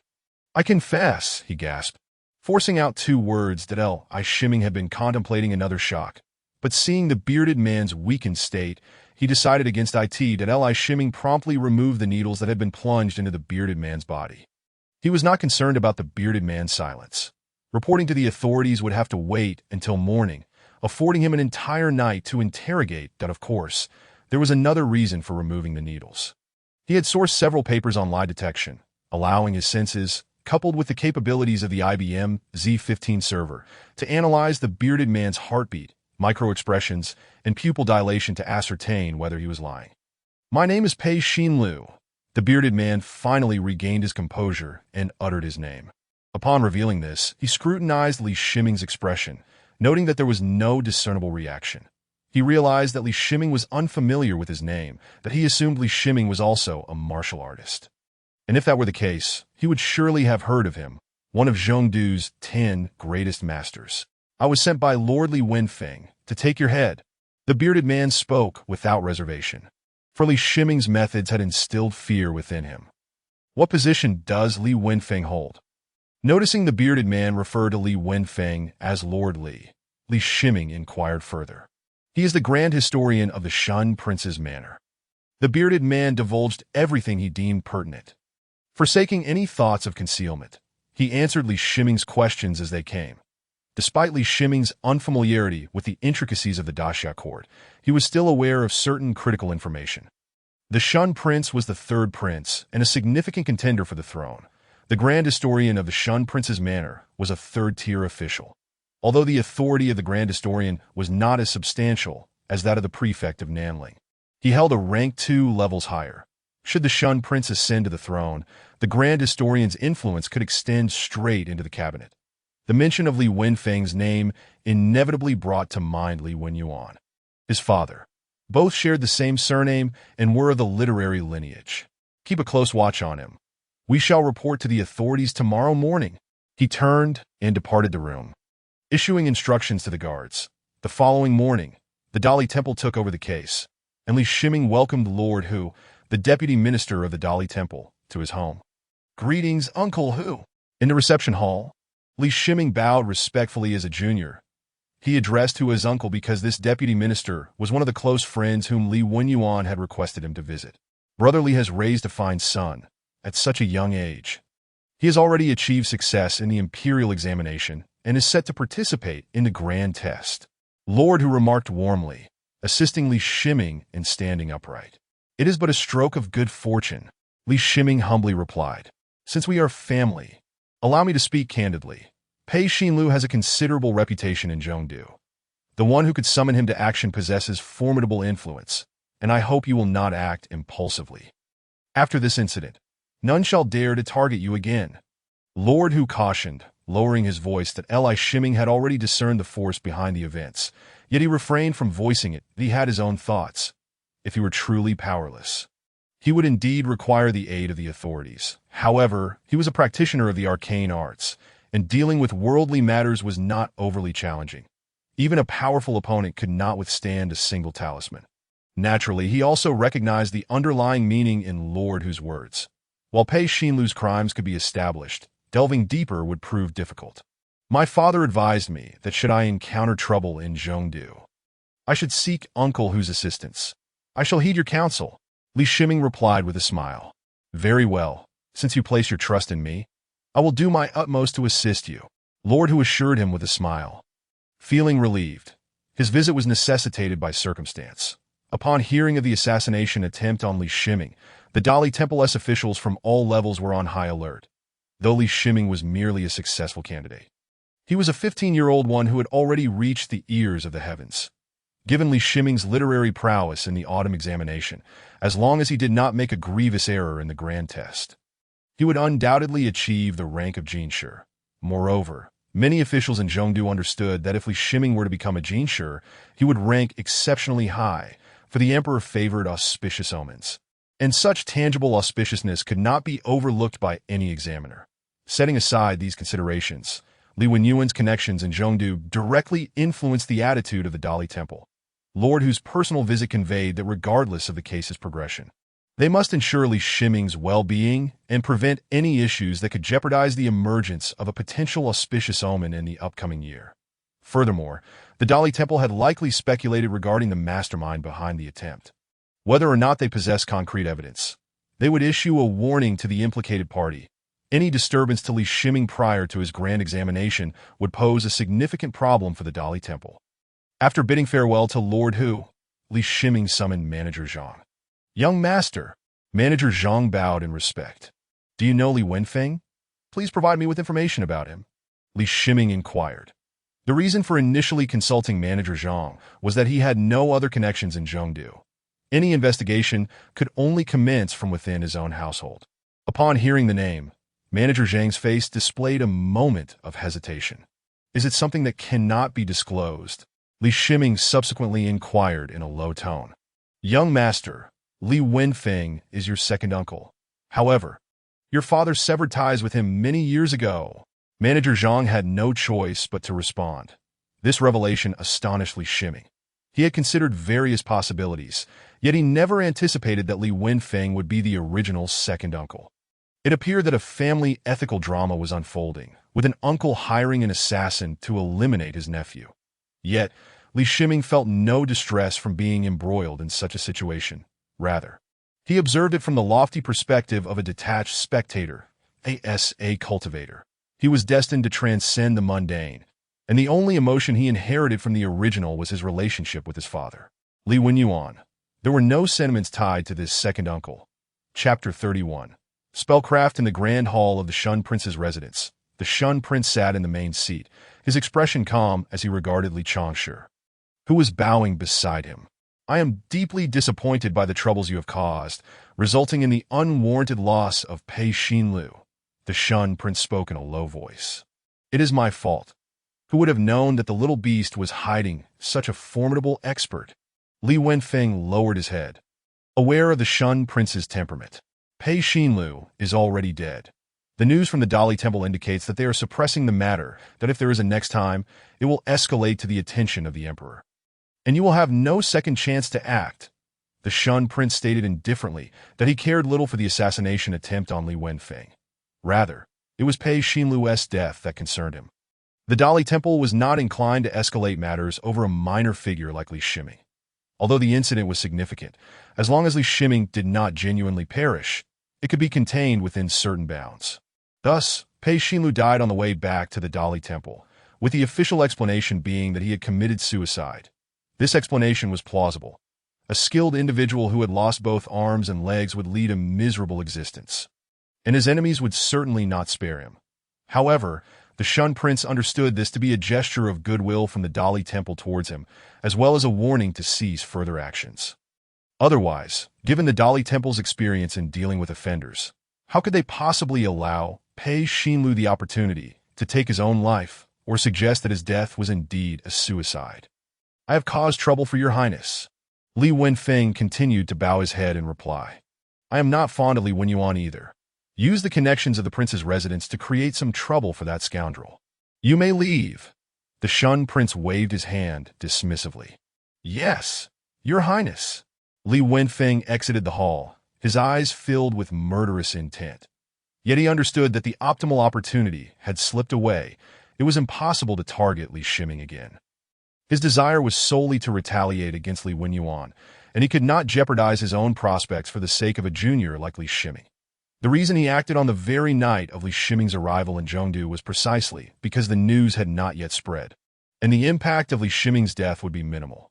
Once Li Shiming visited his father's acquaintances, especially after achieving the status of a successful candidate in the imperial examination, any assassination attempt would yield far more severe consequences. The officialdom had its own rules. One could suppress or entrap, but assassination was impermissible. Should everyone resort to assassination, the political realm would descend into chaos. Not long after bidding farewell to the Dali Temple as Shaoqing, Li Shiming received word of Pei Xinlu's demise. His expression darkened. It seemed that his father's connections in Zhengdu were unreliable. Perhaps the Shaoqing of the Dali Temple had been a friend of his father's many years prior. But people inevitably change, that he had never anticipated fairness from the Dali Temple. Yet their complete disregard for the case indicated they had no intention of conducting an investigation. The perpetrator was dead. The trail severed, leaving no traces behind. From Manager Zhang, Li Shiming learned of the animosity between his second uncle Li Wenfeng and his father. Manager Zhang's knowledge was limited. He only knew that Li Shiming's mother had connections with the second uncle, which led to Li Wenyuan's estrangement from the family, taking Li Shiming far away to Nanling Prefecture, that a faint killing intent began to emerge within Li Shiming. Having arrived in this unfamiliar world, he maintained a heightened vigilance. When confronted with threats to his existence, this vigilance would transform into a desire for violence, especially given his capability for it. Just as he had dealt with the threats posed by the chief escort Wang and the potential dangers encountered during his cultivation, Li Shiming resolved matters through the most direct means. Entering his study, after Si Qin served him tea and withdrew, Li Shiming's consciousness entered the machine space, activating the document Ferginjingjun, the large IBM Z15 server. If Chuanfeng Huayuju was the hallmark foundational spell of a spirit plant master, then Gingjinju was one of the few offensive techniques available to them. His initial choice of Chuanfeng Huayuju stemmed from its ability to summon wind and rain, which he envisioned as a celestial technique at that time. He had not anticipated the spell's significant consumption of spiritual energy, leaving him with no strength to pursue other spells. Now that the spirit gathering plate had reactivated, he could finally learn new spells. This time, he was more pragmatic. He required an offensive spell for cultivators. Talismans were more convenient than casting spells himself, yet the talismans at his disposal were far too few. Until he found cultivators in Zhengdu, he could not afford to waste them casually. Talismans were his last resort for survival. He would not employ them unless absolutely necessary. Having learned from his previous experience with Chuanfeng Huayuju, he meticulously noted all the precautions for Gingjinju, practicing the complex Gungjin runes without using spiritual energy. After ensuring through the large IBM Z15 server that his practice of the Gungjin runes contained no errors, he began to contemplate the essence of Gungjin Ju. The purpose of Gungjin Ju was to eliminate pests that harmed spirit plants. These pests were all spirit insects. And metal-based spells inflicted the most damage upon them, that although Gungjin Ju was not particularly powerful among spells, it was the most flexible and controllable. It released a slender Gungjin needle capable of killing pests while minimizing damage to spirit plants. Of course, the spell's limited power was relative.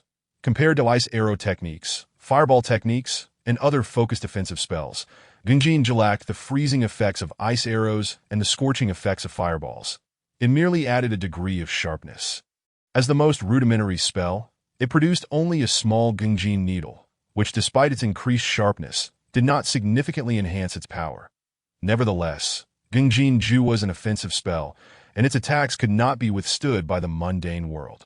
Had he possessed Gungjin Ju the previous night, he could have dealt with Pei Xinlu with far greater ease. A mere invocation of Gungjin Ju would have sufficed to dismiss a worldly expert like Pei Xinlu. However, the greatest challenge in mastering Gungjin Ju lay in grasping its essence. Fortunately, if the essence of the spell was sensed correctly, it would resonate with the cultivator learning it. For other cultivators, successfully comprehending the essence required a lengthy process of painstaking effort. Yet, Li Shiming utilized the large IBM Z15 server to compile videos of small projectiles in flight, penetrating multiple targets, allowing him to generate the necessary resonance. After numerous tests, a video depicting a metallic bullet soaring through the air and piercing several targets triggered his perception. He traced the Gungjin runes in the void before him with his finger, completing this step with relative ease, then infused himself with the resonant essence. The Gungjin rune transformed into a beam of golden light, penetrating the floor beneath him and leaving behind an exceedingly small hole. Chapter 32. An obstruction. Li Shiming shared a unique connection with the Gungjin needle, enabling him to manipulate its trajectory. However, as this was his first activation of Gungjin Ju and he had borrowed the essence from the bullet, the needle's linear velocity was excessively swift by the time he sought to direct it. The Gungjin needle had already embedded itself into the ground, losing its forward momentum. To his astonishment, he discovered that this time, the consumption of spiritual energy was only 1/10, far less than the expenditure incurred during the casting of Chuan Feng Huayu Ju. It was noteworthy that, as a second-layer Qi refiner, he expended 1/3 of his spiritual energy for a single use of Chuan Feng Huayu Ju. Li Shiming was puzzled. Why did both spells, being of the lowest tier, result in such disparate energy consumption, with Chuan Feng Huayu Ju depleting 1/3 while Gungjin Ju consumed only 1/10? Though he had several hypotheses, he was unaware which one was accurate. This was the disadvantage of lacking a teacher. Determined to continue, Li Shiming found his remaining spiritual energy sufficient to learn the next spell, Tuliang Ju. The purpose of Tuliang Ju is to adjust the spiritual energy within spirit fields that in his view, this spell seemed the least useful. Yet, Tuliang Ju was a foundational spell that every spirit plant master must learn to cultivate spirit fields. It was essential to readjust the spiritual energy within after each planting, facilitating subsequent proper cultivation. The learning of Tuliang Ju did not take long. Utilizing aerial footage of the earth, he grasped the essence required for Tuliang Ju. However, upon casting Tuliang Ju, the energy consumption was comparable to that of Chuan Feng Huayu Ju, depleting 1/3 of his energy in one go. Fortunately, after mastering Tuliang Ju, he would not need to use it frequently, or else he would have gained yet another energy-consuming spell. Upon exiting the study, his demeanor bore a noticeable difference. He was no longer the same as before entering. From this moment on, he possessed an offensive spell as a cultivator, truly acquiring a means of self-defense that he could wield in daily life. Unlike talismans, Gungjin Ju allowed him to utilize his spiritual energy multiple times before needing to restore it, making it a more sustainable option. Upon witnessing the smile on the young master's face, Sichin felt her own spirits lift. Sichin, prepare some gifts and have him yin ready the carriage. I intend to visit my father's acquaintances. Li Shiming waved his hand to issue instructions. After the assassination incident last night, it was likely that news of his arrival in Zhengdu had already spread. Regardless of the reliability of his father's acquaintances, he felt compelled to pay them a visit to avoid any semblance of rudeness. Once the musician departed as ordered, his fingers began to trace intricate runes of spiritual energy in the air, and a needle of pure metal, imperceptible to the naked eye, materialized, with the foundation laid by his initial application of the technique. He deftly maneuvered the needle through the air. The range of the metal technique was rather limited, approximately 5 meters in radius around him, which also represented the maximum range of his sensitivity to the needle. However, this did not imply that the attack range of the metal technique was confined to 5 meters. Rather, once the needle exceeded that distance, it could only fly in a straight line. The linear attack distance of the metal technique could extend up to 30 meters. He had also tested the lethality of the metal technique. Whether it was against trees or rocks, it could easily penetrate. The diminutive needle was akin to a divine weapon, seemingly indomitable, yet its slender form made it difficult to inflict severe harm on cultivators unless it struck a vital point. The reference to cultivators here is due to the fact that the metal technique is a form of sorcery, with the needle imbued with the spiritual power of a cultivator. The amount of spiritual energy contained within the needle was minimal, limiting its effect on cultivators, but it could be fatal to ordinary mortals. Li Shiming settled into his carriage. He activated a technique to conceal his presence, hiding the swirling energy within, which still retained about 40% of its potency. As a junior, he visited these elders, and each visit did not require much time. Presenting gifts sufficed, and it was of little consequence whether he met the elders in person, as long as his intentions were conveyed. Upon exiting the last residence, he let out a long sigh of relief. Each of Li Wenyuan's friends was an official in Zhengdu, ranging from the 5th rank to the 2nd. The last household he visited was that of a 2nd-rank official. He had not even seen the person, merely delivering gifts. That he was indifferent to this, as he had no aspirations for an official career. Mo Yin, take a detour down Wangfu Street, Li Shiming instructed in a low voice. Yes, young master, Montauk-yan replied promptly. This time, Li Shiming was accompanied solely by Mo Yin. Although it was Mo Yan's first visit to Zhengdu, he had done his homework thoroughly, steering the carriage without making any wrong turns. That Mo Yin was aware that Wangfu Street was not on the direct route, but rather a considerable detour. However, he would not oppose his young master's orders. That as the carriage entered Wangfu Street, Li Shiming opened the window to observe his surroundings. Wangfu Street, as the name suggests, was home to various royal residences. Despite its vastness, the street lacked the hustle and bustle of commerce, with tall red walls separating the estates on either side. Shun Wangfu. He spotted a plaque and narrowed his eyes. A hint of murderous intent flickering within to him. His second uncle, Li Wenfeng, served as the chief historian of Shun Prince's residence, meaning that all actions would inevitably bear the will of the Shun Prince. The Shun Prince wielded immense power, yet it did not intimidate Li Shiming, the cultivator. His purpose here was to investigate the Shun Prince's residence in preparation for future actions. Young master, someone is blocking the way. He sensed the carriage suddenly halt. Hearing Mo Yan's report, Li Shiming was taken aback. While he had been observing the Shun Prince's residence, his keen senses had not detected anyone in front of the carriage. He opened the carriage door and saw a figure standing before it. Clad in a blue robe, appearing to be in his 40s or 50s, with a storage pouch at his waist. Upon seeing Li Shiming's countenance, the man displayed a look of puzzlement and waved his hand, causing Mo Yin to collapse onto the carriage shaft. Mo Yin! Li Shiming exclaimed in alarm. Though Mo Yin was a servant, he was among the few individuals with whom Li Shiming had interacted the most since arriving in this world. Do not worry, young friend. He is merely asleep, the man said with a faint smile. May I inquire as to the reason for detaining my servant? Li Shiming steadied his nerves and inquired. He knew he was facing a cultivator. But according to his knowledge, the Daxia realm was under the jurisdiction of the Tianhai sect, which prohibited cultivators from causing disturbances within it. This particular area, being so close to the imperial city, made it all the more perplexing that a cultivator would obstruct his path. I am Gu Jia, a station cultivator from the Tianhai sect, and I need to verify your identity. Gu Jia revealed his identity. His eyes swept over Li Shiming's entire being, making Li Shiming feel as though he were stripped bare. The runes of the concealed technique within his body dispersed under that gaze, revealing the fluctuations of spiritual energy corresponding to his second level of qi refinement. His method of inspection was exceedingly domineering, unyielding to Li Shiming's consent, leaving his background fully exposed before Gu Jia. I am Li Shiming, here in Zhengdu to participate in the spring examination and to prepare for next year's Ascension Conference. Li Shiming did not dare to make any sudden movements and truthfully disclosed his identity and purpose for visiting Zhengdu. Where did you acquire such cultivation? Why do you linger near the imperial city? Gu Jia, upon hearing that Li Shiming was attending the Ascension Conference and the spring examination, pressed for further clarification, his skepticism evident.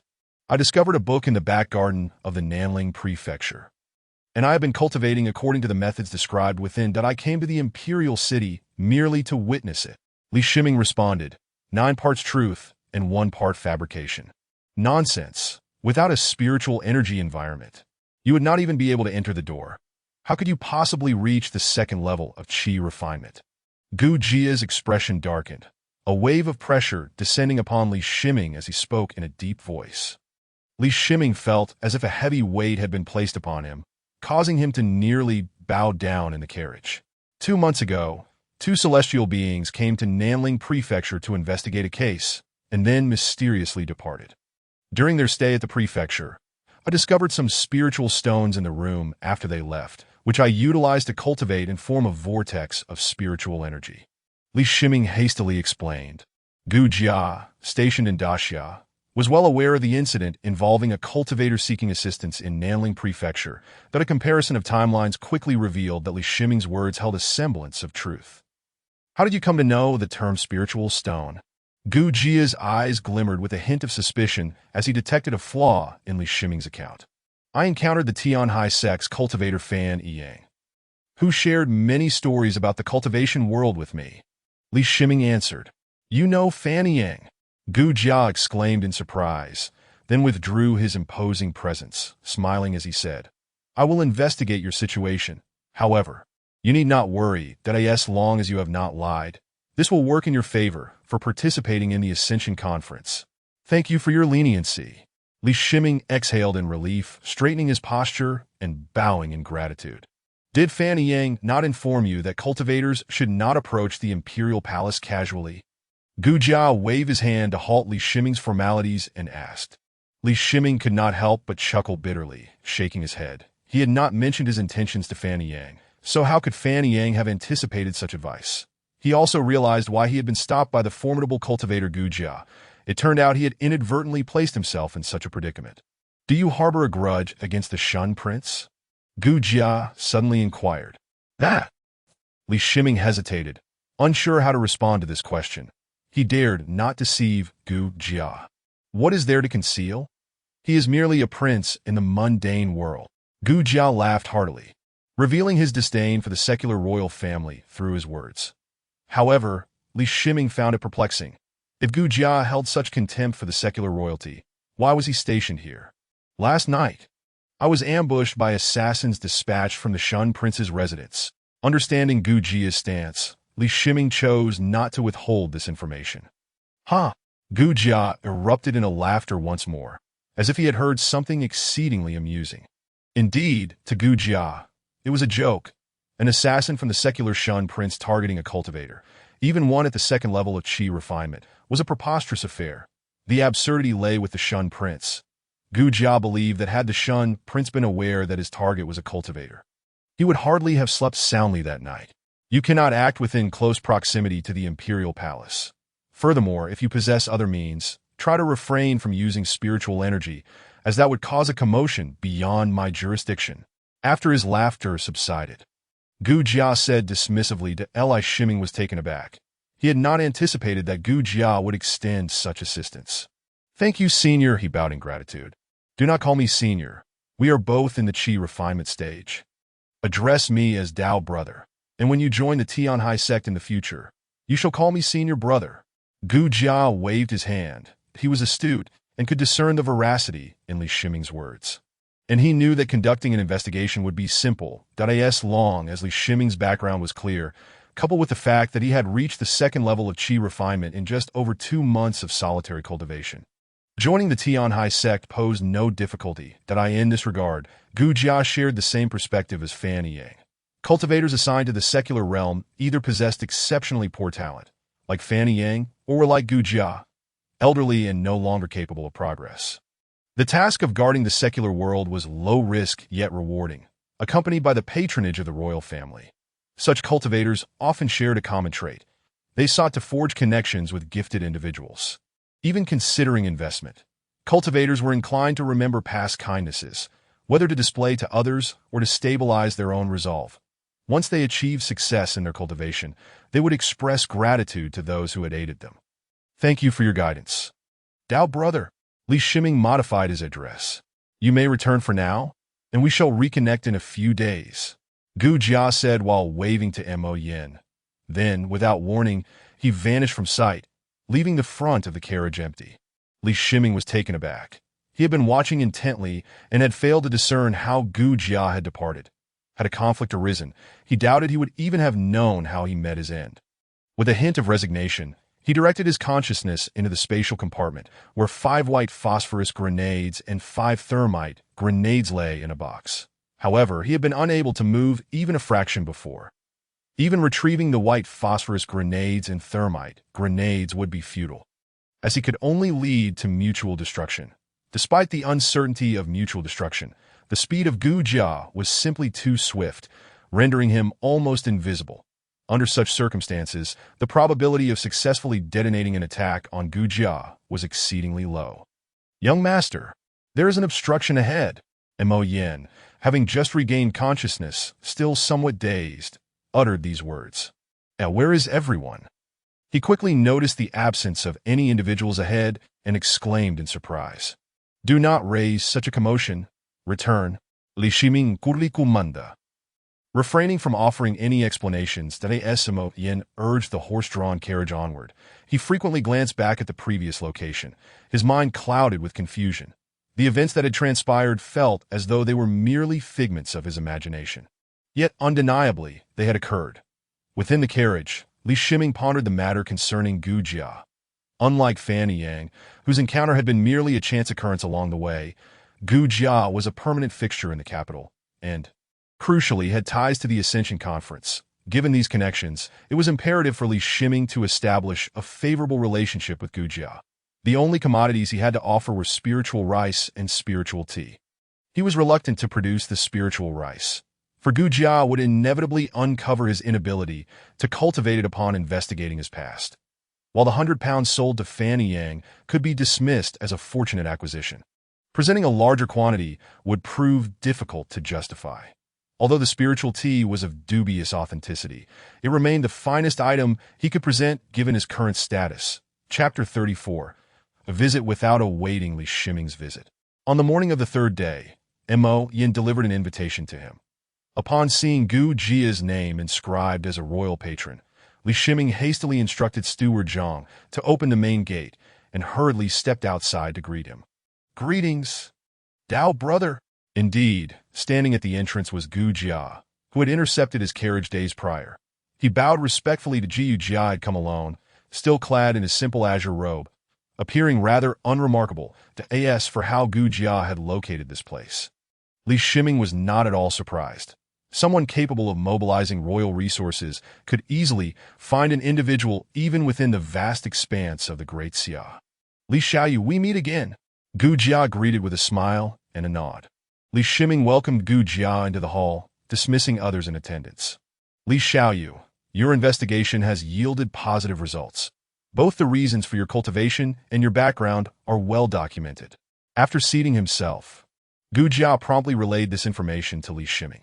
The intelligence network in the Great Xia was far more sophisticated than Li Shiming had anticipated. Events both minor and major occurring in Nanling Prefecture were compiled and stored in the capital by designated personnel. Gu Jia had retrieved intelligence from Nanling Prefecture for months past, and, through comparing the timeline of events to Li Shiming's account, was able to correlate the details.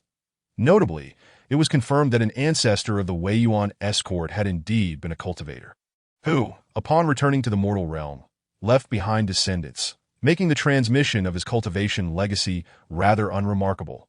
According to reports, the head of the Wei Yuan escort, Wang, had been pursued by a cultivator and had sought refuge in the garden of the Nanling Prefecture government, where Li Shiming fortuitously acquired the hidden legacy of the cultivator. Subsequently, Two fellow cultivators engaged in a mission had left Namling Prefecture, one dead and the other injured, a fact corroborated by their sect that it could only be said that Li Shiming's fortuitous encounters were remarkable, having obtained the cultivation method. He also acquired resources in the form of spirit stones that Jiyu Jia was not particularly concerned with Li Shiming's acquisition of the cultivator's legacy, viewing it merely as a legacy from a loose cultivator. What truly mattered to him was Li Shiming's potential. Dao brother, might I inquire if I could join Tian Heizong? Upon hearing this news, Li Shiming eagerly pressed for more information. Haha, young friend, your background is impeccable, and being from a sect's sphere of influence, joining a sect poses no issue. Gu Jia provided a reassuring guarantee. Li Shiming felt a surge of joy. Were it not for the Ascension conference scheduled for the autumn of next year, he would hardly wish to participate in the spring examinations. This tea is rather unique, Gu Jia remarked, observing Li Shiming's excitement, as he took a sip from his cup, astonished that as a late-stage qi refining cultivator, he had little regard for Li Shiming's tea leaves. However, the spiritual water was produced using the spring breeze and rain technique. Had he been in a sect, he might have procured better quality. Yet currently, in the mundane world, this spiritual water was exceedingly precious. Residing in the capital, sect members received monthly distributions of spirit stones, but living supplies necessitated occasional purchases from the sect. Dao brother, you discerned it. This is crafted using the spring breeze and rain technique. Li Shiming did not conceal his technique, speaking with a smile, regardless of whether it was the faux spiritual tea or the spiritual water used for brewing. Gu Jia, having investigated his background, would likely deduce the origins of these items. Thus, he found it more prudent to acknowledge the truth, potentially earning favor for his admission into the sect. You have indeed mastered the spring breeze and rain technique? Gu Jia expressed surprise. While this technique was not particularly formidable, its uniqueness lay in its status as an introductory technique for spiritual herb cultivators, that he speculated that the legacy left by the ancestor of the Wei Yuan escort was likely that of a spiritual herb cultivator. And it was not unreasonable for him to think so, given he could scarcely envision Li Shiming obtaining a second legacy in the mundane realm. Consequently, he dismissed any lingering hopes he had regarding that legacy, even if it were in his hands. One would still require the innate talent of a spiritual herb cultivator to comprehend it. I had no choice. It took considerable time to learn the spring breeze and rain technique. Li Shiming feigned a look of helplessness. Young friend, once you enter the sect, you shall understand the significance of mastering a myriad of cultivation arts. It will considerably ease your path. Gu Jia remarked with a smile that he placed great importance on Li Shiming's future. Once Li Shiming entered the sect, his stability during the qi refining stage would be enhanced due to this skill. Only through experience does one realize the critical nature of stability. Within the cultivation realm, the Jiyu Jia recalled many fellow sect members, those with superior talents and greater strength, who ultimately became mere footnotes in history while executing missions. Were it not for his own skill, which had diminished the frequency of perilous tasks, he too might not have survived to this day. This is the location of the cultivators' market. It opens 3 times a month. Given that the Ascension Conference will be held here next year, a multitude of cultivators will gather to make their debuts, so the number of cultivators in the market will increase significantly, possibly yielding some valuable items. However, one must exercise caution while attending the market and ensure to conceal their identity. Gu Jia presented a map to Li Shiming. This was his investment. The market served as a gathering place for loose cultivators in the qi refining stage, which he frequented. Naturally, items of interest to a late-stage qi refining cultivator like him were exceedingly rare in such markets, though he often utilized the venue to sell unnecessary items. The majority of cultivators present were at the early to mid-stages of qi refinement, with only a handful being mid-stage cultivators. The existence of this market was, in fact, tied to the presence of Tian Heizong station cultivators. The market operated under the auspices of these cultivators, allowing them to earn some supplemental income. Particularly, items circulated by sect cultivators made the market a gamble for loose cultivators seeking fortune. Jiyu Jia introduced this market to Li Shiming in order for him to genuinely engage with the cultivation world. The market was relatively safe, making it well suited for a novice qi refining cultivator like Li Shiming. Dao brother, Your kindness is greatly appreciated, that I have no means of expressing my gratitude. But here is a jar of water collected using the spring breeze and rain technique. Since Tao brother finds it to your liking, please accept it. Li Shiming put away the map and presented a large jar of spiritual water he had prepared in advance. Originally, he intended to offer it alongside the faux spiritual tea. But he noticed that Gu Jia had little interest in the latter. I shall not refuse your generosity. Gu Jia graciously accepted the jar of spiritual water with a smile, though the spiritual water held little value. It was practical for Gu Jia. It was beyond his expectations that someone of Li Shiming's status and capability could offer such an item. Chapter 35. A plan before departing, Gu Jia imparted one last piece of news to Li Shiming. Prince Shun would be visiting the Baoyan Temple outside the city to pray for blessings the following day. Li Shiming understood the implications of this information. It was yet another favor being extended to him. After bidding farewell to Gu Jia, Li Shiming began contemplating how to eliminate a protected individual without employing the means of a cultivator, ensuring no traces were left behind. Within the extensive database of the large server IBM Z15, there existed a myriad of methods for dispatching mortals. His task was to select one that aligned with his requirements and proved most effective. Harnessing the accelerated cognitive processes afforded by 190 CPUs, a plan soon crystallized in his mind, and he instructed Mo Yin on a few matters before returning to his study to examine the map left by Gu Jia. This map indicated the location of the market and the methods for accessing it. In fact, the access protocols for nearly all markets were quite similar. The restrictions applied to mortals, not to cultivators. Gu Jia, aware of Li Shiming's novice status, had thoughtfully provided him with the entry methods. The market was not situated within the capital itself, but rather 20 miles north of it. Li Shiming furrowed his brow. Traveling to the market by horse or carriage was impractical. Although his physical endurance was robust, he had never attempted long-distance running. Even if he could manage it, it would only serve to broadcast his weaknesses to other cultivators. It seems I shall need to utilize a basic lightness talisman, Li Shiming muttered to himself. He possessed only 11 such talismans. Yet considering his journey to the market, he might be able to procure additional talismans there. Thus, using one or two of the basic lightness talismans was not an insurmountable sacrifice. The market's next opening was in 5 days, and he first needed to address the matters concerning Prince Shun and Li Wenfeng. The Li Wenfeng's situation was not difficult to inquire about. Mo Yin managed to discover that Li Wenfeng's residence was situated a considerable distance from the imperial city, beyond the protective reach of Gu Jia.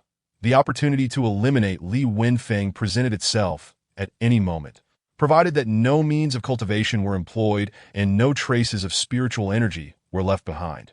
Gu Jia would likely turn a blind eye. Li Shiming even suspected that if Li Wenfeng did resort to using spiritual power, Gu Jia might still offer him considerable protection. However, should he take such measures, his indebtedness to Gu Jia would only increase. And he was reluctant to owe too many favors. At the eastern gate of Zhongdu City, a splendidly attired procession emerged from the city. This was none other than the entourage of Prince Shun, comprising 3 luxurious carriages and 50 mounted soldiers for protection. At the center was the opulent carriage bearing Prince Shun, flanked by 4 adept horsemen serving as his guardians. Such a security arrangement was deemed foolproof, barring an encounter with a large military force. They could handle any situation with composure. Even if confronted by a formidable army, they could hold their ground until reinforcements arrived. The members of the entourage unanimously believed that Prince Shun's outing was utterly secure. The cavalry, well trained, maintained a steady pace as they advanced. 2 pairs of riders alternated in scouting ahead, reflecting a typical military discipline. Li Shiming had departed before Prince Shun, also en route to Baiwansi, to fulfill a vow. As Prince Shun set out, he was returning from the temple. His own party was not small, consisting of 4 guards, Sichin and Mo Yin. Outside the city, a straight road lay ahead, with the carriage positioned in the center. "Young master, there is a royal convoy ahead. Should we yield?" One of the guards reported urgently upon spotting the convoy's banner. Typically, carriages would yield to those of higher rank. Given that Li Shiming held no rank at all, it was only natural for him to defer to the royal procession. "Move to the side and continue on," Li Shiming commanded in a low voice, having already observed the convoy through the carriage window.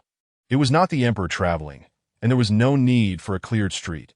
Merely yielding the center lane sufficed. As the carriage shifted aside, an inconspicuous flat stone fell from beneath it.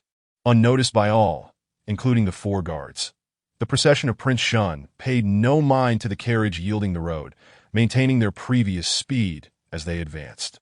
"That is the carriage of the governor of Namling," exclaimed Li Wenfeng, seated beside Prince Shun, recognizing the familiar insignia with astonishment. How could he forget the mark of the governor of Nanling? Had it not been for the suppression of his elder brother, he would not have gained such favor from Prince Shun, nor would he be serving as a senior official of the third rank. Do not let your hatred cloud your judgment. There will be ample opportunities to deal with him in the future. Prince Shun waved his hand dismissively. He lifted a cup of wine, his expression remaining unchanged upon hearing news of Li Shiming. The insignificant Li Shiming was far beneath him, had it not been for the auspicious signs involved, which might provoke his father's displeasure. Dealing with Li Shiming would be a trivial matter. He did not wish to let a mere insect disrupt his composure. He had grand ambitions and aspired to become the emperor of the Great Xia. As the two carriages passed each other, Li Shiming caught sight of Li Wenfeng.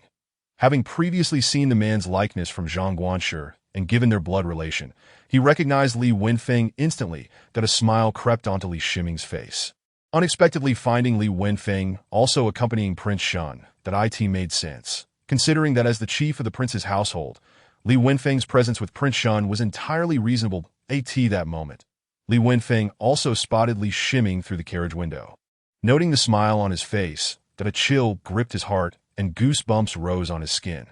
Despite knowing Li Shiming was merely a frail scholar, he felt as though Li Shiming resembled a beast, one that was eyeing a feeble prey. That Li Wenfeng wanted to articulate his feelings, but he recalled the formidable experts beside the carriage and the 50 cavalrymen. Such power brought him some measure of comfort. As the two carriages passed, approximately 200 meters separated them. Upon reaching the area with the flat stone, the leading cavalryman paid no heed to it. Unless the stone was particularly large, it would not hinder the procession. And thus it was ignored that if they were to clear every flat stone, they would make no progress at all. When Prince Shun's carriage rolled over the flat stone, it emitted a sharp crack, followed by the ignition of a small flame. The moment the flame appeared, it quickly erupted into a larger blaze. The fire was white and bore a pungent odor, engulfing the entire carriage. The flat stone was a disguise, containing the world's most advanced timing system, along with several chemical substances including white phosphorus. The timing mechanism was powered by a spring-driven system comprised of multiple gears. After a predetermined duration, it would trigger the fusion of potassium chlorate and phosphorus, resulting in a small-scale explosion. Although the explosive force of potassium chloride and phosphorus was not substantial, it was sufficient to ignite a large quantity of the white phosphorus mixture, which had been formulated according to military-grade white phosphorus munitions. Had he not feared the potential for excessive destruction, Li Shiming would have directly utilized the white phosphorus munitions he had created. That he had calculated the necessary dosage to obliterate a carriage using the large IBM Z-15 server. Upon sighting Prince Shun's carriage, he had computed the time it would take to reach it, accurate to within a second, provided Prince Shun's convoy maintained its speed. Inside Prince Shun's carriage, he and several close officials were engaged in conversation when they suddenly heard cries from outside. Soon, Prince Shun noticed that the entire carriage was enveloped in a strange white flame. That in an instant, the white fire penetrated the heavily constructed wooden and leather body of the carriage from all sides. This carriage was specially designed, composed of dense, high-quality wood and treated leather, capable of withstanding even the penetrating arrows of powerful bows. Yet, before the white phosphorus mixture, it could not endure for even a breath. The white flame engulfed everyone within the carriage, disregarding status and identity, all succumbing to death.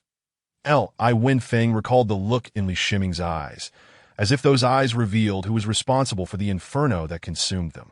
The four nearest experts, despite their formidable skills, could not react in time, their bodies ignited by the white fire. Instinctively, they attempted to extinguish the flames, but these were not flames that could be doused by hand. The white fire clung to them like a malignant curse, penetrating their clothing and burning into their skin, relentlessly searing inward. The four experts could no longer concern themselves with Prince Shun, as they were thrown to the ground by their warhorses, which also caught fire. The horses instinctively sought to extinguish the flames by rolling on the ground, prompting the experts to mimic their actions. Yet, all of it proved futile. The flames from the military-grade white phosphorus mixture were not so easily extinguished.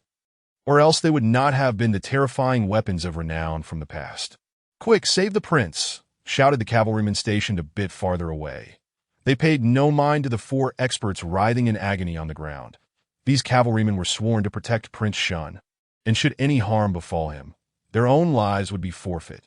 Thus, they frantically endeavored to rescue Prince Shun from the inferno that had transformed the carriage into a white fireball. However, anyone who came into contact with that white conflagration would ignite and collapse in a desperate struggle for survival. After losing more than a dozen cavalrymen to the flames, the white fire quickly diminished, soon extinguishing itself. What remained of the carriage was merely a pile of ashes, the remnants of the carriage and its occupants reduced to charred remains, consumed by a fire that belonged not to this world. Only then did the cavalrymen regain their composure. Gazing at the irretrievable remains of the carriage, they understood that Prince Shun was beyond salvation. "Young master, it seems there is a fire behind us," one of the guards reported to Li Shiming. "Pay it no mind. We shall continue on our way," Li Shiming commanded in a firm tone. The guards understood that they were in Zhengdu, and it was best to avoid meddling in others' affairs if possible. The waters here ran too deep. Through the rear window of the carriage, Li Shiming glimpsed a burst of red fireworks blooming in the sky, forming a peculiar pattern. Just as his carriage was about to enter the city gate, an ear-splitting sound of galloping hooves resonated from within. The gate guards hurriedly urged Li Shiming's carriage to move aside. Shortly after the carriage pulled over, a troop of cavalry surged through the gate. "Master Gu, I have a matter to discuss." In a courtyard of the palace, the emperor of the Great Xia, Jin Geng, garbed in a bright yellow imperial robe, bowed respectfully towards the courtyard gate. Apart from the attending chief eunuch, no one else was present. Otherwise, the sight of the emperor displaying such deference would have astonished all. "Your Majesty has arrived. Please enter," came Gu Jia's voice from within the courtyard, as the gate swung open of its own accord. "Please wait here," Jin Geng instructed the chief eunuch. Stepping alone into the courtyard, Jiu Jia sat on a stone bench, engrossed in a book. Upon noticing the emperor's entrance, he merely set the book aside, showing no inclination to rise. "Master Gu, my third prince encountered an attack 5 miles outside the eastern city and has perished. The means of the attack were exceedingly peculiar, resembling your methods that I implore you to assist." Jin Geng spoke with no hint of imperial arrogance, bowing as he did so that he was acutely aware of his position in the realm of the mundane. He was the emperor, the sovereign above all. However, this does not include the celestial masters, much less the celestial master before him, who belongs to the Tianhai sect. Were it not for the suppression of the celestial master from the Tianhai sect within the imperial palace, how could the great Xia dynasty endure through the ages? Every emperor who ascends to the throne is acutely aware of a vital piece of information.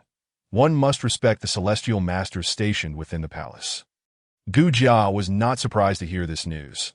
He was the one who informed Li Shiming about the third prince's outing, with Li Shiming's cultivation at the second level of qi refining. If he could not handle even the third prince, he would hardly deserve the title of cultivator. "Your Majesty, please wait here for a moment. I shall return shortly." Although Gu Jia was aware of the circumstances, he still needed to present the appropriate demeanor. That he patted his storage bag, and a blue glow appeared, instantly transporting his body like a rainbow. The distance from the palace to the eastern city gate of Zhengdu would typically require half an hour, even on a fast horse. But he flew and arrived at the scene in mere moments. By the time he reached the vicinity of the incident, the area was already cordoned off by the imperial guards clad in bright armor. Gu Jia halted at a distance from the scene and, after presenting a token, approached. Upon seeing the charred remains in a heap of ashes, Gu Jia initially believed it to be the work of a cultivator. After all, ordinary fire would struggle to reduce a carriage and its occupants to such a state. It would require exceedingly high temperatures to achieve this. However, as he drew nearer to the ashes, he realized his mistake. There was not a trace of spiritual energy, and it was undoubtedly not the handiwork of a cultivator. He couldn't help but admire Li Shiming, regardless of the means employed. Achieving such an effect was commendable. It seemed that the favor he hoped to gain from Li Shiming was now unattainable. The Jiu Jia shook his head and turned to leave. This was not the doing of a cultivator, so it was of no concern to him. Chapter 37. The market. Li Shiming's figure raced forward swiftly, with a blue glow shimmering around his legs. Although he could be considered a cultivator, neither the spring breeze transforming rain technique, metal element technique, nor the earth spirit technique could bestow upon him a physique that far surpassed that of an ordinary person. After employing the basic lightness talisman, his speed was akin to that of an automobile in his previous life. The issue was that even if he were to construct a vehicle, it could not reach the speed of the basic lightness talisman on these rugged, uneven roads devoid of smooth pavement. With a gentle touch of his feet, his body soared forward, each step buoyed by the effects of the basic lightness talisman. He could effortlessly leap over a drop of 10 meters, and even cross a not-so-wide river by skimming across its surface with a few quick steps. In no time at all, he covered a distance of 20 L. At this moment, Li Shiming bore no resemblance to his former self. Even if his father, Li Wenyuan, or his closest acquaintance, Si Qin, were present, they would not recognize him, that he wore a long black robe adorned with a hood, and his face was concealed behind a completely black mask. These were not the most critical elements of his disguise. His physique had undergone a significant transformation as well. Utilizing soft materials and the micron-level control of consciousness within the confines of the control room, he had suppressed the items of disguise. His boots contained a 5-centimeter heel lift, shoulder pads broadened his shoulders, and simulated muscle pads adorned his front and back, transforming him into a veritable giant. The material on his face was chemically altered to reshape his features, with a base layer concealing any traces. Li Shiming was uncertain whether such techniques of disguise existed in this world, but he surmised that the makeup techniques from his previous life were likely not dissimilar from those used for disguise. Both capable of radically altering one's appearance, that he had to exercise caution. He was venturing into the market to interact with other cultivators that he did not wish for his carelessness to reveal his origins to the cultivators, thereby exposing himself. Li Shiming came to a halt, maintaining the blue glow around his legs. The basic lightness talisman could sustain its effects for an hour. This must be the place. Comparing the terrain before him to the map provided by Gu Jia, he was confident he had found the correct location. It appeared utterly deserted, merely a stone wall. Even when he touched it, it felt like solid rock. Once again, he marveled at the wonders of cultivators. Mere mortals, and even ignorant cultivators, could not discern the existence of the market standing before them. Of course, as Li Shiming was only at the second level of qi refining, he viewed things from that limited perspective. He summoned the spiritual energy within him and traced a unique pattern with his fingers. The spiritual pattern manifested in the void. The stone wall trembled, revealing an opening sufficient for a single person to enter. Without hesitation, he stepped through the gap and glanced back, noticing that he could see the outside scenery from within. Li Shiming did not linger in observation. He needed to project the demeanor of an experienced individual rather than a novice. Upon entering the market, he felt a wave of disappointment wash over him. Although the entrance was indeed remarkable, the interior was not as bustling as he had imagined, lacking any semblance of celestial atmosphere. The entire market was visible at a glance. It consisted merely of a narrow path of about 100 meters in length. Alongside the path, every few meters stood a small stall. Whether it was due to his early arrival or the inherently limited number of stalls, there were only a handful, about 10 in total. The cultivators meandering between the stalls numbered around a dozen. Hardly more than the stalls themselves. Several of these cultivators concealed their faces, and a few stall owners did the same. The concealed stalls merely laid out a cloth on the ground, while those that revealed their faces at least had a table displaying their goods. According to Gu Jia's introduction, if one possessed excess resources, they could sell them to the stall owners or find a space to sell themselves. However, setting up a stall here would require surrendering 10% of their earnings, which often rendered selling directly to the stall owners more advantageous. Li Shiming exerted the utmost effort to conceal his presence, suppressing the turbulent waves of spiritual energy within him. He approached the first stall, casting his gaze downward at the items on the wooden table. The most eye-catching of all was a vertically positioned sign displaying the character How, accompanied by a pattern of runes. The items for sale here were all related to talismans, talisman paper, talisman ink, and talisman brushes. There was only one type of talisman paper. A stack of 100 sheets adorned with a yellowish-green hue. 3 brushes were available, each intricately engraved with complex patterns, emanating faint waves of spiritual energy. Talisman ink was the most abundant, as different talismans required distinct inks. Shimming had learned this from Introduction to Runes. If he had the materials, he could concoct such inks himself. Additionally, there were several ready-made talismans, though only one of each type was available. Among them, Shimming recognized the basic lightness talisman, basic fireball talisman, basic ice arrow talisman, and basic earth armor talisman, while there were several others he could not identify. The stall owner was an elderly man, his eyes squinting as if he were dozing off, seemingly oblivious till Shimming standing before him. Shimming had a need for talisman paper, brushes, and ink. Possessing these 3 items would allow him to attempt drawing talismans himself. However, he did not make an immediate purchase.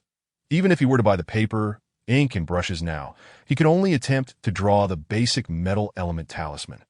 This was because the fundamental requirement for drawing talismans was to base them on the spells mastered by the talisman maker. He needed to explore the market further. He was uncertain of the purchasing power of the spiritual stones in his possession, and he did not know how much he could acquire. He resolved to traverse the entire market before deciding on the essential items to purchase, but he proceeded to the second stall, which also featured a wooden table displaying a sign that read Ding. It appeared that the first stall, How, and this second stall, Ding, were akin to the signs of secular shops. On this table lay 5 magical artifacts, including swords and shields, all of which were determined to be of inferior quality by the fluctuations of spiritual energy. Shimming did not linger at this stall. He was not in need of magical artifacts, but rather the methods to utilize them. He dared not inquire about the usage of magical artifacts here, as that would reveal to the cultivators that he was a novice who could not even wield a magical artifact. Chapter 38. Sale. Old Lou, why has the price of spiritual rice risen again? 2 spiritual stones per pound. Why don't you just go rob it? A voice shattered the tranquility of the market. Shimming turned toward the source of the voice, which came from 2 stalls away. Upon hearing spiritual rice, he moved closer, stopping about 5 meters away. The other cultivators who had gathered to watch maintained a similar distance, none daring to approach. Some cultivators, upon hearing the argument, even turned away to increase the distance. Shimming could clearly see the sign on the wooden table of that stall, which displayed the character Lou. Spiritual plant seeds? His eyes lit up at the sight of the items for sale. The only spiritual plant seeds he possessed were those for spiritual rice. By simply cultivating spiritual rice, he could secure a sufficient supply of spiritual grains for himself. The space within the control room was severely limited, with all available space currently dedicated to growing spiritual rice. That if he could acquire seeds for more valuable spiritual plants, it would significantly enhance his yield. However, he hesitated to approach, as there were cultivators currently negotiating with the stall owner. Why don't you go rob it? The price for spiritual rice is what it is. Take it or leave it. The cultivator known as Old Lou replied, his brow slightly raised. Wasn't he at just 1.5 spiritual stones per pound a few days ago? The cultivator standing at the stall merely grumbled.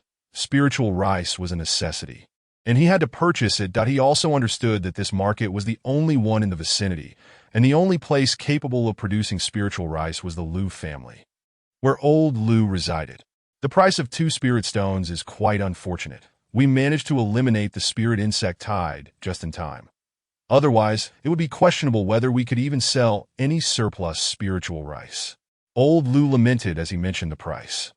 Despite the lucrative nature of being a spirit planter, it merely required the acquisition of spiritual seeds and a piece of spirit field for cultivation.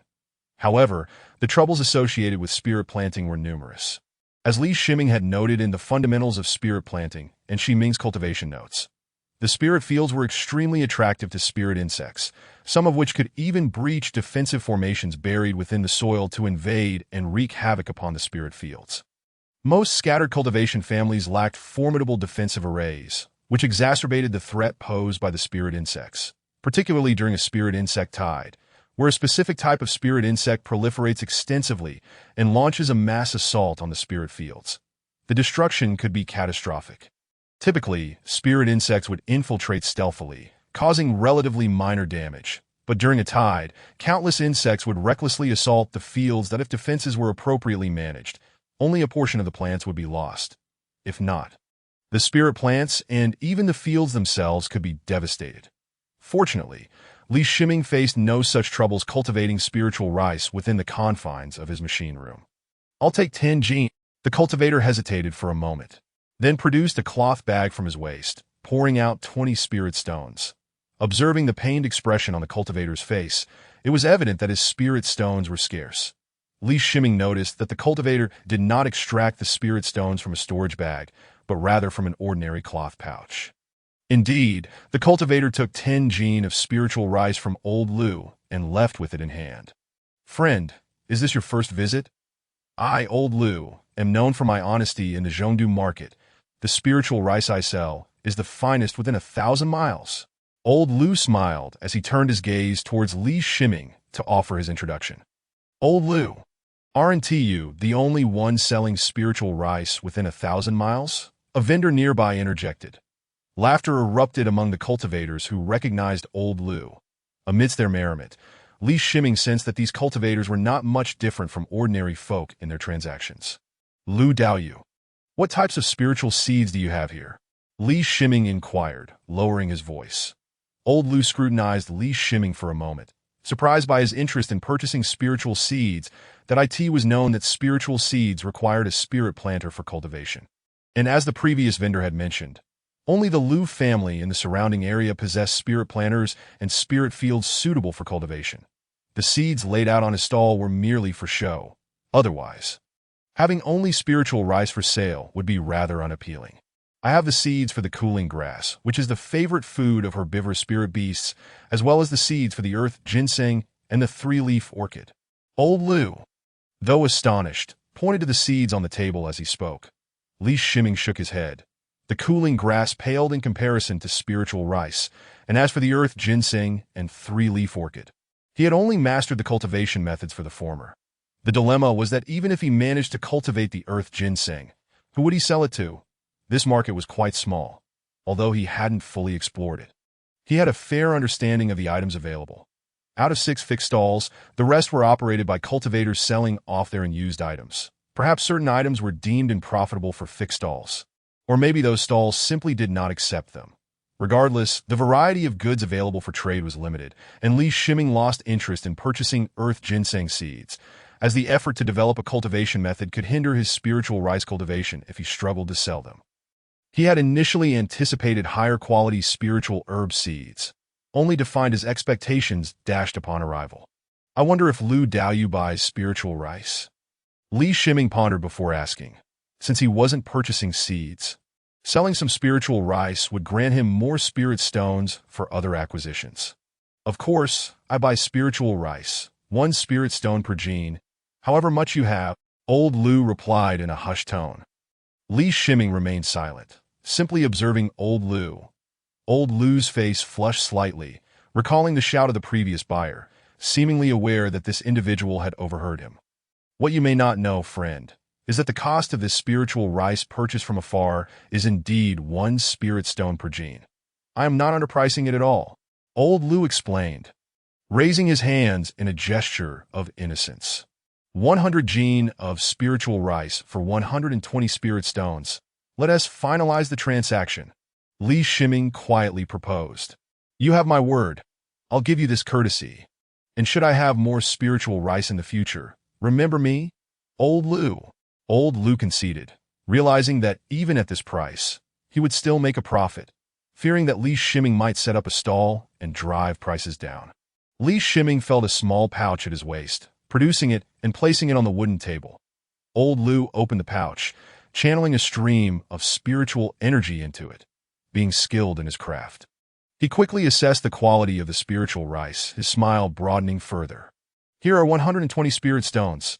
Please accept them, he said, placing a small pouch of spirit stones on the table. Although Li Shiming lacked old Lu's methods, he could discern the quality of the spirit stones merely by touch.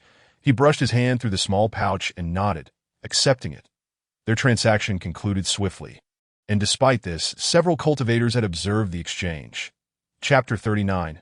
Purchase. Li Shiming had approximately 192 spirit stones at his disposal, needing to reserve some for his cultivation next month. He approached a stall selling books, marked with the name Zhang. Here, you may only flip one page. Any additional pages flipped require a purchase. The stall owner, having witnessed Li Shiming's transaction with old Liu, recognized him as a potential customer and immediately addressed him as he stopped. Li Shiming picked up a book titled Lightness Technique, opening the first page to find an introduction without any substantive content.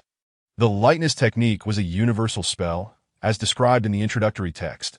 Li Shiming was unfamiliar with the specific implications of a universal spell, but given its designation, it likely meant that all cultivators could learn it. He set the Lightness Technique aside and examined several other books. Fireball Technique, Object Manipulation Technique, Sound Transmission Technique, and Freezing Technique. Zhang Daoyu, how much for the Lightness Technique? Li Shiming inquired, gesturing to the book beside him. All secret texts here are 10 spirit stones each. Zhang, the stall owner, replied in a somber tone. Li Shiming contemplated his options. None of the books were cultivation techniques. All were spell books, and those openly sold were unlikely to be powerful spells. A price of 10 spirit stones per book equated to the value of 10 gene of spiritual rice, which was not overly expensive for him. However, he was acutely aware of the need to appear modest.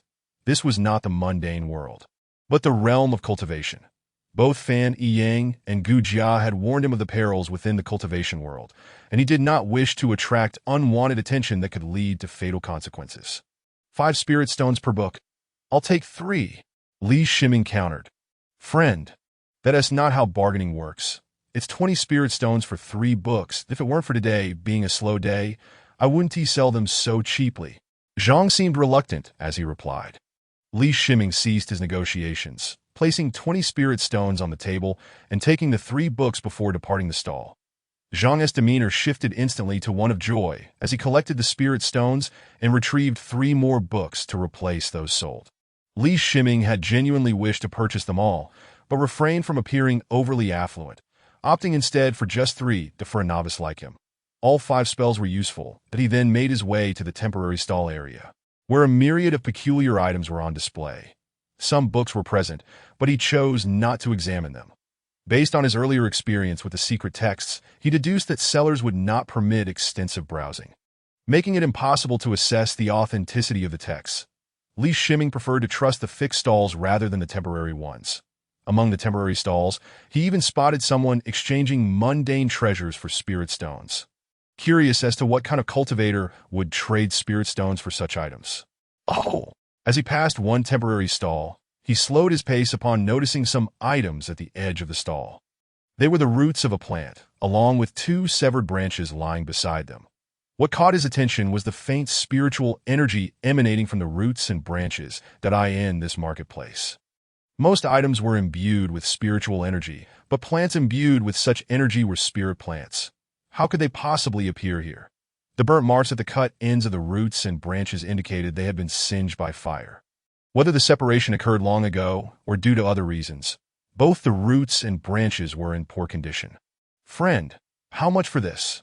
Li Shiming inquired, bending down to point at the spirit plant roots and the 2 branches. I found this. 5 spirit stones to take it. The stall owner, his face obscured by cloth, replied with a muffled voice. 0.5 spirit stones were not an exorbitant price. Had the spirit plant been intact, it could have fetched many times that amount. Li Shiming was unsure if he could revive it. But 5 spirit stones were worth the attempt. That it seemed the stall owner shared his reasoning, setting the price at a favorable level. Li Shiming handed over 5 spirit stones, collecting the spirit plant roots and branches. Having reached the end of the marketplace, he turned and quickened his pace, this time with a clear intent to approach the first stall at the entrance. How Daoyu? How much for the talisman paper? Li Shiming asked in a low voice. A stack for 10 spirit stones, stall owner Hao replied. Squinting his eyes with newfound energy, his voice slightly aged. I'll take 2 stacks. How much for this talisman brush? Li Shiming did not haggle. He had observed that many cultivators frequented this stall to purchase talisman paper, and the transactions were brief, indicating that the prices were fixed. A red hairpin made from the tail fur of a red-haired rabbit, 30 spirit stones. I wish to acquire these talisman ink materials. How many spirit stones? Li Shiming inquired further. The talisman ink materials are 10 spirit stones, the stall owner How? Promptly replied that Li Shimming produced the spirit stones, and How pushed the items towards him, finalizing the transaction, that he turned and exited the market. Once outside, he activated a basic lightness talisman and propelled himself swiftly into the distance. Rather than returning directly to the capital, he opted for a longer route. With all his senses heightened, he engaged the full power of the IBM Z15 server, utilizing its 190 CPUs to continually analyze the information relayed by his senses. Suddenly, he altered his trajectory, having detected an anomaly in the flight pattern of a bird that had taken off from the nearby woods. There exists a distinction between a bird flying off autonomously and one that is startled in a flight. The IBM Z15 database contained relevant literature on this matter. Given the bird's behavior, there was an 80% likelihood that someone was present in the woods. Moreover, this was not a typical path. Traversing such steep and uneven terrain required the enhancement of a basic lightness talisman. Two figures in the forest observed Li Shimming's change in direction, but showed no intention of pursuing him. They discerned that Li Shimming was merely a novice. Although he attempted to project an air of experience in the market, he had revealed too many vulnerabilities. His apparent caution had nonetheless piqued the interest of several cultivators. Firstly, the possession of a storage bag was notably conspicuous that he had assumed that such bags were commonplace among cultivators, oblivious to the struggles of solitary practitioners, with whom he had never truly interacted. Secondly, his demeanor while passing the stall selling magical artifacts exhibited a dismissive attitude towards the items for sale. Experienced cultivators could immediately deduce that he possessed a magical artifact of superior quality compared to those on display. Lastly, while his transaction involved only 100 spirit stones, his previous navet had rendered him a target for certain cultivators, who no longer felt any restraint. Li Shimming contemplated the map in his mind. He recognized that there were few paths leading down from the market. He needed to descend quickly to regain his freedom of movement. Chapter 40. Ignition empowered by the basic lightness talisman, Li Shimming darted through the rocky terrain. Following the last route identified by the IBM Z15 server, if only he could leap from the towering cliff without harm, countless options would be available to him. However, as a mere second-level chi refining novice, and given his rudimentary understanding of how to wield spiritual energy, he lacked the capability to jump from heights exceeding 100 meters to the untrained eye. He appeared composed, concealing any hint of panic, as he adeptly detected ambushes ahead of time. Sometimes it was the disturbance of small animals that alerted him. Other times, it was an inconspicuous mark on the ground that Li Shimming halted once more. Having noticed a small stone dislodged from its original position about 50 meters ahead, revealing a trace of moisture, this suggested that someone had recently lingered there, prompting him to scan the surroundings further. Most of the cultivators attending the market were in the early stages of chi refining, and to some extent, they lacked the finesse to leave no trace. They invariably left some evidence of their presence. Li Shimming felt a surge of anger. He had not anticipated the dark underbelly of the cultivation world, where merely exposing a hint of wealth could attract the attention of countless cultivators. This was supposed to be a relatively secure market, as provided by Gu Jia, showcasing the inherent dangers of the cultivation realm. In fact, Gu Jia genuinely believed that this market was exceptionally safe, as its existence relied on the collective adherence to rules by all cultivators, specifically the prohibition against violence. Additionally, the reputation of the Tianhai sect stronghold in the capital lent further security. Gu Jia, being a late-stage chi refining cultivator, commanded respect, ensuring that no one dared to provoke him, with every cultivator striving to curry favor with him. Naturally, if Li Shimming were to invoke Gu Jia's name, no cultivator would dare to brazenly attack him. Li Shimming identified the hiding place of the cultivators. Two figures emerged from behind a large tree. Both wore identical clothing and bore ordinary features. Yet their eyes were sharp and piercing. Upon being discovered, they stepped out without hesitation. The inability to ambush him was inconsequential, for Li Shimming's strength was far too inadequate. One was a third-level chi refining cultivator, while the other was at the fourth level. Ensuring their success in eliminating a second-level chi refining novice was virtually guaranteed. "Hand over your storage bag, and we shall let you go," the fourth-level cultivator commanded in a low voice. Li Shimming was positioned a good 60 meters away, yet the words reached his ears with clarity. Naturally, he had no intention of relinquishing his storage bag. although it contained little of value. The majority of his precious items resided within the confines of his server space that he understood all too well that surrendering the bag would not guarantee his safety from the cultivators before him. He swiftly assessed his odds of survival in combat. Evidently, given their capabilities, his chances were less than 1%. His arsenal consisted of 2 basic earth armor talismans, 5 basic fireball talismans, and 5 basic ice arrow talismans. While the power of these elementary talismans was commensurate with the standard attacks of early-stage chi refiners. The spiritual energy fluctuations emanating from the opposing cultivators far surpassed his own, particularly that of the one whose aura instilled a sense of dread within him. Even at a distance of over 60 meters, he feared he might not even be able to stand firm should they close in. Shiming's consciousness delved into the server space, retrieving a thermite grenade. The 2 cultivators advanced slowly, clutching speed-enhancing talismans, waiting for the opportune moment to activate them, making escape nearly impossible for him. They were determined not to let Li Shiming slip away. After all, should another cultivator eliminate him, the spoils would not fall to them. News had circulated that he was merely a novice, and the 2 cultivators sought to manipulate his mindset with words, aiming for a swift kill. With both hands grasping the thermite grenade, Li Shiming leaned back, channeling his spiritual energy into his arms. This was his rudimentary application of spiritual energy. When harnessed in his arms, it could amplify his strength exponentially. The throwing motion he executed, from posture to force transmission, was derived from athletic research within the IBM Z15 database. This technique maximized the transfer of his entire body's force into the thermite grenade, transforming his body into a catapult, his arms serving as the throwing arm. "I'll crush you," he shouted as the thermite grenade soared towards the 2 cultivators. Upon its release, his consciousness once again entered the server space, retrieving a large, soft cover made from starlight to shield himself.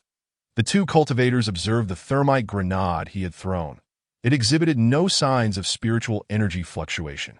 In the eyes of cultivators, an object devoid of such energy posed no threat. The 4th-level cultivator casually unleashed a wave of spiritual energy, intending to shatter the hurled grenade. However, the thermite grenade possessed 2 explosive modes. One was a timed detonation, requiring manipulation within the server space, with the timing mechanism concealed within the grenade's exterior.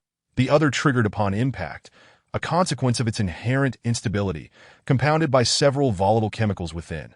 Any disturbance would unleash a massive amount of thermal energy. Thus, at the very moment the 4th-level cultivator's spiritual energy struck the thermite grenade, it detonated. The explosion was not particularly loud. The true terror of the thermite grenade lay not in the force of the blast, but in the ferocity of the flames. This was an incendiary device, specifically designed to generate fire. With a resounding bang, a fireball erupted, centered on the location of the thermite grenade, engulfing a radius of 40 meters in flames. The 2 cultivators, blinded by the intense light produced by the explosion, instinctively sought to retreat. In their rush, they attempted to exchange the speed-enhancing talismans for defensive ones from their storage bags. Their responses were swift. Yet the consuming flames were even swifter, swallowing them whole. Their screams echoed for 2 seconds before fading into silence, and the fire itself dissipated almost as quickly, leaving behind a pungent cloud of white smoke. Chapter 41. Harvest protected by the starlight. Li Shiming felt a tingling sensation coursing through his scalp. Having resolved to engineer the white phosphorus grenade and thermite grenade for self-defense against cultivators, he had crafted these weapons to yield his maximum potential. He understood clearly that if the power were insufficient, the explosion would not encompass the cultivator's escape velocity, rendering the defensive weapon ineffective. Yet another dilemma presented itself. If the power were excessive, he might lack the strength to propel the thermite grenade beyond the blast radius. In other words, once the thermite bomb detonates, it is highly likely that it will include itself in the explosion. Thus, it necessitates a means of survival amidst the flames of the thermite bomb, which he has discovered within the formidable IBM Z15 server. Starlife is a fire-resistant material developed by a man named Maurice Ward. However, the original version of Starlife has been lost following the inventor's demise. Nevertheless, subsequent researchers have managed to recreate a similar Starlife material using various household items. When starch, baking soda, and glue are combined, they form a new fire-resistant material called starlife. As for its efficacy, Li Shiming had already conducted tests within the confines of the server room. Lying on the ground, akin to a filling beneath a dumpling's skin, Li Shiming donned a gas mask as he counted down in his mind. He listened intently to the sounds outside. 15 seconds after the explosion erupted, he lifted the starlife material from his body and observed that the surface, resembling a large pancake, had turned completely charred. Fortunately, this expansive pancake had afforded him ample protection, and he had not sustained even the slightest burn. However, the sweltering air, coupled with the thin oxygen and toxic smoke, rendered the area perilous. The effects of his primary lightness charm had yet to dissipate. After stowing the starlife material, he swiftly darted over to the two corpses. His gaze fell upon the storage bags at their waists, and he was taken aback to discover that both practitioners possessed such bags. Although the two bags bore signs of scorching, they appeared largely intact, suggesting that they possessed some form of defensive mechanism. Recollecting the initial storage bag he had obtained after the nitroglycerin explosion, he noted that it too had remained undamaged.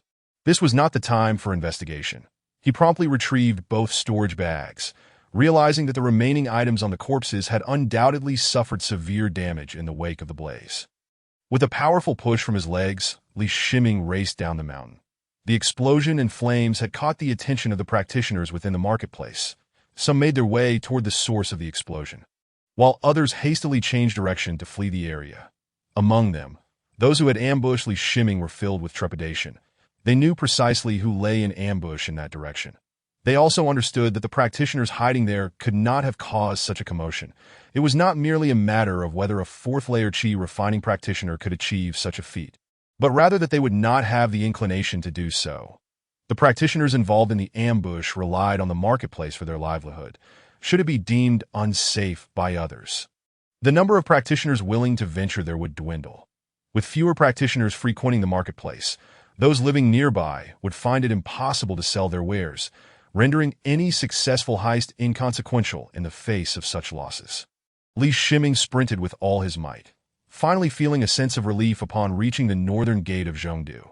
His appearance was rather peculiar, so prior to entering the city, he changed into a different set of clothes. Though he did not remove his disguise, after meandering through the city, he emerged from an alley transformed back into the scholarly Shiming, clad in flowing robes, no longer resembling his previous self.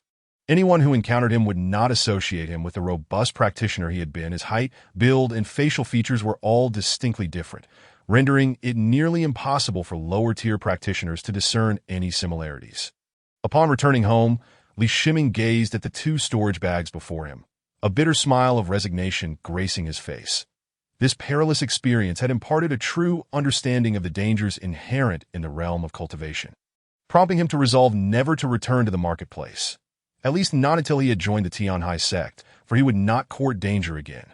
Grasping one of the storage bags, he infused it with spiritual energy, allowing him to perceive its contents. Within lay a low-grade long sword artifact, marked with a small Hao character near the hilt. Could it be that Hao? Li Shiming pondered, recalling the first stall in the marketplace, where an elderly practitioner presided. The signpost at that stall bore the name Hao, a surname not particularly common, leading Li Shiming to doubt that there was no connection to the elderly stall owner. Such a marked low-grade artifact could not have been sold far from here, without a link to its origins. Next, he discovered a sizable stack of talismans, far exceeding his expectations in quantity. Upon extracting the talismans, he noted that all were crafted from a distinctive yellow-green paper, enabling him to recognize it instantly. This paper was sold by the elderly practitioner Hao, indicating that these talismans were likely produced by his faction. There were over 50-inch primary lightness talismans, more than 30 primary fireball talismans, over 30 primary freezing talismans, 15 primary earth armor talismans, and 2 intermediate fireball talismans. This was the first time Li Shiming had encountered such an abundance of talismans, and he realized that if he were to engage in battle against a practitioner of this caliber, his own limited supply of talismans would prove utterly inadequate. The storage bag also contained over 120 spirit stones, along with a few garments and mundane items such as gold and silver. Having only recently begun his cultivation journey, Li Shiming possessed over 100 spirit stones, while this practitioner's bag held just over 120. suggesting that this practitioner was rather impoverished. He then opened the second storage bag, first encountering another low-grade long-sword artifact, identical in style and bearing the same Hao character. I must find time to visit Brother Gu Dao and inquire about the local practitioner's factions, Li Shiming murmured to himself. This storage bag held fewer talismans, but their quality was significantly enhanced. There were 5-inch intermediate fireball talismans, 1 intermediate earth armor talismans, and over 40 primary talismans. Li Shiming took particular note of the intermediate earth armor talismans, as they served as defensive talismans capable of mitigating damage. Additionally, there were 350 spirit stones, a collection of talisman ink materials, 12 stacks of talisman paper, all of the same yellow-green variety, and a talisman brush brimming with spiritual energy. Upon retrieving the brush, Li Shiming noted that it possessed a far greater level of spiritual energy than the one he had purchased, though it did not reach the caliber of a mid-grade artifact. Nonetheless, it ranked among the finest of low-grade artifacts. Finally, the storage bag contained a cultivation journal, as it seemed many practitioners enjoyed documenting their cultivation experiences. This marked the second such journal he had obtained, having discovered 2 from the 3 storage bags. Chapter 42. Reminder: Li Shiming meticulously categorized the items and stored them within his server room space. The interior of the storage bags was quite limited, roughly a cubic meter in size, that he needed to address the spirit plants he had purchased, as this was of utmost importance. The remaining spirit plant roots had a low survival probability, and any further delay would obliterate any chance of success. Within the confines of the server room, he focused his consciousness on the roots and 2 branches of the spirit plant, which bore no leaves but exhibited 5 protruding buds. With this evidence, he was unable to ascertain the species of the spirit plant, as it was not mentioned in the foundational text on spirit plants. Regardless of the type, based on the size and shape of the roots, he surmised it was likely a shrub. From the database of the IBM Z15 server, he located the nutrient solution formulation for soilless cultivation of shrubs, as well as the techniques for grafting them. He first prepared a sterilizing solution via chemical means, meticulously cleaning the roots, particularly at the severed ends. That he then placed the roots into the soilless nutrient solution for shrubs and employed the spring breeze and rain technique to nourish the roots. Subsequently, he grafted the 2 branches onto the severed ends of the roots. Thanks to the environment of the server room, Li Shiming was able to artificially create a sterile environment for the spirit plant through the manipulation of his consciousness. Having completed these tasks, the fate of the spirit plant's survival now rested in the hands of Providence. Just as he was preparing to study the newly acquired spells, footsteps echoed from outside the study. "Si Qin, is there something amiss?" Li Shiming inquired, his brow furrowing, that he had long instructed that he should not be disturbed when in the study. "Young master, Elder Gu has arrived in the reception hall," Si Qin replied softly. "I will be there shortly."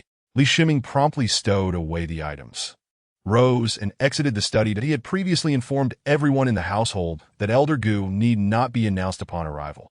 He did not wish for a prominent sect practitioner to be left waiting at the door as had occurred previously. "Greetings, Brother Gu Dao," Li Shiming greeted warmly upon seeing Gu Jia. "Seeing you safe brings me great relief." Gu Jia smiled in response, and after Li Shiming took his seat, he continued, "There has been an incident at the marketplace today. 2 practitioners from the Hao family were killed. It would be prudent to avoid the marketplace for the time being." Gu Jia had received news via long-distance messaging that a formidable practitioner had appeared at the marketplace, effortlessly slaying 2 members of the Hao family and departing unscathed. While he would ordinarily resolve matters within the marketplace, having received spirit stones from it, the events occurring outside its bounds were beyond his jurisdiction. However, considering he had just warned Li Shiming about the marketplace, he was concerned that Li Shiming might encounter this powerful practitioner, prompting him to come and inform him. "Thank you for the heads up. I actually do not possess a surplus of spirit stones, and my intention to visit the marketplace was merely to broaden my horizons. Given the current danger, I shall refrain from going," Li Shiming replied, displaying a look of astonishment. "When I next venture to the marketplace, you are welcome to accompany me," Gu Jia suggested after a moment's contemplation. "Brother Gu, you mentioned the Hao family earlier. Is their influence quite substantial?" Li Shiming inquired curiously. "The Hao family is hardly a significant force. They can barely be considered a low-tier cultivation family. The strongest among them is merely at the sixth layer of Qi refining. To my knowledge, the family comprises 7 practitioners. Oh no, now, there are only 5 remaining. They primarily engage in the production of talisman paper, supplementing their income with a small quantity of low-grade talismans for sale. Gu Jiao replied with a hint of disdain. Are there many such cultivation families in Zhengdu? Li Shiming pressed further.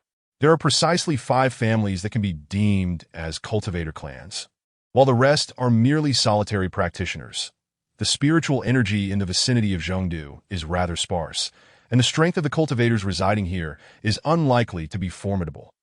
Powerful factions are generally found in regions where the spiritual energy is more concentrated, Gu Jia explained with a smile.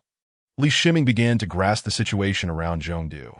It made sense, as he found it nearly impossible to cultivate without the gathering spirit plate.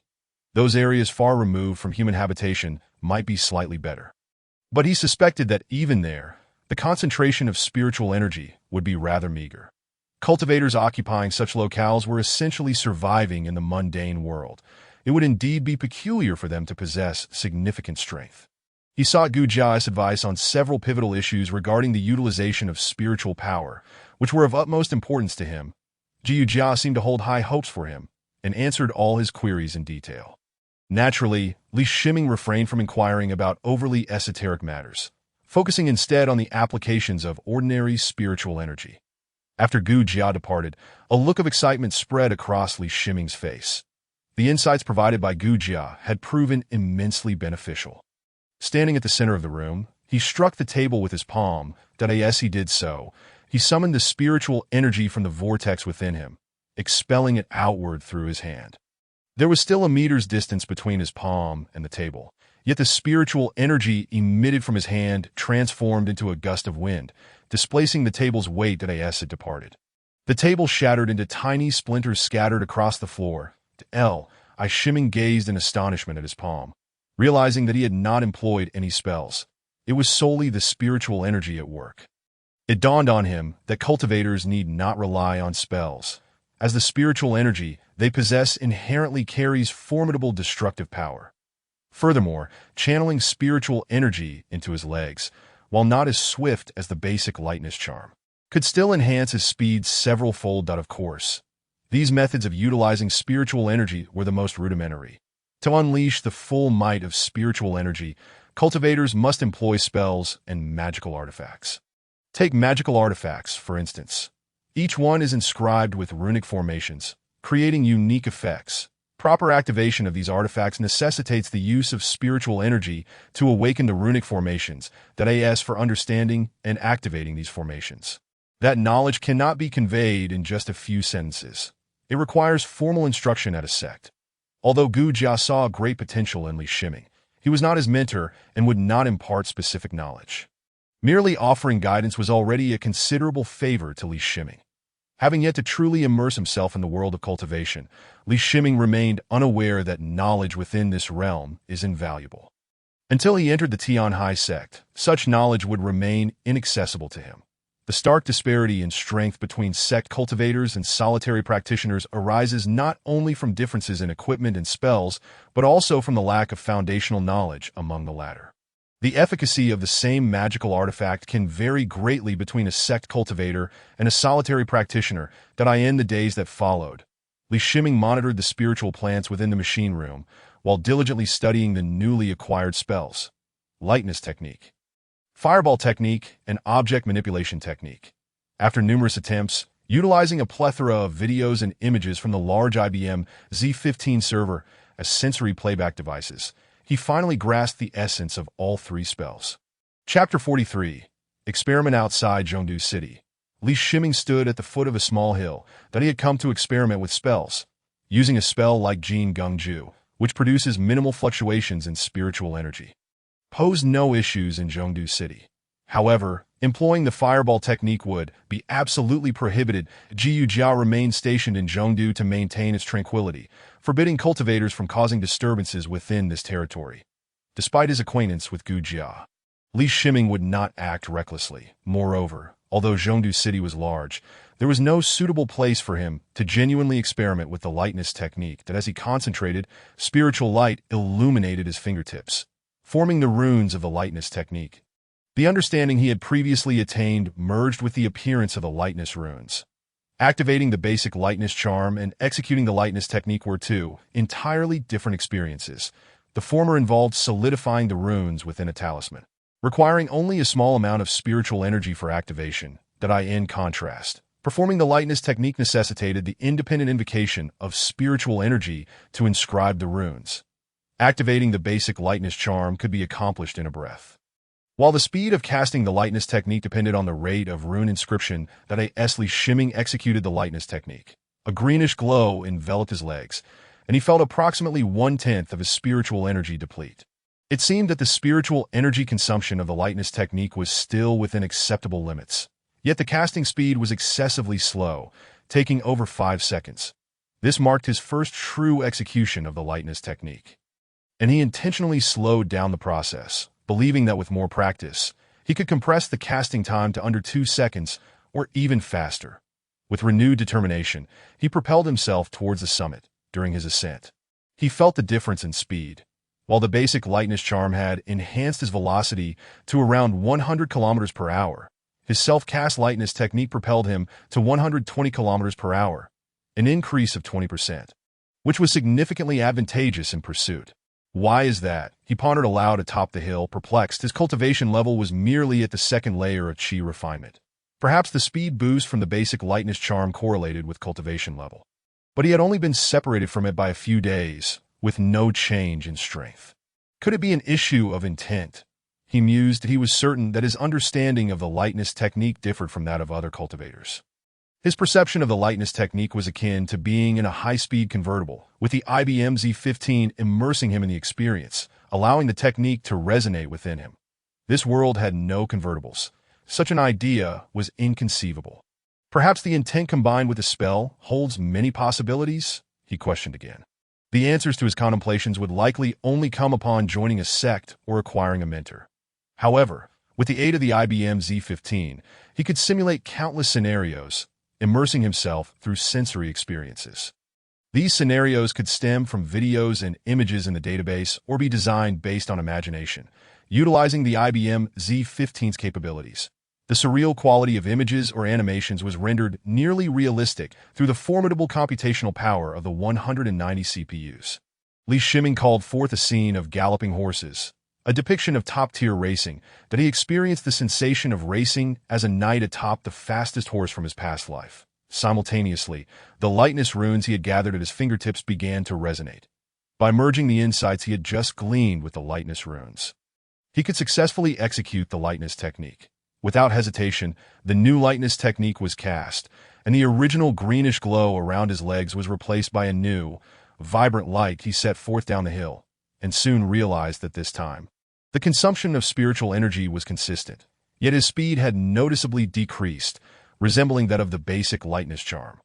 Perhaps this newfound understanding was the correct interpretation of the lightness technique in this world, while the convertible notion was an anomaly. Having experimented with the lightness technique, he still possessed 4/5 of his spiritual energy, allowing him to continue testing other spells. Next, he endeavored to experiment with the fireball technique, whose intent was rather straightforward. Immersing himself in an explosive scene enabled him to sense the corresponding intent. As the intent intertwined with the fireball runes, a small fireball was unleashed. Li Shimming felt that he should be able to make minor adjustments to the fireball's trajectory, though he sensed a limitation in his capabilities. It was likely due to his low cultivation level, as the second layer of chi refinement rendered him unable to manipulate the fireball technique effectively. The diminutive fireball soared over 30 meters, striking a tree trunk. Upon contact, it erupted, splitting the trunk, which was as thick as a bowl, into 2 segments. "This is akin to a grenade, isn't it?" Li Shimming remarked, astonished at the potency of the fireball technique. Approaching the severed trunk, he noticed that crimson spiritual energy was continuing to scorch the lower part of the trunk. It appeared that the fireball technique not only possessed explosive power, but also inflicted ongoing damage upon impact. In comparison to Jin Gungju, the fireball technique demonstrated greater strength and a broader attack range. While Jin Gungju created a small hole upon impact, the fireball technique caused an explosion, affecting a small area. Additionally, both spells consumed 1/10 of his spiritual energy. leading him to speculate that this consumption was likely related to his spiritual root. However, as he could not even ascertain his own spiritual root, this hypothesis remained merely conjectural. With today's tasks accomplished, he activated the lightness technique on his legs and turned towards Zhengdu City. As he sprinted, a copper coin floated above his palm. This was the object manipulation technique, among all the spells he had mastered. Learning this technique posed no challenges, just as with the others. The intent of the object manipulation technique was easily integrated. Simply envisioning an invisible hand allowed him to connect with the manipulation runes. Yet, the object manipulation technique was the least useful spell, at least for the time being. It could only manipulate objects weighing up to 10 jin, a weight insufficient even to lift a low-grade long sword magical artifact. Serving merely as an extended hand to retrieve small items within a 5-meter radius without moving his body, it is fortunate that the duration of the object manipulation technique is quite prolonged, aside from the spiritual energy expended during its casting. The energy required to maintain the manipulated state is contingent upon the size of the object and the frequency of its movement. With the addition of these various spells, Li Shiming felt as though he could truly consider himself a cultivator. Chapter 44. Oil. As Li Shiming approached a village in the distance, the time was still early, and he decided to dispel the azure glow enveloping his legs, decelerating to a pace akin to that of an ordinary person. This village, situated near Zhengdu, was evidently impoverished, characterized by its thatched earthen houses, a testament to the mountainous terrain surrounding it. Oh, the Lu family is truly pitiable. Their 2 acres of land have been entirely ruined by the demon water. How will they survive? Upon entering the village, he overheard a villager lamenting. Indeed, it's not just the Lu family.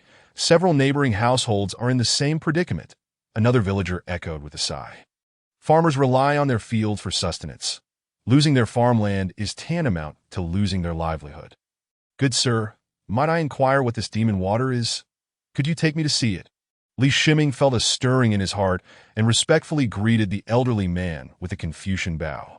The old man, upon noticing Li Shiming's scholarly attire, immediately bent his body in deference, rendered speechless. The other villagers, too, lowered their heads, striving to exhibit their humility. It was understood that donning a scholar's robe signified at least the status of a licentiate, a distinction not typically accessible to common farmers. The closer one was to Zhengdu, the more acutely aware the farmers became of the formidable power of the elite. Li Shiming's Confucian bow had startled the old man. Speaking from a position of superiority would have been far less disconcerting to him. Although Li Shiming possessed memories and emotions intertwined with his current identity, he fundamentally held a belief in the equality of all individuals from his previous life. "Good sir, may I trouble you to show me the demon water?" he repeated, a hint of helplessness in his tone. "I'm but an old man, unworthy of your attention, but if the young master wishes to see the demon water, I shall gladly lead the way," the old man finally responded, bending low and gesturing helplessly. Despite his advanced age, the old man's legs were surprisingly agile as he guided Li Shiming to a patch of farmland located just outside the village. This particular tract was a low-lying area, approximately 10 acres in size, littered with stones of various sizes. It was evident that the villagers had painstakingly cleared this land of rubble. The soil here was poor, and the yield would be meager. In the middle of this 10-acre field, a large expanse of thick black liquid oozed from the ground. Even before reaching the viscous substance, Li Shiming caught a whiff of its pungent odor. "It is oil," he thought, realizing the truth of it. The mention of demon water by the villagers had prompted this suspicion that in this world, oil was not without its uses. Materials such as fire oil were derived from it. However, fire oil was a closely guarded secret, unknown even to most scholars, let alone the farmers. For the villagers, the emergence of oil on their land meant contamination, stripping them of their agricultural capabilities. It was akin to a natural disaster that would obliterate their livelihoods. Yet for Li Shiming, the significance of oil was entirely different. With oil, a plethora of possibilities unfurled. Diesel, gasoline, and plastics, among others. Oil was dubbed the lifeblood of industry. Possessing either diesel or gasoline would enable him to construct more efficient generators, thus facilitating the realization of many of his ideas. "Thank you for your guidance, good sir." Li Shiming expressed his gratitude as he handed over a few taels of silver. After the old man received the silver with trembling hands, he turned to leave the village. There was no need for him to involve himself in the purchase of this land. Upon returning home, he would instruct Steward Zhang to handle the transaction. The owner of the 10 acres, upon hearing of the interest in purchasing, offered no resistance and instead expressed heartfelt gratitude. Naturally, Li Shiming's offer was quite generous, sufficient to allow them to acquire an equivalent amount of fertile land. A day later, the first shipment of 2 barrels of oil arrived at a residence outside the city, a purchase made for the sake of convenience and storage. While the refining of oil within the confines of the workshop lacked scalability, it did offer the advantage of extracting various essential substances using the most rudimentary equipment under the precise manipulation of consciousness. The quality of the oil extracted from this village was commendable, yielding a 40% diesel extraction rate and a 20% gasoline extraction rate. In the days that followed, Li Shiming found himself exceedingly busy that he devoted the majority of his spiritual energy to practicing spellcasting, endeavoring to enhance his casting speed. This was crucial, as the more proficient he became at casting spells, the more beneficial it would be for the creation of talismans. The process of refining oil was heavily polluting. He had to venture outside the city daily to carry out the refinement, constantly expelling toxic fumes from the workshop to prevent any adverse effects on the growth of the spiritual rice and the unknown spiritual plants. Moreover, he needed to monitor the growth of the unknown spiritual plants. Whether due to luck or the resilience of these plants, under the nurturing of the spring breeze and rain technique, the spiritual roots and grafting techniques of the unknown plants managed to survive. What remained was to observe when the buds on the plant branches would flourish, as true leaves would signify a foundational step towards their survival. Steward Zhang, unsure of the purpose behind the noxious black liquid that the young master desired, dutifully arranged for its transport to the residence outside the city each day, that he felt a sense of urgency, as the upcoming spring examination was fast approaching, yet the young master seemed indifferent towards it.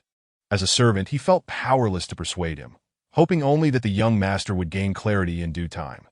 Meanwhile, Li Shiming, who was the subject of Steward Zhang's concerns, was in the midst of ceasing the use of the original steam engine.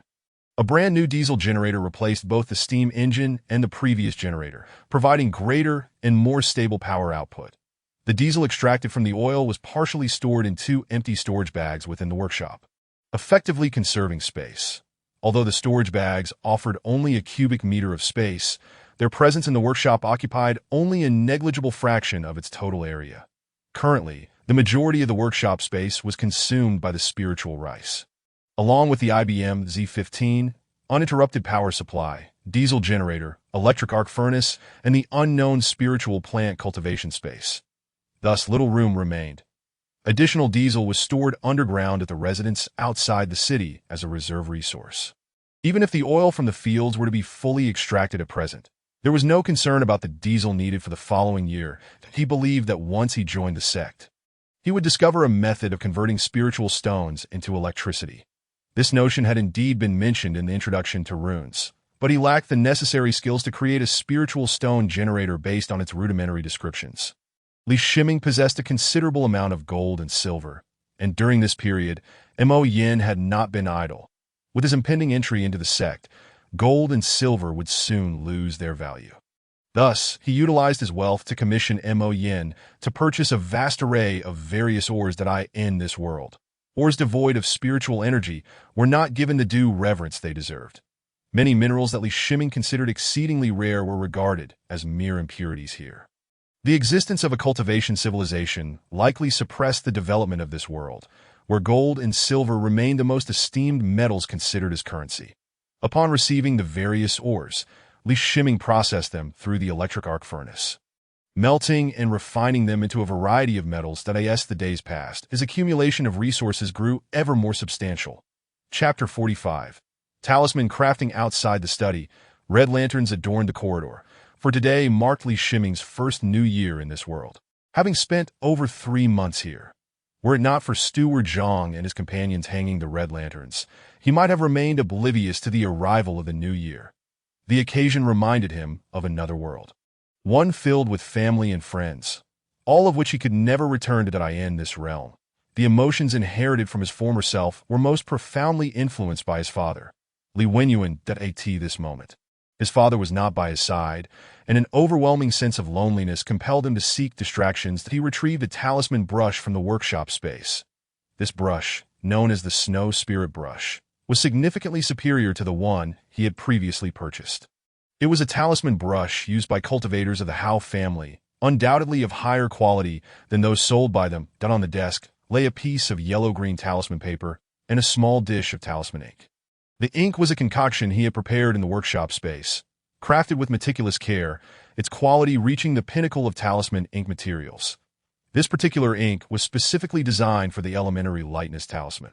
He had acquired some from the market, and additionally discovered a substantial amount of talisman ink materials within the storage bags of the Hao family's cultivators, sufficient for prolonged use.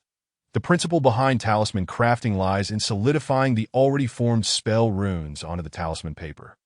This process is fraught with potential mishaps, microscopic imperfections on the talisman paper, uneven mixtures of the talisman ink, subtle fluctuations in the cultivator's spiritual energy, the flow rate of the energy during transmission through the brush, and the merging of the energy with the ink.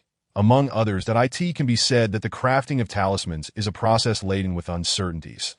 According to the notes of the Hao family cultivators, a success rate of 10 out of 100 talisman papers qualifies one as a novice talisman master. This illustrates the formidable challenge of talisman crafting. Without extensive practice and resource expenditure, cultivating a competent talisman master is nearly impossible. Moreover, the training of a talisman master requires time. Regardless of the success of talisman crafting, each attempt consumes the cultivator's spiritual energy. For instance, with Li Shiming's level of spiritual energy, he could only cast the lightness technique 10 times. Even with a 100% success rate, he could fabricate only 10 elementary lightness talismans before needing to recuperate his energy, in addition to the need for energy recovery. The crafting of talismans also demands considerable mental effort, a resource far more challenging to replenish than spiritual energy, in reality. No cultivator dares to expend excessive amounts of both their spiritual energy and mental fortitude at once, as it would leave them vulnerable. After a period of diligent practice and optimization of the spellcasting process, utilizing the IBM Z15, he managed to stabilize the casting time of the lightness technique to 1 second. Coupled with the analytical calculations of the IBM Z15, this 1-second casting of the lightness technique represented the pinnacle of his current capabilities that enhance the speed of spellcasting. One requires a stronger and more controllable spiritual energy. Li Shiming established a sensory connection with the IBM Z15, calming his mind and gradually channeling his spiritual energy into the Snow Spirit pen. A soft glow emanated from the pen as his energy flowed through the runic array inscribed upon it, merging seamlessly with the ink at its tip. Concurrently, he inscribed a lightweight talisman onto the talisman paper with the intent of crafting a levitation rune. However, upon completing a single stroke, the paper flickered with fluctuating light. Suddenly, the talisman paper erupted in a thunderous explosion, scattering spiritual energy that overturned items on his desk. Fortunately, as he was attempting to draw a basic levitation talisman, a non-lethal talisman, any failure would not result in significant destruction. Had he been inscribing a basic fireball talisman, he would have had to remain vigilant against potential explosions during the drawing process, a perilous situation that could easily lead to self-harm. Li Shiming paused, connecting his consciousness to the IBM Z15 to replay the recent video footage.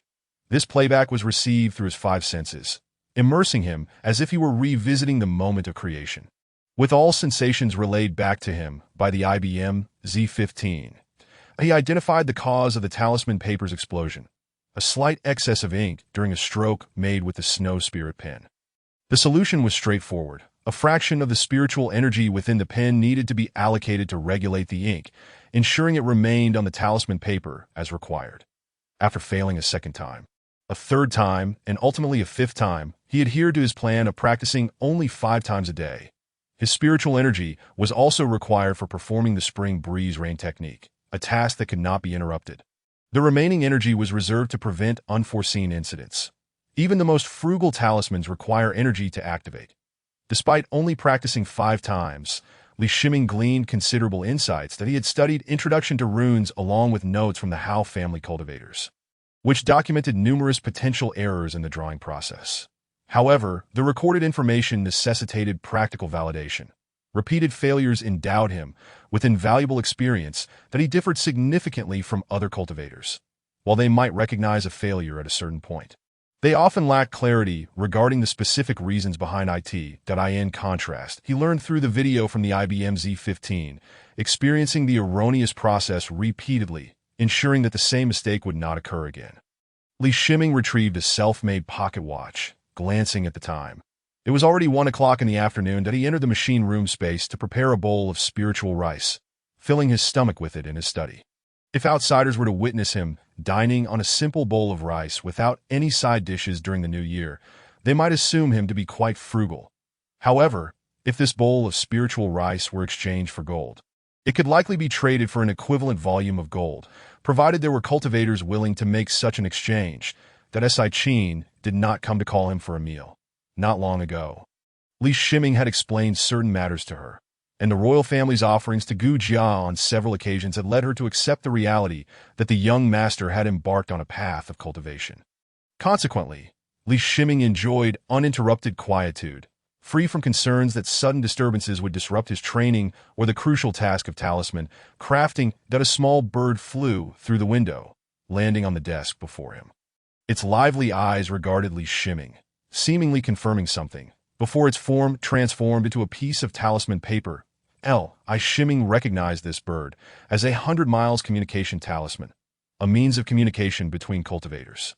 In correspondence with the 100 miles talisman, there also existed 1,000 miles and 10,000 miles talismans, with quality and price increasing with distance. Utilizing the 100 miles talisman necessitated knowledge of the recipient's precise location and aura, representing a point-to-point communication method that if the intended recipient was absent, the talisman would remain until its spiritual energy was sufficiently depleted to self-destruct.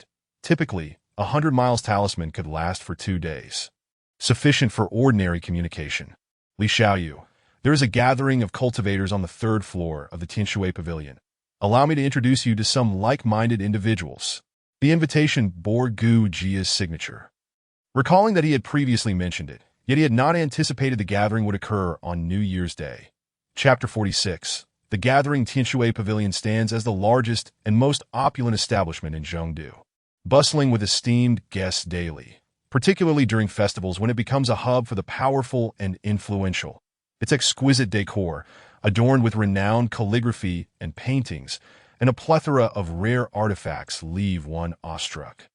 However, today, Tianshui Pavilion presented a different scene. The head steward stood at the entrance, bowing repeatedly to incoming guests, offering apologies. Although disappointed, the guests understood the formidable influence behind Tianshui Pavilion and dared not cause trouble.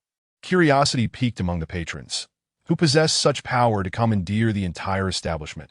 It was common for a prince to reserve only a private room. Mo Yin, you may return now, Li Shiming instructed the attendant who had drawn back the carriage curtain for him, oblivious to the commotion at the pavilion's entrance. Indeed, today, the entire city of Zhengdu thrummed with excitement, especially along this heavily commercialized street. Young master, Tianshui Pavilion does not accept outside guests today. Upon reaching the entrance, the head steward respectfully informed him that Li Shiming paused in surprise. Had he not been invited to the 3rd floor for the gathering? Even without familiarity with Tianshui Pavilion, the building's exterior alone attested to its high status. I have an appointment on the 3rd floor, he replied with a smile. Please enter. The head steward donned a sincere smile, gesturing for him to proceed, then turned to a nearby attendant, instructing, take the young master upstairs. The head steward was worldly enough not to question Li Shiming's words. Although he was unaware of the guests on the 3rd floor, he knew that the one who had reserved it was none other than the emperor's chief steward. As Li Shiming stepped through the entrance, he was met with a mix of curious, scrutinizing, and perplexed gazes. Following the attendant's lead, he arrived at the 3rd floor. Sir, I can only take you this far, the attendant said with a bow and a smile. That Li Shiming nodded, understanding that this was a gathering of cultivators, and thus commoners could not approach. The 3rd floor was straightforward, featuring a central hall with 3 private rooms on either side. The hall appeared empty. He surmised the gathering must be taking place within one of the private rooms. Li Xiaoyu has arrived. Just as he was about to explore the various rooms, a voice called out, and a shimmering portal appeared before him. Through the portal, he glimpsed several individuals seated in the center of the hall. Among them was Gu Jia, who waved him over. It turned out that the third floor was concealed by a magical array, rendering the gathering invisible to any ordinary person who might wander in. Greetings, Brother Gu, and esteemed friends. Upon entering the portal, Li Shiming greeted Gu Jia and then performed a respectful bow to the surrounding cultivators. His gaze swept over the attendees, recognizing a few familiar faces, including the elderly cultivator from the Hao family who sold talisman paper, the cultivator Deng, who dealt in magical artifacts, Lu, who traded in spiritual plants, Zhang, who sold spellbooks, and several others whose names he did not know, but whose faces were familiar. In total, 26 cultivators occupied the hall, of which he had encountered only a handful. Esteemed friends, this is my acquaintance, Li Xiaoyu. I hope you will extend your kindness to him, Gu Jia introduced with a smile. Since he is introduced by Brother Gu, we will certainly look after him. One cultivator promptly replied, and the others echoed their agreement. Only the elderly Hao cultivator regarded Li Shiming with a hint of skepticism. Upon first laying eyes on him, a strange sense of familiarity washed over him. Though he could not recall where he had seen Li Shiming before, the Hao family had recently suffered a significant setback, losing 2 cultivators, severely diminishing their strength. The most alarming aspect was that one was at the 3rd layer of qi refinement, and the other at the 4th, both of whom had been annihilated, creating widespread panic that deterred cultivators from visiting the market. This gathering was a tradition among nearby cultivators, convening on New Year's Day to present their annual tribute of spiritual stones to Gu Jia, while also deepening their connections with him. The market's organizers were wary of any single faction monopolizing contact with Gu Jia, as this could disrupt the balance of power among them. Moreover, the necessity to submit spiritual stones before reaping profits from the market was a reluctant compromise. If business faltered, the surplus spiritual stones would serve as tribute to Gu Jia. Conversely, if profits exceeded expectations, they would compensate the owed spiritual stones at the subsequent gathering. That no cultivator would dare manipulate this arrangement, as it did not serve the interests of any individual sect, but rather relied on mutual oversight and checks among them. What is the reason for your desire to host a market in the city? Gu Jia inquired, resuming the previous topic after introducing Li Shiming. Brother Gu, this is our collective decision. Following the recent murders of the 2 Hao cultivators, no one has dared to visit the market, not even those who typically frequent it to sell their goods. Citing safety concerns, Cultivator Deng explained, spreading his hands in resignation. Young friend, have a cup of spiritual tea. This is something I brought from my sect, Gu Jia offered warmly, pushing a cup of tea toward Li Shiming before turning his attention back to Deng, a grim expression crossing his face as he demanded, tell me the details of what transpired. It was evident that he was well aware of the scattered cultivators' apprehensions, likely spurred by the murders of the 2 Hao cultivators, prompting them to seek his influence to restore the market. The crux of the issue lies in the fact that the previous marketplace relied on his reputation, while the current marketplace, established within the city, seeks to leverage his strength, an endeavor fraught with considerable risk. Although it is exceedingly rare for rogue cultivators to triumph over Gu Jia, the majority of those from Zhongdu are primarily focused on their own interests or those of their descendants joining a sect, and they would certainly refrain from offending the stationed disciples of Tianhai sect. However, matters within the cultivation world are often shrouded in uncertainty. Compelling Gu Jia to take risks without a reasonable justification is simply untenable. Li Shiming lifted the spiritual tea before him, taking a delicate sip, and immediately felt a surge of spiritual energy erupt within him, a vortex of energy autonomously absorbing this newfound essence. Sensing the transformation within his body, he did not hesitate, pouring the entire cup of spiritual tea down his throat, leaving not even a single leaf behind. The energy vortex ravenously consumed the burgeoning spiritual energy within him, augmenting his internal reservoir by more than half. And he perceived that he was on the brink of reaching the 3rd layer of qi refinement. His eyes sparkled with excitement. What kind of spiritual tea was this, that it could elevate his spiritual power so dramatically? If he were to consume another cup, he feared he might ascend to the 3rd layer of qi refinement on the spot. Chapter 47. Exchange, young friend. Do not harbor such thoughts. This spiritual tea only possesses such effects upon the first cup. Gu Jia, observing Li Shiming's expression, chuckled in response. Thank you, Brother Gu, for the tea. Li Shiming bowed in gratitude that he noted that among the more than 20 cultivators present, apart from himself, only 7 had spiritual tea before them. The tea before the remaining cultivators was likely comparable to the counterfeit spiritual tea he had, with the spiritual water being that which he had provided through the spring breeze transformation technique. Once you enter the sect, you shall have to repay this, Gu Jia remarked with a smile. His banter with Li Shiming was at ease, yet the expressions of the rogue cultivators nearby were grave, exchanging glances filled with unspoken information.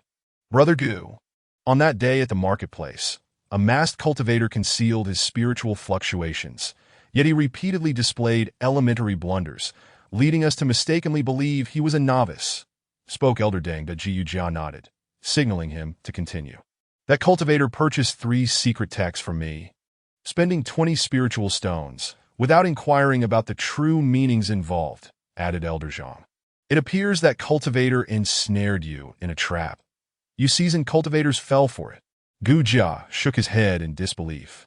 As he spoke, his gaze shifted to the elder from the Hao family, who bore the brunt of the lost at this moment. Li Shiming felt somewhat bewildered. It turned out that the most significant loophole was the 3 secret texts he had purchased. Elder Zhang's secret texts lacked accompanying true meanings, and not even a hint of true intent was mentioned. Such texts would not be sought after by experienced cultivators. Furthermore, Elder Zhang's texts were divided into 2 components, the spell runes and the true meanings. An inexperienced cultivator, having acquired only the spell runes, would soon discover their inability to practice, necessitating a subsequent purchase of the true meanings. Elder Zhang could thus sell the same item twice, reaping double profits. With the true meanings being even more lucrative, Li Shiming's failure to inquire about the true meanings while purchasing the 3 secret texts revealed to the marketplace's cultivators that he was a newcomer. Not to mention, he had previously sold spiritual rice and demonstrated possession of a storage bag, all of which sparked the rogue cultivators' thoughts of robbery. This was a common survival strategy among many rogue cultivators, seizing resources for personal gain. Given that Li Shiming had killed 2 cultivators from the Hao family, one at the 3rd layer and the other at the 4th layer of Qi refinement, even Gu Jia now deemed this a case of entrapment. You know well that among us rogue cultivators, few possess strength surpassing that of Brother Hao Yinming. He is a junior talisman master in the mid-Qi refinement stage, bolstered by numerous talismans, yet he perished at the hands of that cultivator. The Ascension Conference presents us with opportunities, yet it also brings forth significant troubles. Our capabilities are simply insufficient to manage the marketplace during this period, though we hope you will consent to allowing the marketplace to be held within the city until the conclusion of the Ascension Conference. Elder Deng spoke with a bitter expression. We have deliberated upon this. The offered spiritual stones will increase by 50%, and we request Brother Gu's acquiescence. Elder Zhang rose, bowing in request. We implore you, Brother Gu, to grant your approval. The 6 other cultivators with spiritual tea before them stood and bowed in unison. Subsequently, all the remaining cultivators in the hall, save for Li Shiming, stood and bowed towards Gu Jie. Jiu Jia's gaze flickered, contemplating the potential gains and losses. I shall acquiesce to this matter, he declared promptly. The station cultivators of Tianhai sect, being at the late stage of Qi refinement, were the very reason he felt emboldened to agree.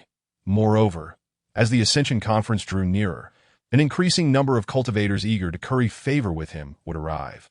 Within the Tianhai sect's domain, few would dare to slight the disciples of the sect. Smiles adorned the faces of all cultivators present. Despite the increased spiritual stones, stabilizing the marketplace ensured the foundation of their survival. Without the marketplace, to whom would they sell the spiritual artifacts they crafted? One-on-one transactions in the cultivation world lacked guarantees, and acts of theft and murder were commonplace. With Gu Jia's concession, the atmosphere in the hall grew lively. The rogue cultivators began exchanging experiences regarding their cultivation practices. For those without a sect, such exchanges were of utmost importance. Naturally, no one would divulge vital experiences, but even hearing a fragment of new insight could provide rogue cultivators with new directions. Young friend, do not heed too much of their shared experiences. Save such discussions for when you enter a sect. Gu Jia, not inclined to engage in their discourse, sent a sound transmission to Li Shiming. Hearing the voice at his ear, the nearby cultivators remained oblivious. He surmised this must be a form of secret communication. Unable to respond using the same method, he merely nodded to indicate his understanding. Indeed, much of the experience gleaned by rogue cultivators through their own trials was erroneous. As a budding cultivator, his future path lay far from that of the rogue cultivators, seeing that Li Shiming had heeded his advice. Gu Jia smiled and engaged in conversation with several senior cultivators. Li Daoist, my surname is Hao, and I am at the 6th layer of Qi refinement. What spells do you excel in? Perhaps we could exchange insights. The elder from the Hao family approached Li Shiming with a smile, suggesting a mentoring relationship, ostensibly to fulfill Gu Jia's request to look after Li Shiming. However, since entering the hall, Li Shiming's senses had been intertwined with the IBM Z-15, employing a facial recognition program he had developed during his leisure time. He discerned that the elder from the Hao family wore a disingenuous smile. This program utilized extensive research from human behavioral science, anatomy, criminal psychology, and other fields, drawing inspiration from various existing police facial recognition systems. In his previous life, such a program would infringe upon numerous patents, but in this world, such concerns were non-existent. How Taoist. I have yet to study any particular spells. My greatest skill is the lightness technique. Li Shiming replied with utmost caution. Feigning shyness, at merely 16 years of age, his demeanor aligned with his youth. I also possess some insights regarding the lightness technique. Why not demonstrate it, and I shall analyze it for you. The elder from the Hao family responded enthusiastically. Gu Jia, who was engaged in conversation with others, cast a glance towards them, but said nothing. He was confident that the elder from the Hao family would not dare to employ any nefarious tactics against Li Shiming, especially after having just proclaimed him as his young friend. His reputation in Zhongdu afforded him some protection. Thank you very much, Hao Daoist. Li Shiming expressed with feigned excitement. He effortlessly drew the runes for the lightness technique, deliberately slowing his movements to allow 2 seconds to pass before a green glow enveloped his legs. Upon witnessing the green light, the elder from the Hao family felt a wave of relief wash over him. It seems I was mistaken, he thought to himself. Chapter 48. Response. The elder from the Hao family felt an unsettling familiarity towards Li Shiming, a sensation that eventually led him to recall the cultivator who had purchased the talisman papers. Although Li Shiming and that cultivator differed in stature and physique, the cultivation world harbored myriad techniques for altering one's appearance. With a growing suspicion, the elder devised a method to test his hypothesis. If that cultivator were indeed Li Shiming, then Li Shiming was a true novice, and the secret texts he purchased were not part of a trap that in such a short span, no cultivator could master a spell solely from a text devoid of true meanings. Even if the spell was as rudimentary as the lightness technique, the elder from the Hao family recognized his misjudgment. In his mind, the cultivator from that day was likely a powerful individual in disguise. Li Daoist. Your execution of the lightness technique is superb. It seems you have encountered some fortunate circumstances that it appears I have no further advice to offer, he remarked with a smile. Yet, Li Shiming detected a change in the elder's demeanor, particularly the surprise that flickered across his face as he performed the lightness technique.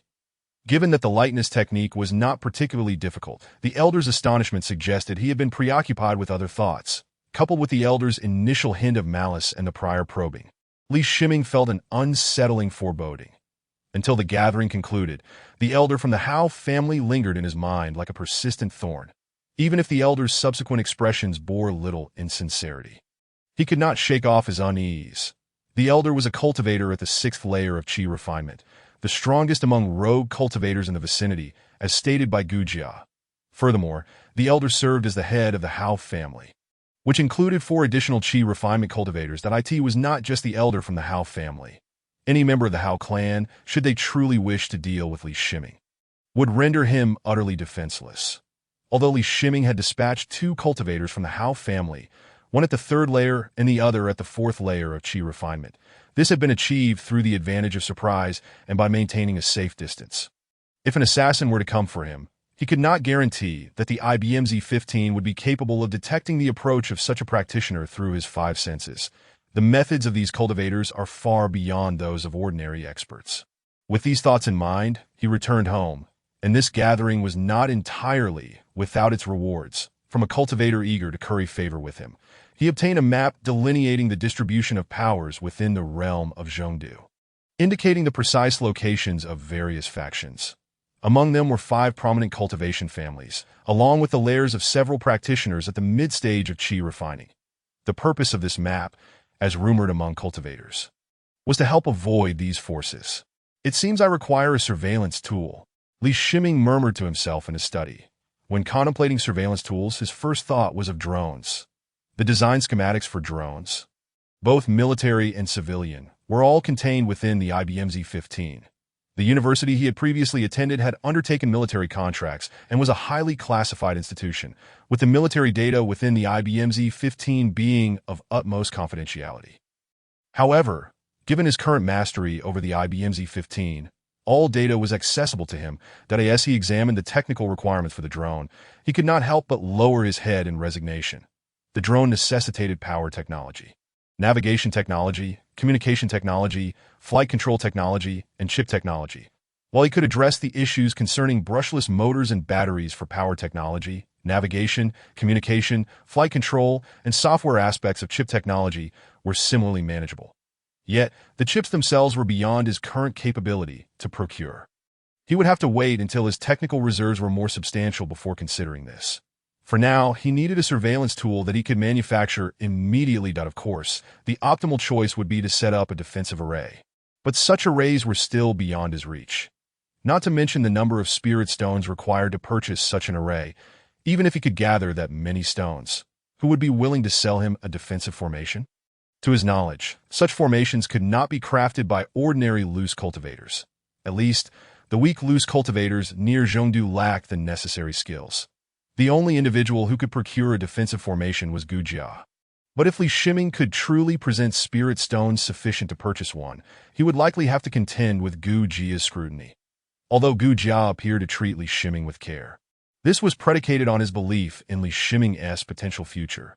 Should Li Shiming possess benefits exceeding Gu Jia's expectations, he was certain Gu Jia would act without hesitation.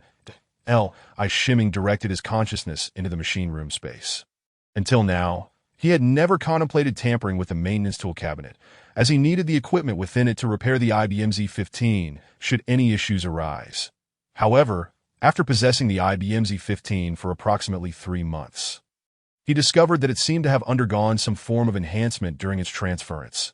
His consciousness was capable of micro-level observation and manipulation, allowing him to perceive that every aspect of the IBM Z15 remained unchanged from 3 months prior. Take, for instance, the numerous fans within the IBM Z15. These were brushless ball fans, with a typical lifespan of 3 to 5 years. In practice, fans often exceeded 5 years of service, with many still operational after a decade. Nevertheless, regardless of their rated or actual lifespan, wear and tear on the fans was inevitable. 3 months was ample time to detect signs of internal wear, yet all the fans within the IBM Z15 maintained their initial condition, exhibiting no signs of deterioration whatsoever. Similarly, hard drives, which are also susceptible to wear, have a lifespan of about 6 years.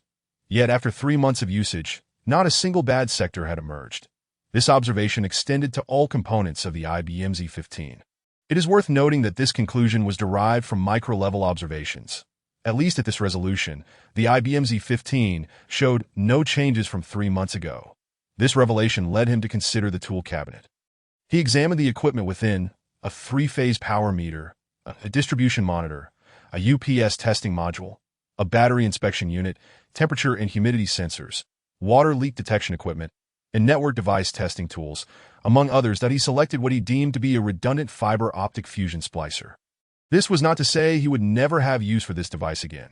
The fiber optic fusion splicer utilized high-voltage arcs to melt the ends of 2 optical fibers, while a high-precision motion mechanism smoothly advanced them to fuse into one. His micro-level manipulation was sufficient to perform the splicing operations required. Additionally, the splicer was equipped with an LCD display, several industrial-grade chips, a communication system, and a wireless system. With usable chips in hand, he was reminded of the drone again. After dismantling the fiber splicer, He found that he had nearly all the necessary internal hardware to construct a drone. Even the brushless motors could be repurposed from spare server fans. Due to external pressures, he embarked on a new flurry of activity. In the study, Li Shiming donned an eye mask, which had been transformed into a monitoring device, using the LCD screen salvage from the fiber optic fusion splicer point 200 meters above the courtyard. A camouflage drone hovered silently. It had been 10 days since the conclusion of the gathering, and the festive atmosphere still enveloped Zhengdu City. Throughout these days, Li Shiming remained on high alert, keenly observing his surroundings to guard against any potential ambush by practitioners. He had not even ventured into the city. The practitioners he had feared did not materialize, yet he successfully completed the drone that in truth, the software and hardware of the drone were derived from the disassembled fiber optic fusion splicer S components in the data repository within the IBM Z15, making its construction relatively straightforward. The challenge lay in the precision optics. Over several days, he crafted glass of optimal transparency using an arc furnace, and through repeated polishing within the machine room space, he finally met the design specifications. This achievement was only possible due to his micro-level control. Otherwise, the task would have taken an indeterminate amount of time. Fortunately, having gained experience, the subsequent lenses were produced much more swiftly. The drone was disguised to resemble a summer hawk from below. Summer hawks are unique to the Great Xia and are revered by the royal family, making them safe from attack within the vicinity of Zhengdu. The only drawback was the drone's battery life. Even with additional batteries, its maximum flight time barely reached 20 minutes. However, Li Shiming no longer had to worry about intruders in his courtyard. While constructing the drone, he also created 4 surveillance cameras that connected wirelessly to the monitoring mask he wore. The mask displayed the drone's perspective, with 4 smaller windows showing the feeds from the cameras, which could be easily switched to the main display. Had he possessed more usable chips, he would have liked to craft additional cameras. However, the chips salvaged from the fiber splicer limited him to the current number. The drone in the sky and the ground-based cameras operated in 2 modes. The daytime mode relied on high-precision optics for monitoring, while the nighttime infrared thermal imaging mode provided superior surveillance, as nothing could escape the scrutiny of thermal imaging. Of course, this was only effective as long as no one was aware of the existence of infrared thermal imaging.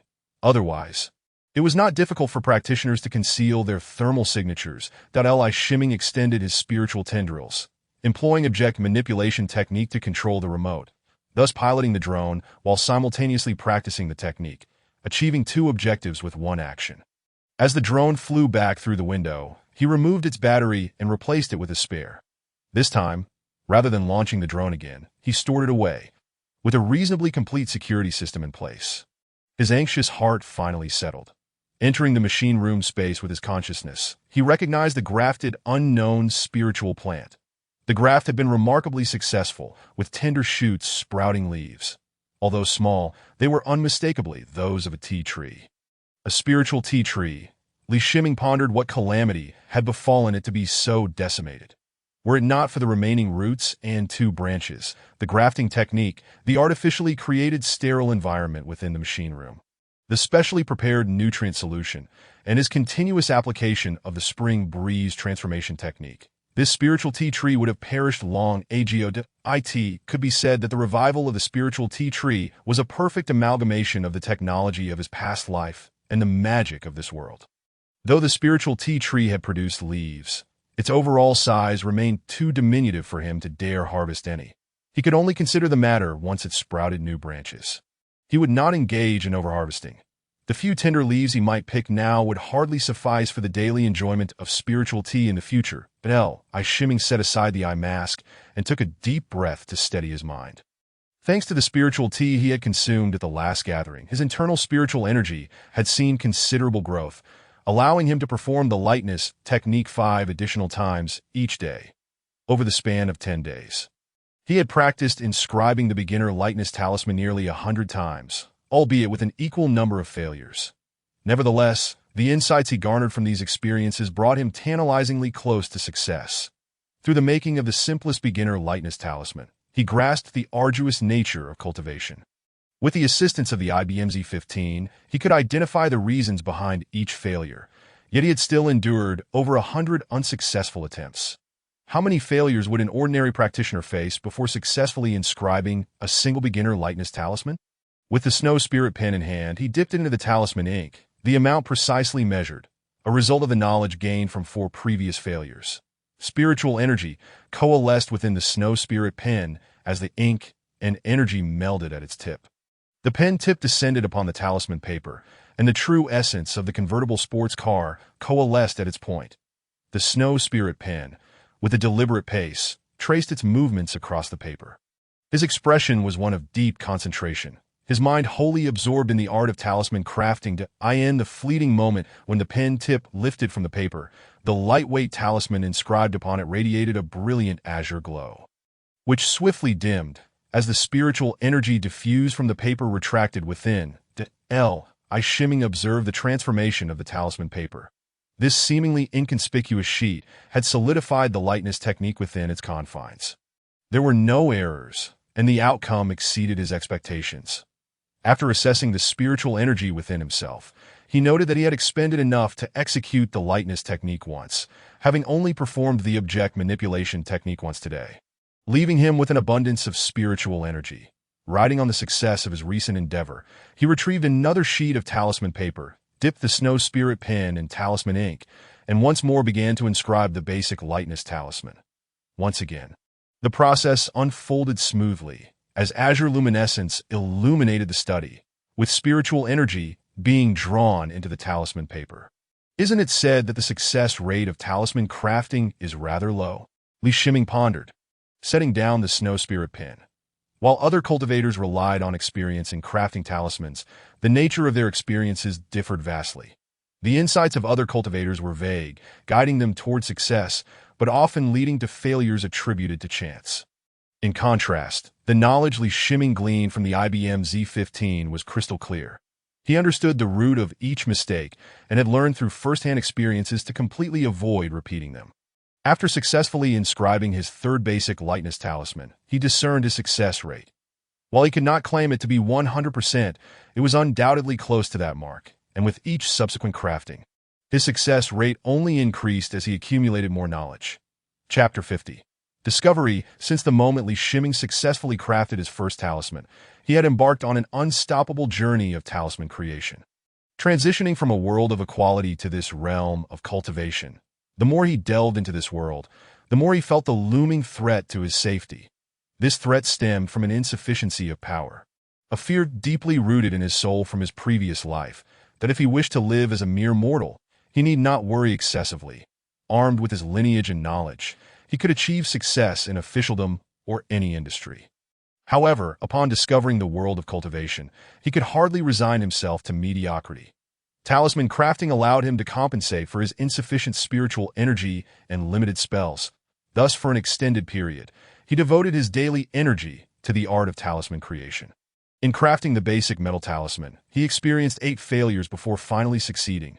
While for the basic fireball talisman, he failed 5 times. By February 10th, excluding his weaponry, he had created 20 basic lightness talismans, 30 basic fireball talismans, 30 basic metal talismans, and 10 basic object manipulation talismans. His crafted basic lightness talismans surpassed those he had acquired by 20% in terms of speed, marking them as his most exceptional creations. After inventorying the talismans, he refrained from crafting today.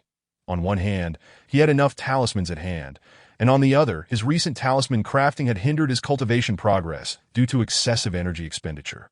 Moreover, the spring examination was fast approaching. Set to commence on February 15th, he resolved to enter the world of cultivation. Yet before departing, he aimed to fulfill the original self's greatest desire, to excel in the spring examination.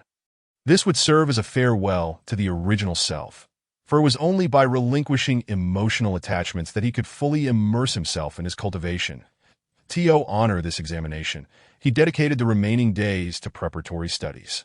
The marketplace in Zhengdu City had successfully hosted 2 events, pleasing various cultivation families and associated practitioners, with profits steadily increasing due to a safer environment and a growing number of cultivators. Among these cultivators, only the Hao family continued their investigation into the murder of their kin. Fourth brother, have the investigation results been verified? The elder Hao inquired in a low voice, his expression revealing a mix of surprise and inevitability as he perused the documents in hand. Patriarch, I used some connections to obtain intelligence from the royal family, the cultivator, known as Fourth Brother, replied solemnly. Patriarch, whether or not Li Shiming is the culprit, he has committed murder. Do we still require evidence? Another Hao cultivator interjected. Clearly anxious that I end the cultivation world, evidence was not a prerequisite. Suspicion alone sufficed for action. According to the intelligence, that fellow has been reclusive. It seems there might indeed be something amiss. The elder Hao nodded slightly. Prior to attending the gathering, Li Shiming had ventured outside the city each day to a residence, but since the gathering, he had not ventured out again. The documents indicated that the Prince Shun had been immolated by a peculiar flame, along with several of his close aides, including Li Wenfeng. The long-standing discord between Li Wenfeng and Li Wenyuan, exacerbated by Li Shiming's mother's death, cast a shadow of suspicion upon them. Furthermore, when Li Shiming first arrived in Zhengdu, he had been attacked, suspected to involve both Li Wenfeng and the Prince Shun. The royal family had previously harbored suspicions about Li Shiming, yet due to his close ties with the venerable Gu Jia, they refrained from conducting a rigorous investigation without evidence. Crucially, Gu Jia had visited the site of the Prince Shun's murder and confirmed that there were no traces of spiritual energy disturbances. Similarly, the sites of the two Hao cultivators' deaths exhibited no signs of spiritual energy disturbances, rendering Li Shiming the prime suspect. Patriarch, though Gu Jia is present in Zhengdu City, killing a second-layer qi refining cultivator would not produce significant spiritual energy disturbances. I could accomplish it single-handedly. Fourth Brother asserted with a resolute tone. Exercise caution. Only act if the opportunity presents itself. Take these two concealment talismans for ease of action. The elder Hao deliberated for a moment before responding. Seizing the rare opportunity to study late into the night, Li Shiming sought to calm his mind and return to a state of scholarly focus. He took a sip of spiritual water, contemplating that after this major examination, the years of arduous study endured by the original self would come to an end, marking his final experience of mundane existence. A soft hum jolted him from his reading state. Startled, he realized the alarm on his eye mask had been triggered. At night, any moving target entering the surveillance range would elicit a subtle vibration. Connected to the IBM Z15, this minor tremor was sufficient to alert him, whether he was sleeping or cultivating, that he donned the eye mask, and the second camera detected a thermal image of a figure that had just scaled the courtyard wall. He swiftly switched the camera to normal mode. The courtyard was illuminated by several lamps, and the figure's position was clearly visible under the light. However, upon switching to normal mode, the area where a figure should have been appeared utterly vacant.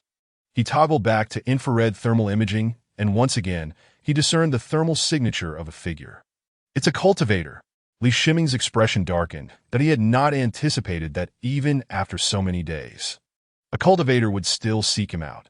Only a cultivator possessed such methods to conceal their presence, rendering them invisible to the naked eye. Of course, this invisibility was primarily effective against mortals, as cultivators had their means to pierce such concealment. However, this did not extend to Li Shiming, who had merely grazed the threshold of cultivation, lacking many abilities that experienced cultivators possessed. Were it not for the infrared thermal imaging, that cultivator might have stealthily approached without detection.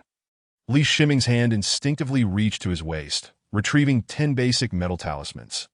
A second-layer qi refining cultivator could activate a maximum of 5 talismans at once, thus he needed to trigger them consecutively to deploy the talismans in his possession. As Fourth Brother scaled the wall and entered the courtyard, he recognized that this assassination would be exceedingly simple.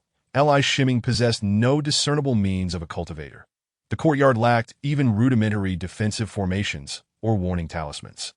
Perhaps the absence of a defensive formation stemmed from prohibitive costs, but warning talismans were essential for any practitioner. Cultivators like Fourth Brother, belonging to powerful families, might forego warning talismans, relying on their family's defensive formations for sufficient security, which was deemed more reliable than warning talismans. However, when operating independently, a cultivator must lay out warning talismans to ensure that they were not approached unexpectedly, for without precautions, even a mortal could slay a cultivator. Fourth Brother's gaze swept across the area. He sensed the presence of 2 night watchmen, that a silent, cold smile crept across his face. had he not wished to avoid drawing attention from Gu Jia. He would have directly employed his magical artifact to eliminate both the guards and Li Shiming within the room. Chapter 51. Annihilation. Fourth brother approached the main room and activated the object manipulation technique. A hand of spiritual energy silently unlatched the door. The entire process was swifter than that of a professional thief, flowing seamlessly as if someone within the main room had fortuitously opened the door for him. With a casual flick, the hand of spiritual energy rendered the drowsy servant unconscious. She was seated on a bench outside the study, and as her body swayed, she was gently caught by the hand of spiritual energy and laid down on the ground. Fourth brother refrained from harming the mortal. This was not due to any kindness, but rather a fear of Gu Jia and the Tianhai sect. To kill a mortal using spiritual means, especially within Zhongdu City, would be tantamount to slapping the Tianhai sect and Gu Jia in the face.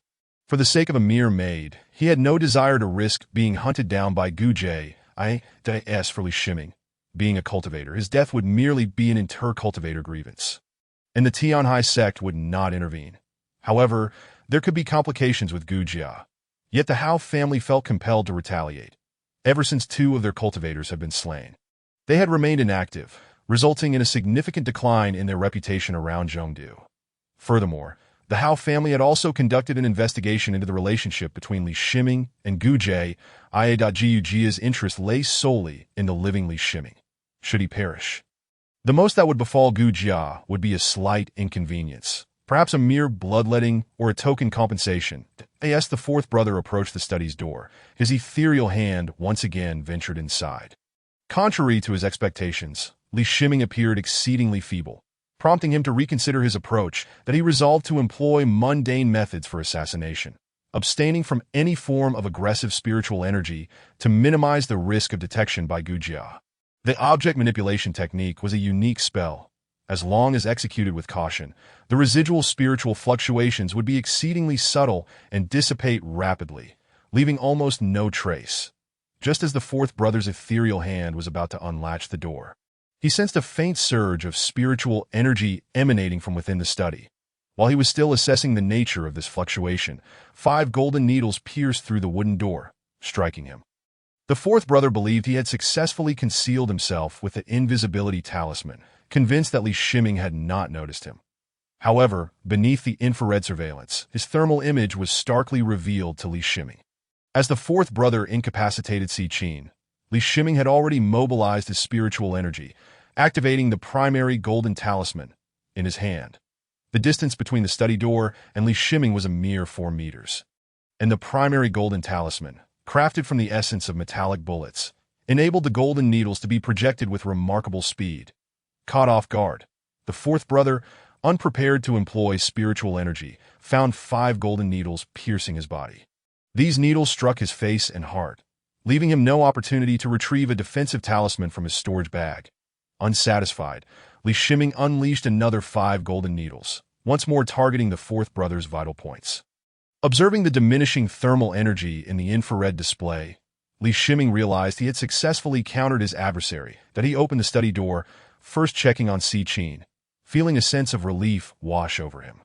It was not that he lacked the desire to save Si Qin, but rather that he simply did not possess the capability. Had he prioritized her, both would have met the same fate as the fallen cultivator on the ground. He carried Si Qin back to her bed, tucking her in with a blanket. Only then did Li Shiming turn his attention to the fourth brother's lifeless body, removing the storage bag from his waist.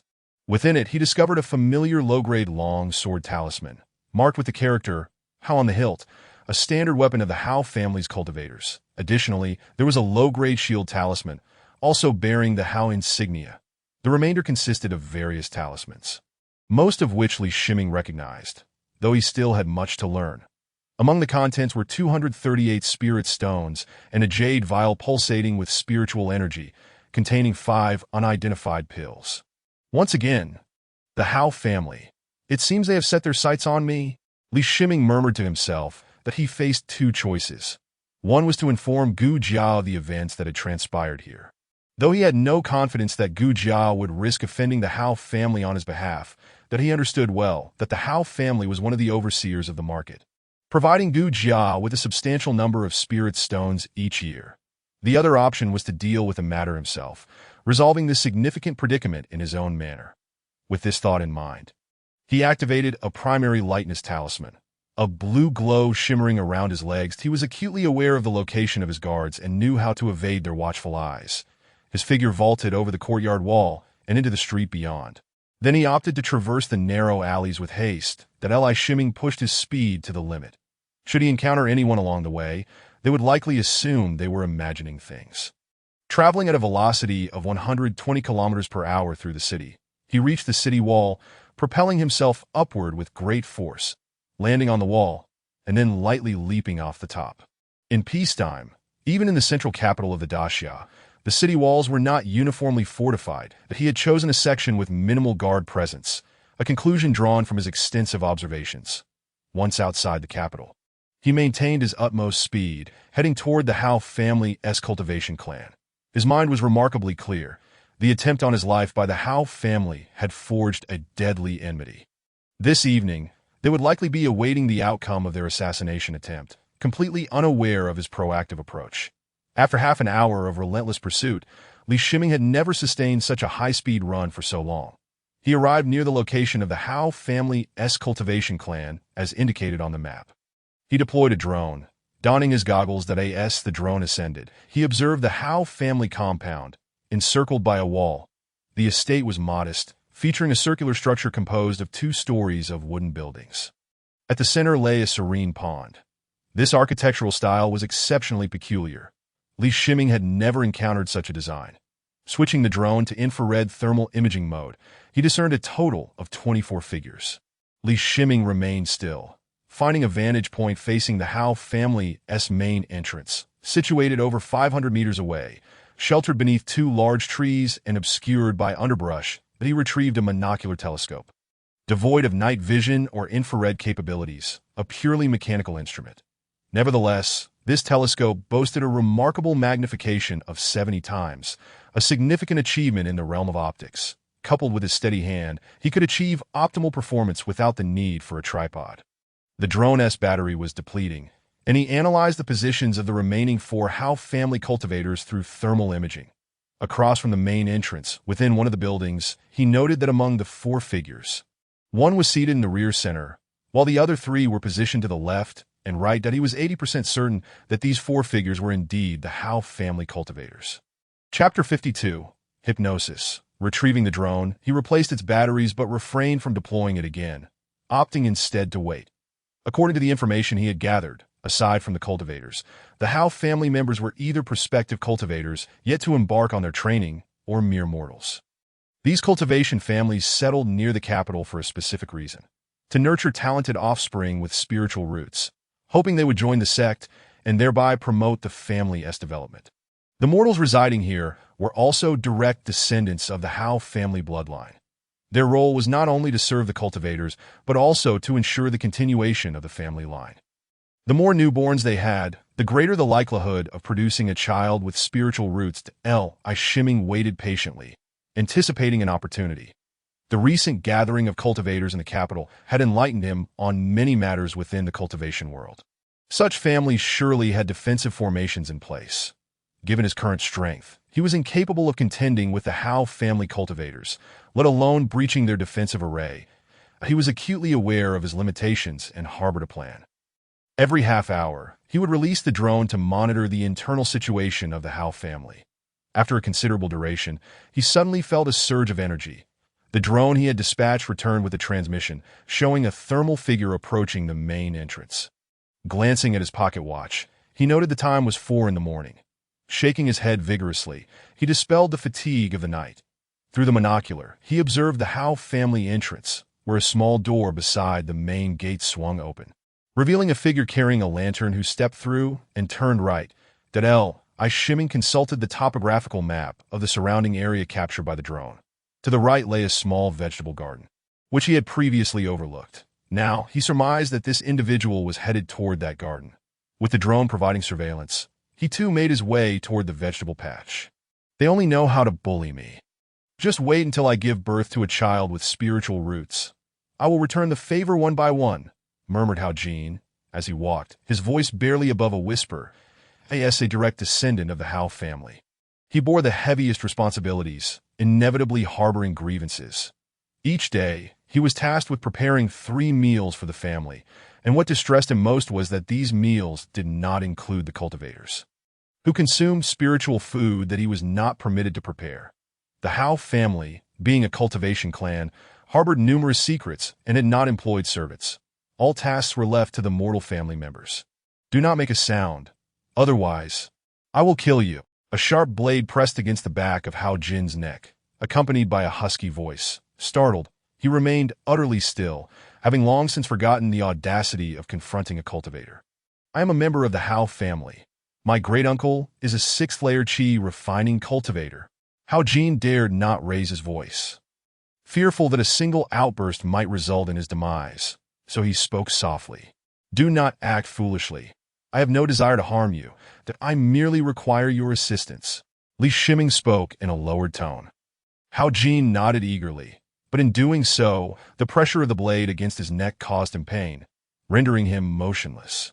Before you assist me, take this pill. Li Shiming commanded further that a black pill was presented beside Hao Jin's head. He accepted it and, under the threat of the sword, swallowed it. The pill you just consumed is called the 3-day soul-severing pill, that if you do not take the antidote within 3 days, you will rot and die. As long as you comply, I will provide you with the antidote. Li Shiming stated solemnly upon witnessing him swallow the pill. He was employing a tactic he had learned from the head of the escort, which proved effective against mortals. Indeed, even the 3-day soul-severing pill was originally the same one used by that escort leader. Hao Jin was not fazed by the name of the 3-day soul-severing pill.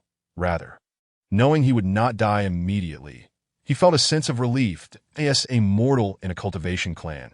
He was well aware of the means cultivators possessed. No matter how potent the poison, they always had a way to neutralize it. Turn around and look at what I have in my hand, Li Shiming commanded in a low voice. Hao Jin cautiously turned his head, seeing a figure clad in black with a peculiar mask obscuring their face. And upon noticing the long sword in their hand, he felt no inclination to resist. Though he was but a mortal, his perception was not lacking, and he recognized the sword as a magical artifact. Even the most inferior of magical artifacts finds its wielder in a cultivator. The chasm between mortals and cultivators is a reality he is acutely aware of. His gaze settled on the object in Li Shiming's hand. A flat, oval item suspended by a metallic chain. That moment, the object swayed back and forth, causing his eyes to involuntarily follow its rhythm. It was Li Shiming's inaugural attempt at hypnosis, yet his theoretical foundation was unparalleled. After crafting the pocket watch, he had taken the opportunity to research and peruse methods of utilizing it for hypnosis. With his remarkable capacity for learning, he quickly mastered the theory in a brief span of time. Hao Jin, a mortal who had been bullied within the Howe family, harbored significant psychological flaws, having lived alongside cultivators that, of course, the inhabitants of this world had little understanding of psychology, and no one would come to realize this. Regardless of their awareness, these psychological shortcomings became the chink in his mental defenses that hypnosis could exploit. Hao Jin's gaze gradually became vacant, his entire being resembling that of someone lost in slumber. In 20 breaths, you shall forget our encounter.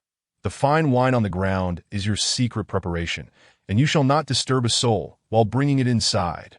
Li Shiming's voice echoed like a siren's call from the depths of hell. A whisper from a demon that he then placed 4 1-meter-high jars on the ground, along with a shoulder pole, and his figure receded into the shadows. Hao Jin stood rooted for 20 breaths, suddenly jolted awake upon noticing the jars on the ground. Revealing a look of elation, that he took the shoulder pole and hoisted 2 jars, making his way towards the Howe residence. Hypnosis had augmented his strength to an extraordinary degree. He effortlessly bore the 2 hefty jars. By this time, Li Shiming had already distanced himself significantly, pausing only when he deemed it safe to observe Hao Jin's actions through a monocular.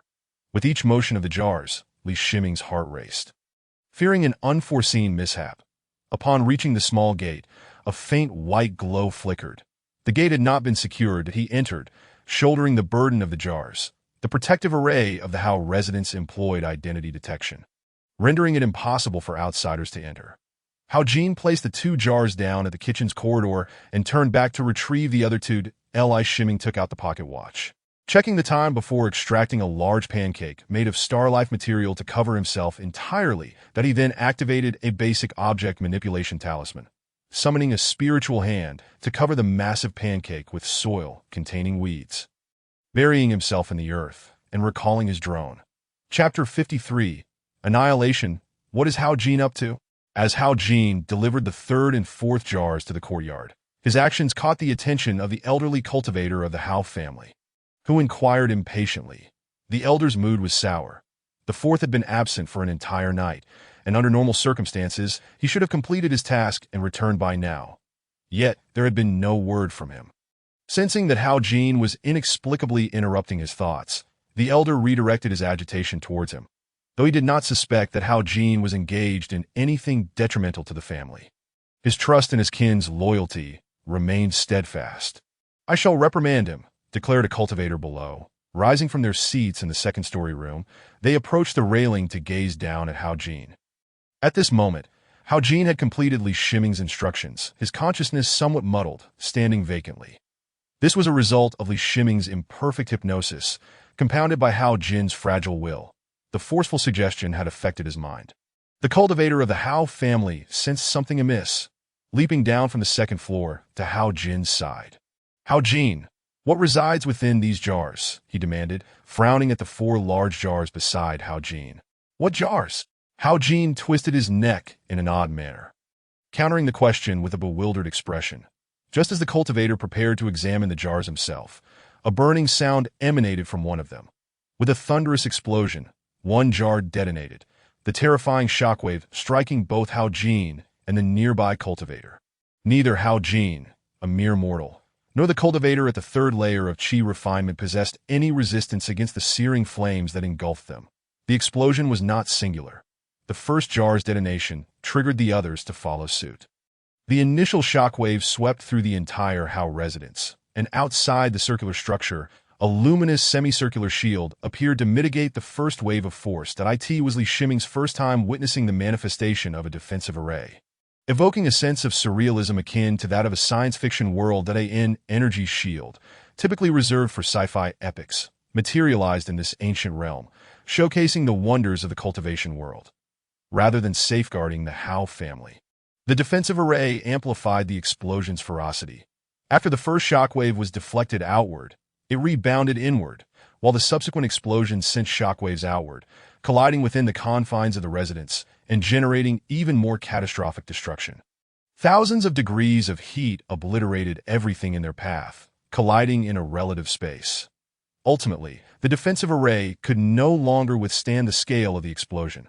The semicircular shield disintegrated into countless motes of starlight, the restrained flames surging outward. In truth, the defensive array had only contained the explosion for a fleeting breath. Yet that single breath unleashed devastation far exceeding the initial force of the blast. Li Shiming had used hypnosis to smuggle over 200 kilograms of nitroglycerin into the Hao residence, the entirety of his stock since arriving in Zhongdu, for the sake of the Hao family. He had brought forth all of his nitroglycerin. A terrifying shockwave swept over his head. Even at a distance of 500 meters from the Hao residence, he felt a surge of trepidation despite his protective measures. Once the explosion subsided, he crawled out from the earth, delaying his inspection of the Hao residence to release his drone. Through the visor, the scene before him revealed the remnants of the Hao family. The once circular structure had vanished, its charred embers illuminating the grim tableau in the darkness. The drone soared above, capturing the entirety of the Hao family's premises, which, although not expansive, remained within the drone's observational range. Li Shiming remained in place for roughly half an hour, during which the drone's battery was replaced, and as dawn broke, he activated the drone's infrared mode. After such a duration, the explosion site had lost its previous intense heat sources. While some residual heat still interfered with the infrared imaging, if any life forms existed, they could still be detected through the thermal imaging. The drone descended slightly, traversing the rubble multiple times, yet yielded no findings. Only then did Li Shiming approach the remnants of the Hao family, connecting to the IBM Z-15, transforming his senses into the scanning apparatus for the device that he first located 3 charred corpses. Positioned not far from where he had previously observed the four cultivators of the Howe family, that it appeared that the mortals and cultivators of the Howe family had been segregated, for the area occupied by the cultivators bore no sign of the mortals' presence. The three corpses were entirely carbonized, clustered near the protective shield of the array, indicating that the cultivators had been utterly defenseless against the explosion. From the three bodies, Li Shiming recovered 3 storage bags. Their surfaces slightly scorched, and upon testing, he found that they were still functional. However, the fourth cultivator's body remained elusive. Without locating the body, finding even a small storage bag amid the ruins proved exceedingly difficult. While searching, Li Shiming noticed several charred plants at the center of the former circular structure of the Howe family. Approaching the plants, he sensed a trickle of spiritual energy emanating from the ground. Is this a spiritual vein? He recalled a conversation with Fan Yang, who had mentioned spiritual veins, and the phenomenon here bore a striking resemblance. The spiritual energy flowing from the vein was akin to that of his spirit-gathering plate.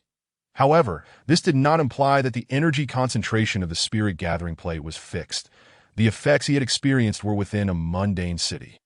If the spirit-gathering plate were employed in proximity to a spiritual vein, its efficacy would be significantly enhanced as he savored the spiritual energy. A pang of regret welled within him. While he longed for the spiritual vein, his capabilities rendered him powerless to alter it in any way. He could not even hope to conceal the spiritual vein, let alone transport it.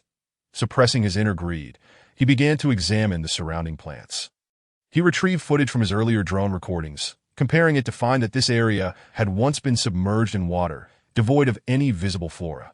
This indicated that the Howe family had concealed the plants, even shrouding the spiritual vein in secrecy. Digging into the earth, he unearthed soil imbued with spiritual energy beneath the surface layer affected by the explosion. This is spiritual soil. Although he had never encountered it before, he recognized it immediately.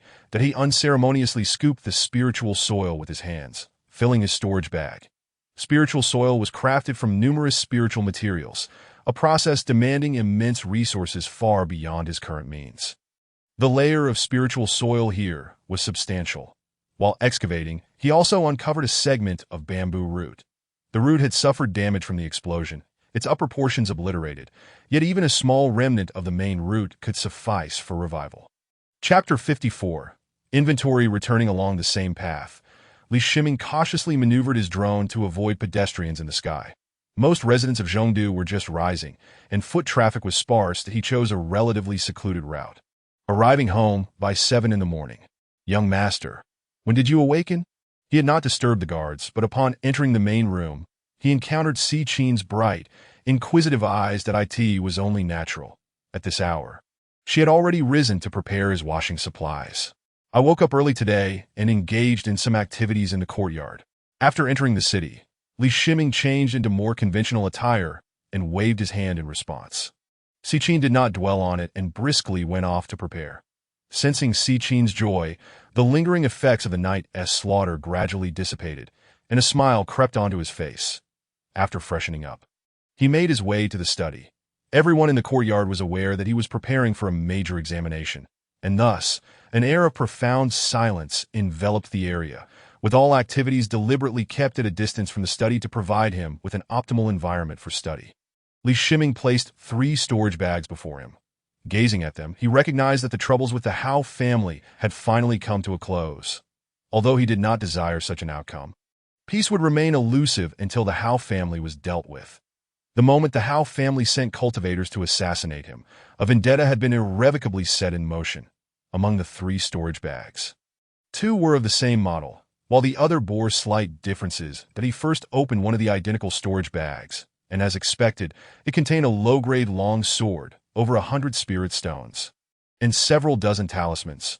Feeling a tinge of disappointment, he opened the other bag of the same model, which revealed a talisman brush and some talisman ink, indicating that its previous owner was likely a talisman maker. He turned his attention to the last storage bag, the one he harbored the highest hopes for.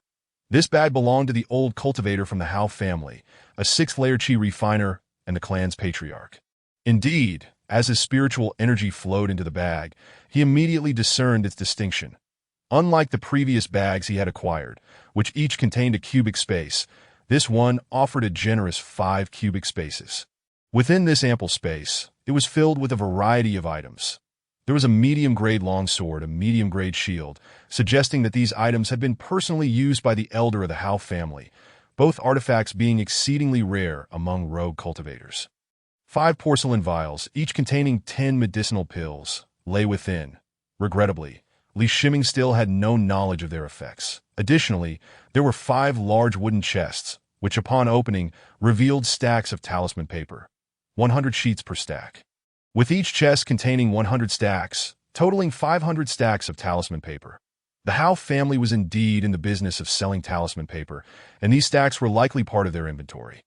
There were also 10 cloth bags, which rogue cultivators favored for storing spirit stones. Each contained 100 spirit stones, amounting to a total of 1,000 spirit stones. Furthermore, 5 jade boxes revealed spiritual herbs, safeguarded by special runes to preserve their spiritual essence. This was Li Shiming's first encounter with spiritual herbs. He understood they could be used for alchemy, yet knew little beyond that. Lastly, he discovered several books. Aside from the spells he had already learned, he came across texts on fireball technique, rejuvenation technique, concealment technique, earth armor technique, and ice arrow technique that he casually flipped through the fireball technique, which detailed the method of execution and included a description of its essence. However, the description of the essence was not as clear as he had anticipated.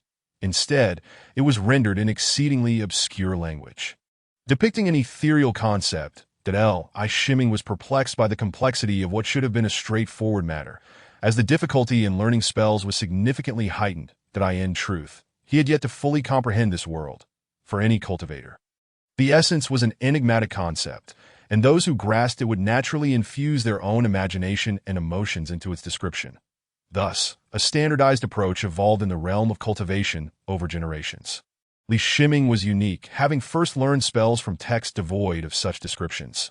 His understanding of essence was entirely virtualized through the IBM Z15, realized through his sensory perceptions, even if he articulated the essence in plain language. Other cultivators would be incapable of sharing his experience, unless he could transmit the virtualized essence to their senses, allowing them to comprehend it as effortlessly as he did. Setting aside the spellbooks, he picked up a volume titled Everlasting Spring Technique. This was a chi refining stage technique suited for wood element cultivators. After reviewing the Everlasting Spring Technique and comparing it to his own practice of the 5 elements absorption technique, he felt that the former was somewhat simplistic. This was merely his impression, and given his limited experience, he was unaware of the validity of such feelings. Finally, he examined a book titled Howe Family Talisman Transmission, which detailed the Howe family's talisman-making legacy. After perusing this text, he finally understood what the spiritual bamboo roots were. They were a type of spiritual bamboo, known as talisman bamboo, upon which the Howe family's legacy relied. Aside from the bamboo shoots serving as spiritual food, the bamboo itself had little practical utility, whereas the leaves were a natural material for talisman paper. The Howe family talisman transmission contained unique methods for transforming talisman bamboo leaves into talisman paper, with an average of 2 leaves yielding 1 sheet. With talisman bamboo, the Howe family could both sell talisman paper and cultivate their own talisman makers. The Howe family talisman transmission documented far more knowledge on talisman crafting than what he had previously gleaned from the Compendium of Runes and the Howe family's notes, revealing how the assassin from the Howe family had achieved invisibility. There were 2 methods. One could either cultivate the concealment technique to become invisible before mortals, or create a concealment talisman using the same technique, allowing the cultivator to vanish from sight. He collected his frequently used items into the 5 cubic storage bag and hung it at his waist. This would become his standard bag. He could always transfer the bag into the machine room space or discreetly swap it out, without concern that anyone might discover that this modest second-layer chi refiner was utilizing a precious 5 cubic storage bag. The remaining 6 storage bags were all stowed away in the machine room space for the purpose of material storage. Among his recent acquisitions was the talisman bamboo and the spiritual soil required for its cultivation, which occupied 1.5 cubic of space. Chapter 55. Observing Li Shiming entered the machine room space with his consciousness, extracting a portion of spiritual soil from the storage bag.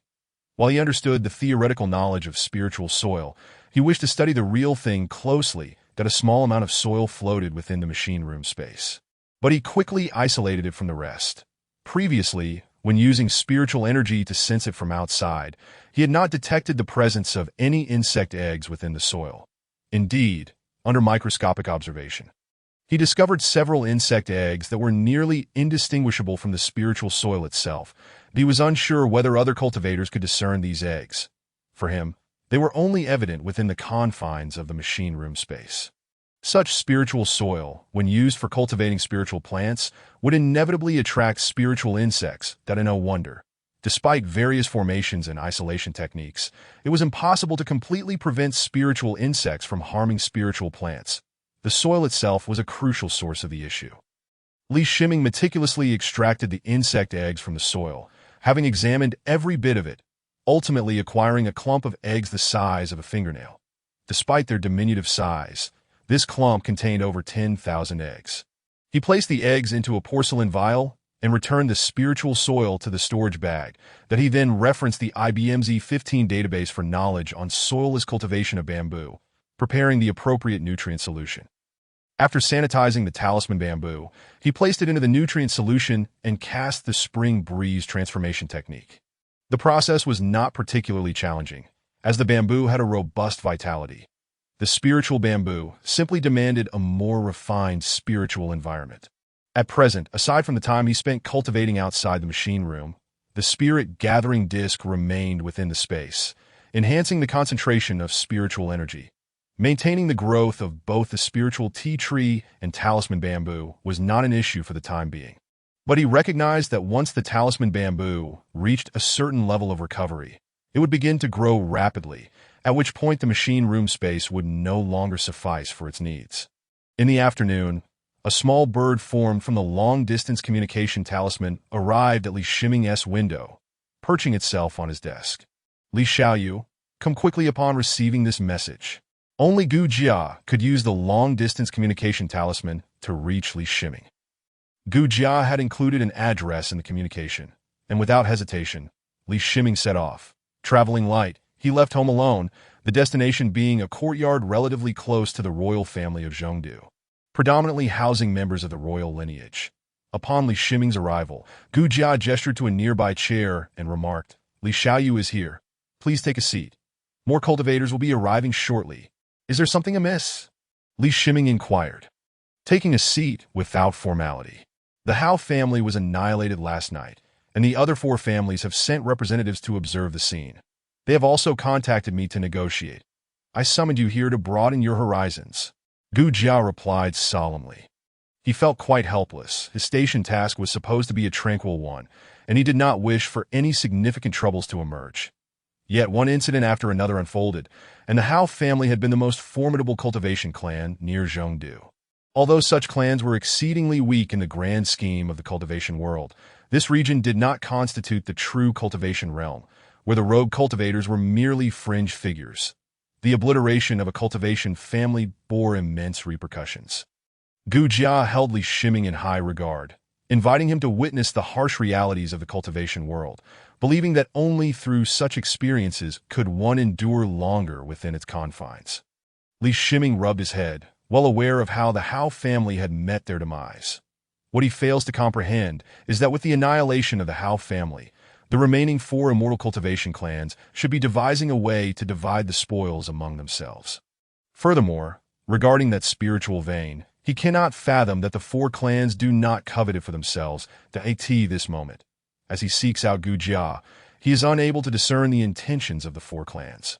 Just as these thoughts occupy his mind, 4 figures materialize at the entrance, their legs enveloped in azure light, clearly having arrived with the light body technique, in order to swiftly enter the city during daylight. They also employed the concealment technique. "We have come to pay our respects, Taoist friend Gu." The 4 cultivators are the clan leaders of the 4 immortal families, and upon entering, they bow in unison to Gu Jia. "You 4 friends have arrived promptly." Gu Jia returns the gesture. The expressions of the 4 clan leaders are grave. In such a setting, they do not even greet Li Shiming. "Taoist friend Gu, all the cultivators of the Hao family have been slain, especially Brother Hao, who was at the 6th level of Qi refinement. This has left us rogue cultivators in a state of trepidation, that we come as representatives to ask for your permission to reside in the city for an extended period. Clan leader Lu speaks in a solemn tone. Pray tell, what was the situation at the Hao family's estate?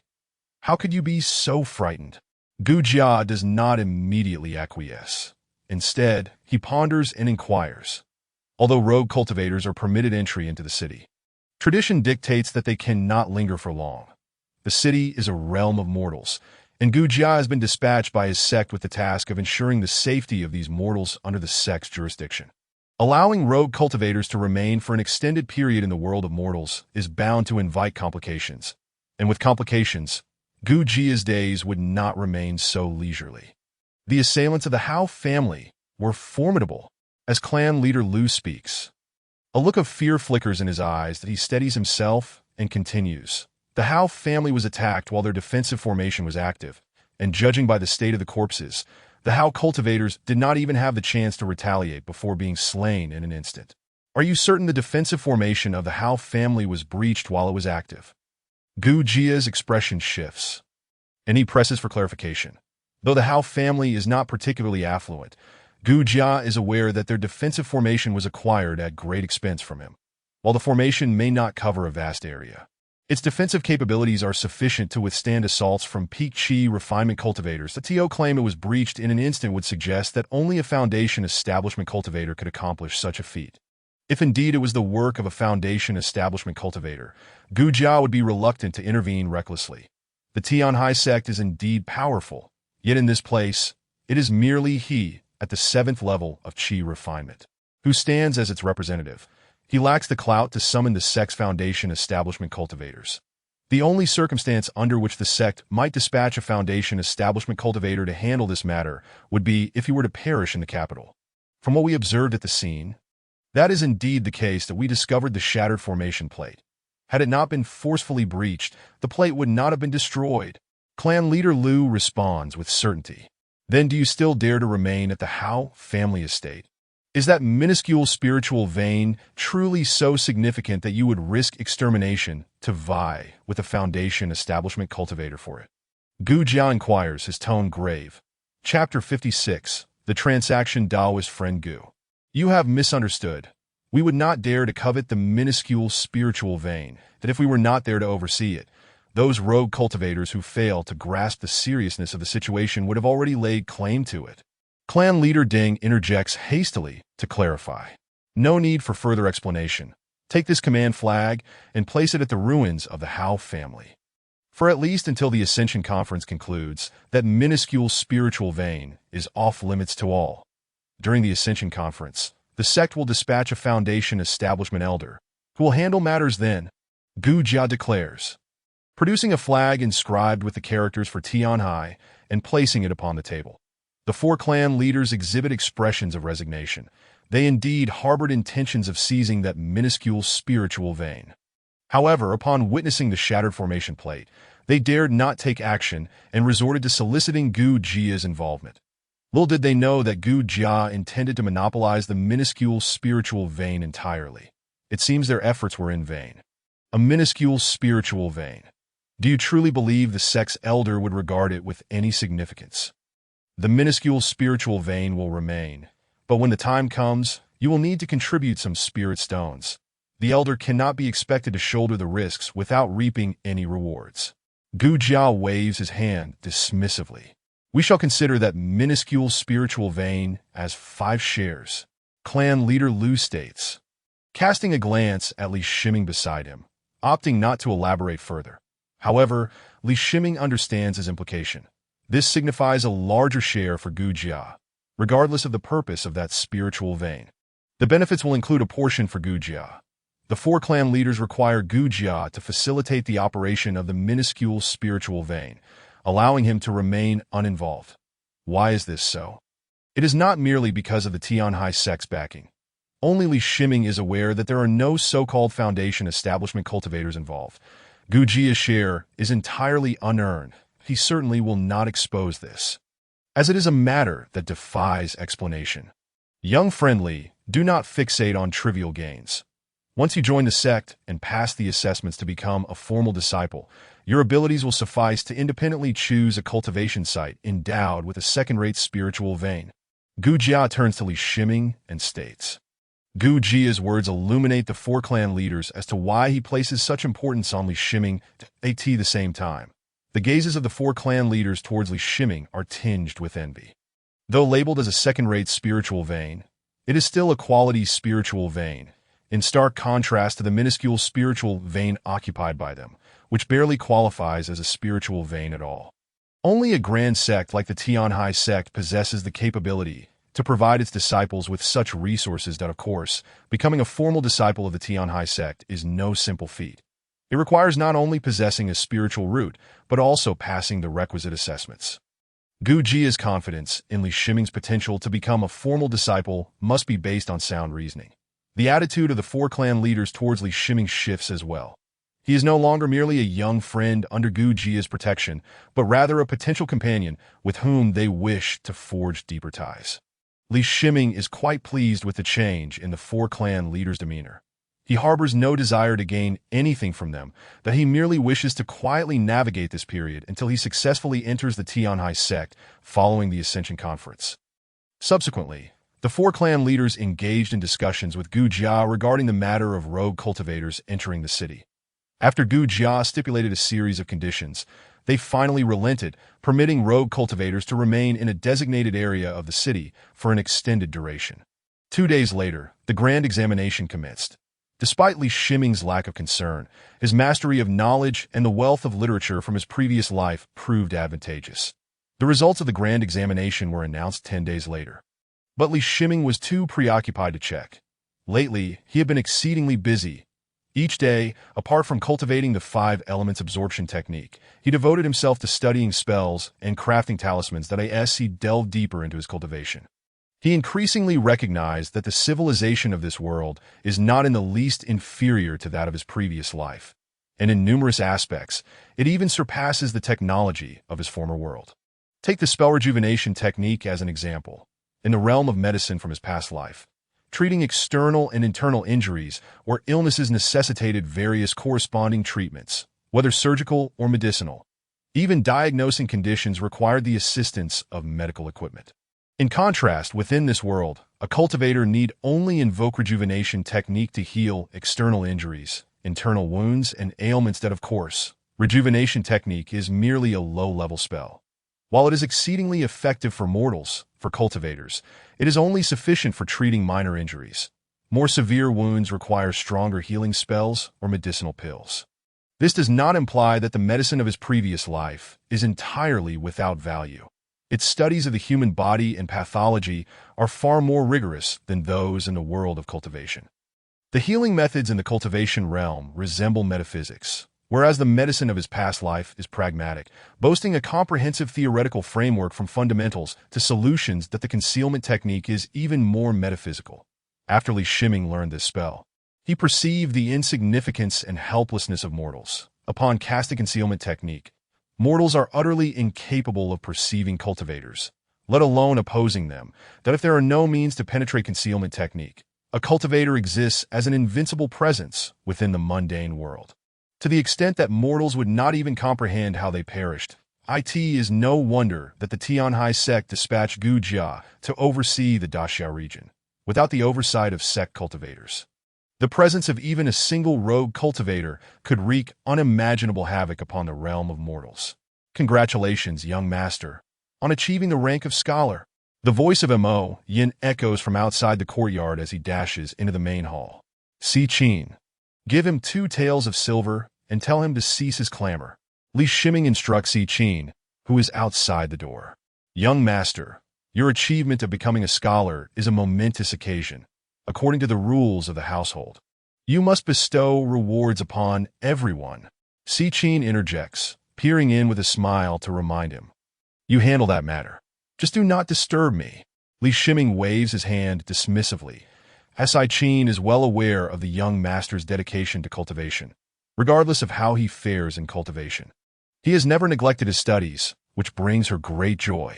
Young master, do not forget that the palace examination is in 10 days. She adds as a final reminder that Shiming nods, estimating that once the palace examination concludes, his ties to the mundane world will diminish significantly. Time flies swiftly, and before long, the day of the palace examination arrives. The weather is fair and bright, and a group of scholars clad in scholars' robes, under the escort of the imperial guards, arrives outside the Hall of Auspiciousness in the imperial palace. These scholars are the elite cultivated over 3 years by Daxia, each one a prodigy among prodigies. Yet among them, Li Shiming remains the most exceptional, standing out amidst a sea of scholars predominantly in their 30s, that Li Shiming spots a figure beside the Hall of Auspiciousness. It is Gu Jia. At this moment, Gu Jia gazes back at him with a smile. Viewing his participation in the palace examination as a youthful diversion, Jiu Jia does not look down upon the highest level examination of the mundane world. Rather, he simply does not regard it as significant. Possessing the means to effortlessly obliterate mortals places cultivators in a naturally exalted position. Chapter 57. The Inquiry within the Imperial Study of the Palace. Emperor Jin Geng scrutinizes the examination papers. The triennial imperial examination is a significant talent selection event for the Great Xia, deeply tied to the foundation of the nation. Hence it is treated with utmost seriousness. After the conclusion of today's palace examination, the emperor diligently reviewed the essays submitted by the candidates in his study. "What an exquisite piece!" he exclaimed involuntarily upon perusing one of the papers. The essay, rich in references and elegantly penned, stood out as unparalleled among those he had encountered. As Emperor Jin Geng turned to the section listing the candidates' names, he came across Li Shiming. His expression momentarily faltered. This name had appeared frequently in recent reports. Most crucially, Li Shiming had maintained a close association with the royal devotee Gu Jia, who had visited Li's residence on numerous occasions, and Li had participated in several gatherings of practitioners. From this, Emperor Jin Geng surmised that Li Shiming was also a practitioner. Given the emperor's understanding of Gu Jia, he recognized that even he, as emperor, could not command much respect from Gu, let alone hope for a cordial relationship. What a pity! Such a talent remains unutilized. The emperor shook his head, initially intending to designate Li Shiming as the top scholar, but knowing full well that Li would never serve in an official capacity. He could not bestow such an honor upon him. The more he admired Li Shiming's essay, the more he resented the fact that he could not employ him. Emperor Jin Geng wished to place Li Shiming among the top 3 candidates, granting him the lowest rank of Jinshi. However, he had to consider Gu Jia. Even if he disregarded Gu, he did not wish to offend Li Shiming, the practitioner, over this matter. "Then let him be the second place," the emperor declared, taking up his imperial brush to finalize his decision. The following day, the newly appointed Jinshi entered the grand hall of the palace, where a eunuch announced the results. When the eunuch declared Li Shiming as the second place, the officials and newly minted Jinshi present realized that Li Shiming, who should have been there, was notably absent. Even the eunuch could not help but glance toward Emperor Jin Geng, anticipating a display of anger from him. However, to the astonishment of all present, the emperor remained composed. "If Li Shiming is not here, then let us proceed." Emperor Jin Geng waved his hand dismissively, that he understood that for practitioners, this grand examination was merely a fleeting game of the mortal realm. And he was well aware that Li Shiming was currently a guest at Gu Jia's residence, that in truth, Li Shiming did not wish to forego his attendance at the hall upon entering the palace. He had been summoned by Gu Jia. "Young friend Li, you cannot genuinely wish to remain in the Great Xia as an official, can you?" Gu Jia inquired with a smile in his small courtyard within the palace. "Of course not. I have merely labored for 10 years in study, seeking closure," Li Shiming replied, shaking his head. "But you are a practitioner, destined to be a member of the Tianhai sect. Do you plan to kneel before the emperor?" Gu Jia remarked, lightly tapping his finger. Li Shiming had not anticipated that Gu Jia would place greater emphasis on the status of practitioners than he. Although he was reluctant to kneel, he could endure it for the sake of fulfilling the last wishes of his mortal existence. However, it was too late for such considerations. The palace examination had concluded, and he was now at least a Jinshi, having fulfilled the aspirations of his former self and provided a semblance of closure for his father. "Li Wenyuan, would you like to see how you performed?" Gu Jia asked with a grin that as he spoke, he conjured a spiritual rune with his hand, and before them appeared a vivid scene. This scene depicted the events taking place in the Grand Hall, complete with real-time audio. Moreover, it was not a mere ordinary image, but a three-dimensional visual experience. Li Shiming's eyes widened in disbelief at the spectacle before him. Was this not a form of virtual imaging technology?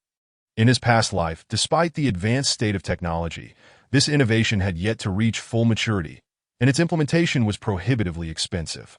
The entire palace is enveloped within a formation arranged by the sect, allowing me to observe any occurrence within at any time, Gu Jia explained, noting Li Shiming's astonishment. Li Shiming longed to inquire whether the emperor was aware of such a capability, if the emperor knew that his every move was subject to Gu Jia's scrutiny. Would he still wish to reside within the palace? Ah, splendid. Young friend has achieved the second place. Gu Jia chuckled upon hearing the eunuch's announcement. Witnessing the emperor's lack of dignity before practitioners diminished Li Shiming's elation at securing the second place. Observing Li Shiming's demeanor, Gu Jia felt a sense of satisfaction. He had intentionally orchestrated this scenario to dispel any lingering attachments Li Shiming had to the mundane world. Practitioners are solitary beings, requiring distance from the material realm and its clamor. Only those who can withstand solitude may aspire to higher realms. The two practitioners sat in their chairs, observing the unfolding events in the Grand Hall. Li Shiming sensed a chasm between himself and the secular world. However, this realization did not deter his pursuit of cultivation. Having been granted a second chance at life, he cherished his existence all the more, yearning to live longer, traverse every corner of the world, and unveil the essence of reality. Brother Gu, can cultivation truly lead to immortality? In this atmosphere, Li Shiming posed a profound question. How old do you suppose I am this year? Gu Jia responded with a smile. Li Shiming scrutinized Gu Jia, estimating him to be in his 40s or 50s. Considering the vitality of practitioners, he formed a judgment. Are you 70? He ventured, already offering a generous estimate. Ha ha! Gu Jia burst into laughter. And then, with a hint of melancholy, continued, I am 123 years old, having endured over a century of arduous cultivation, yet I remain here in the secular world, waiting for death. Li Shiming gazed at Gu Jia in astonishment, unable to fathom that he was 123 years old in the realm of mortals. Encountering someone surpassing 110 years is already deemed an extraordinary omen, let alone one exceeding 120. Yet, Gu Jia appeared nothing like a man of such advanced age.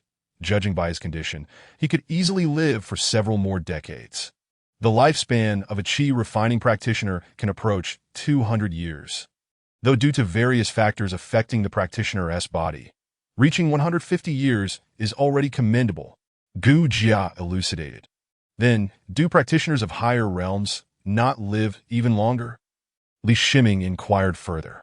Foundation establishment practitioners have a minimum lifespan of 200 years. Beyond that, I cannot say, but it is a certainty that the higher the cultivation, the longer the lifespan. Gu Jia affirmed with conviction that in that moment, Li Shiming's resolve regarding cultivation solidified immensely, equipped with his spatial facility, the IBM Z15 supercomputer, and the countless research outcomes from his past life. He firmly believed he could advance further along the path of immortality. Chapter 58. The incident in the northeastern corner of the central capital. The area was predominantly inhabited by merchants that in the Great Xia, merchants held a lowly status. Hence, even if they built lavish homes, their doors and interiors adhered strictly to convention on a moonless, windy night. Within a courtyard, a third-level qi refining practitioner was engrossed in writing something. Unbeknownst to him, a shadow materialized behind him, but at such a close proximity, the third-level practitioner remained utterly unaware as the shadow enveloped him in its embrace. The following morning, Gu Jia arrived at the scene of the incident. The entry of loose practitioners into the central capital was permitted by him, and these practitioners had largely adhered to their agreement, causing no disturbances within the city. They had congregated in the northeastern corner, where the royal family facilitated their accommodation among merchants. Initially, this decision posed no issues. However, everything changed upon the arrival of August. A series of murders occurred, starting with mortals, but now a loose practitioner had fallen victim. Accompanying Gu Jia was clan leader Lu, and they found themselves surrounded by the guards of the Dali Temple. "What a heavy aura of coldness," Gu Jia remarked, frowning upon reaching the entrance of the crime scene. "Brother Gu, was it the work of evil practitioners?" Clan leader Lu inquired, his expression grim. "It involves corpse refining. It remains uncertain whether it was the work of evil practitioners. Yet the methods employed are exceedingly sinister and undoubtedly malevolent," Gu Jia stated, frowning upon witnessing the fallen practitioner on the ground. "The craft of corpse refining exists within nearly every sect, and it cannot be outright condemned as evil. However, the practice of refining corpses by extracting the essence of practitioners exceeds the tolerance of most sections. The practitioner on the ground had been completely drained of blood, leaving behind a hollowed-out skin that appeared exceedingly eerie. "Brother Gu, this is a provocation against the Tianhai sect. Please take action on our behalf." Clan leader Lu implored respectfully to Jiu Jia nodded. Regardless of the circumstances, this incident had transpired within the central capital. Although the entire Great Xia fell under the influence of the Tianhai sect, as long as practitioners refrained from causing disturbances within the city, the sect would remain indifferent. However, this was different. It not only occurred within the city, but also in the central capital, where Tianhai sect practitioners were stationed.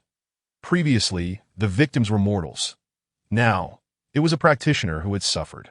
"I will find this practitioner," Gu Jia declared solemnly that he retrieved a mid-level tracking talisman from his storage pouch, activated it with his spiritual energy, and the talisman transformed into a beam of light, locking onto the aura of coldness in accordance with his will that the mid-level tracking talisman could persist for 3 hours, during which the user's awareness would register the path taken by the target. "Follow me," Gu Jia instructed clan leader Lu. After a brief hesitation, Lu followed him out of the room. The Jiu Jia did not employ the light body technique, relying solely on his third-level chi refining body to leap over the high walls with a light touch. Clan leader Lu, lacking such prowess, activated a beginner light body talisman, allowing him to follow suit. The Jiu Jia moved swiftly. Had he not needed to track the aura sensed by the mid-level tracking talisman, he would have been even faster. Upon nearing the city wall, he came to a halt. "Brother Gu, what is the situation?" Clan leader Lu inquired urgently upon seeing him stop. "This is troublesome. The practitioner controlled a corpse to commit the crime, and upon arriving here, the corpse was retracted. The tracking talisman has lost its target." Gu Jia shook his head in resignation, while his heart was filled with even more thoughts in comparison to these scattered cultivators. He possessed a far deeper understanding of corpse refinement. The fact that a corpse could act independently and kill a cultivator at the third level of chi refinement without being detected indicated that this corpse had at least reached the level of a bronze corpse. Among the corpses, a bronze corpse was a significant entity, its strength comparable to that of a cultivator in the chi refinement stage. Bronze corpses are categorized into early, middle, and late stages. However, once a corpse has attained the status of a bronze corpse, it exhibits formidable defensive capabilities, capable of withstanding the spiritual attacks of chi refinement cultivators to a considerable extent. Additionally, bronze corpses possess immense strength, a force that even cultivators of the same level would hesitate to confront. And their attacks are laced with corpse poison. The poison from a bronze corpse can render a chi refinement cultivator's body rigid, and if not addressed promptly, it may lead to extensive necrosis. Judging by the bronze corpse that had appeared, its ability to easily slay a third-level chi refinement cultivator suggested that it was at least of mid-stage strength, or perhaps even higher, coupled with the timing of the Ascension conference. Gu Jia had even more conjectures. "Lu Daoyu, I must report this matter to the sect. Furthermore, let the scattered cultivators take action. Any cultivator who can trace this cultivator's whereabouts may apply to the sect for 500 spirit stones as a reward." After a moment of contemplation, Gu Jia looked towards clan leader Lu and spoke. Upon hearing this, clan leader Lu's eyes initially brightened, but he quickly regained his composure. "I will disseminate this information." Gu Jia's willingness to offer such significant rewards indicated that this matter was far from simple. Clan leader Lu responded, "I hope I am merely overthinking." Gu Jia felt a weight in his heart. Pondering internally, Li Shiming had taken up an official position as a minor official of the 7th rank, albeit without a substantive post. Generally speaking, A top scholar would need to enter the Hamlin Academy and become a compiler of the 7th rank, which is a crucial channel for the nation's talent cultivation. However, no one would presume that the emperor was suppressing him, for he had received rewards several times greater than that of the top scholar, including a grand mansion. Simultaneously, a plaque proclaiming successful candidate issued from the palace was also delivered to the mansion, demonstrating the depth of the emperor's favor. Yet, Li Shiming did not move into that grand mansion. He had merely sent Mo Yin to receive it on his behalf. Currently, he only had a few servants at home. And that mansion was over 10 times larger than this place. He would soon be leaving here, making further upheaval unnecessary. As Li Shiming dined, he held a bowl of spirit rice in one hand, with a dish of stir-fried spirit bamboo shoots before him. The spirit bamboo shoots had grown from the spirit bamboo. Unfortunately, over the past 6 months, the spirit bamboo had thrived remarkably, developing a main stalk exceeding 3 meters in height, nearly reaching the ceiling of the workshop space. The workshop lacked the space for the spirit bamboo to grow unchecked, so the newly sprouted bamboo shoots had become one of his spirit foods. This also alleviated the monotony of his spirit meals, providing him with both a dish and rice. The spirit bamboo shoots contain significantly more spiritual energy than the spirit rice, and due to their rapid growth, he could harvest 1 bamboo shoot each month. That a single bamboo shoot was sufficient for him for 5 days, primarily because his cultivation was at the 2nd level of qi refinement, making the bamboo shoots somewhat overly nourishing.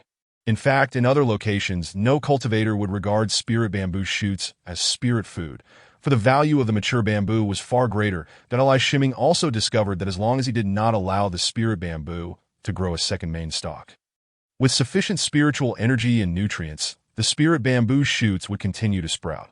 Since he currently had no place to plant spirit bamboo, the shoots had become a staple on his table. Chapter 59 News. I wonder when I will be able to break through. Li Shiming murmured to himself as he sensed the whirlpool of spiritual energy within him. Ever since he had partaken in spirit tea at Gu Jia's place, his internal spiritual energy had surged, and coupled with 6 months of cultivation and nourishment from spirit food, he had finally reached the peak of the 2nd level of qi refinement, that he could feel a barrier before him. Breaking through would grant him access to the 3rd level of qi refinement. His consciousness entered the workshop space, observing the spirit tea tree that had developed 6 branches. The leaves were sparse, and he hesitated to harvest them. Compared to the spirit bamboo, the growth rate of the spirit tea tree was much slower. After more than half a year, the spirit tea tree had only barely branched out, yet it was still far from its normal form. Harvesting now would undoubtedly impede the growth of the spirit tea tree and delay its maturation. I'll wait a bit longer. Li Shiming abandoned the idea of harvesting the spirit tea. His cultivation progress had not been slow. Of course, his rate of advancement was in comparison to scattered cultivators. He had taken a year to progress from having no foundation to being on the cusp of the 3rd level of qi refinement. The scattered cultivators he had encountered typically took nearly a decade to reach this point. Over the past 6 months, he had accumulated over 2,000 pounds of spirit rice and a significant quantity of various basic talismans. Had it not been for the inability to acquire materials for crafting talisman ink, he would have produced even more talismans. Since the destruction of the Hao clan, some cultivators had sought to engage in the talisman business. However, due to resource constraints, their ventures remained small. Li Shiming had a substantial need for talisman ink, and wishing to avoid drawing attention, had not engaged in further transactions with the scattered cultivators, but he was acutely aware of his circumstances. It seemed that no one dared to provoke him, not because of his strength, but due to Gu Jia's influence. The Jiu Jia could not be by his side at all times. Hence he needed to remain as inconspicuous as possible to endure this period. While he was contemplating Gu Jia, a 100-mile message talisman flew in. The small bird formed from the talisman held a piece of talisman paper in its beak. Li Shiming extended his hand, and the bird perched upon it. The bird transformed into a letter, which, along with the talisman, fell into his grasp. Recently, a cultivator has been manipulating corpses to kill. Keep this 100-mile message talisman safe, that if you encounter trouble, activate it immediately to request help. As Li Shiming examined the letter in his hand, he realized that even if Gu Jia had ulterior motives, he must acknowledge this kindness, that he had seen the 100-mile message talisman many times. Yet regrettably, he lacked the relevant spells to create one himself. The 100-mile message talisman sent by Gu Jia had already designated its target for delivery. namely that small courtyard within the palace, where Gu Jia would be present for the majority of the day. Manipulating corpses? Li Shiming strained to recall his scant knowledge of cultivation, finding no references to corpse manipulation. However, the name itself suggested a method of refining corpses for personal use. Li Shiming was not without sources of information. He maintained contact with fellow scholars from his year. These scholars had entered various departments within the Great Xia, and in their exchanges, he had learned numerous internal affairs. Scholars from the same year formed a tightly knit group. At present, they had yet to mature and were still navigating the early stages of their official careers. Conflicts among scholars during this time were rare, and traditionally, those who had taken the imperial examination in the same year provided significant support to one another, fostering close connections. Although Li Shiming lacked an official post, he had received ample imperial rewards, and his contemporaries would not look down upon him. He was always invited to gatherings. These gatherings, he had heard of recent bizarre incidents, with at least a dozen cases of homicides where the victim's blood had been completely drained. Now, in light of Gu Jiao's warning, Li Shiming speculated that these cases could very well be the work of corpse manipulation. Yet information from common folk differed significantly from that of cultivators. He pondered whether he should consult a cultivator about the recent significant events. He immediately thought of clan leader Lu, who had interacted with him several times over the past 6 months and had treated him quite well, that he was aware that clan leader Lu was currently residing in the city. Not because the Lu clan had moved there like some scattered cultivators, but rather because the Lu clan had divided into 2 factions. One remained at their original ancestral site, while the other had relocated to the city. This was a precaution against a potential disaster like that which befell the Hao clan, where all members were exterminated. 3 other cultivation families had similarly divided their forces among the scattered cultivators. The prevailing belief was that if they could just hold on until after the Ascension Conference, everything would improve. It was precisely because of the Ascension Conference that so many cultivators had come to Zhongdu, seizing the opportunity to earn some spirit stones in the city. Upon Li Shiming's visit, clan leader Lu personally welcomed him at the door. Li Daoyu, what brings you here? Clan leader Lu invited Li Shiming into the parlor. And once they were seated, he inquired with a forced smile. I learned from a fellow Daoist that cultivators are causing chaos by manipulating corpses, and I came to inquire for more detailed information. Li Shiming stated directly, without beating around the bush. I do have knowledge of this matter. Just yesterday, a 3rd-level Qi refinement cultivator, Gu Daoyu, was killed by a manipulated corpse less than a mile from here. Gu Daoyu has already reported this to the sect.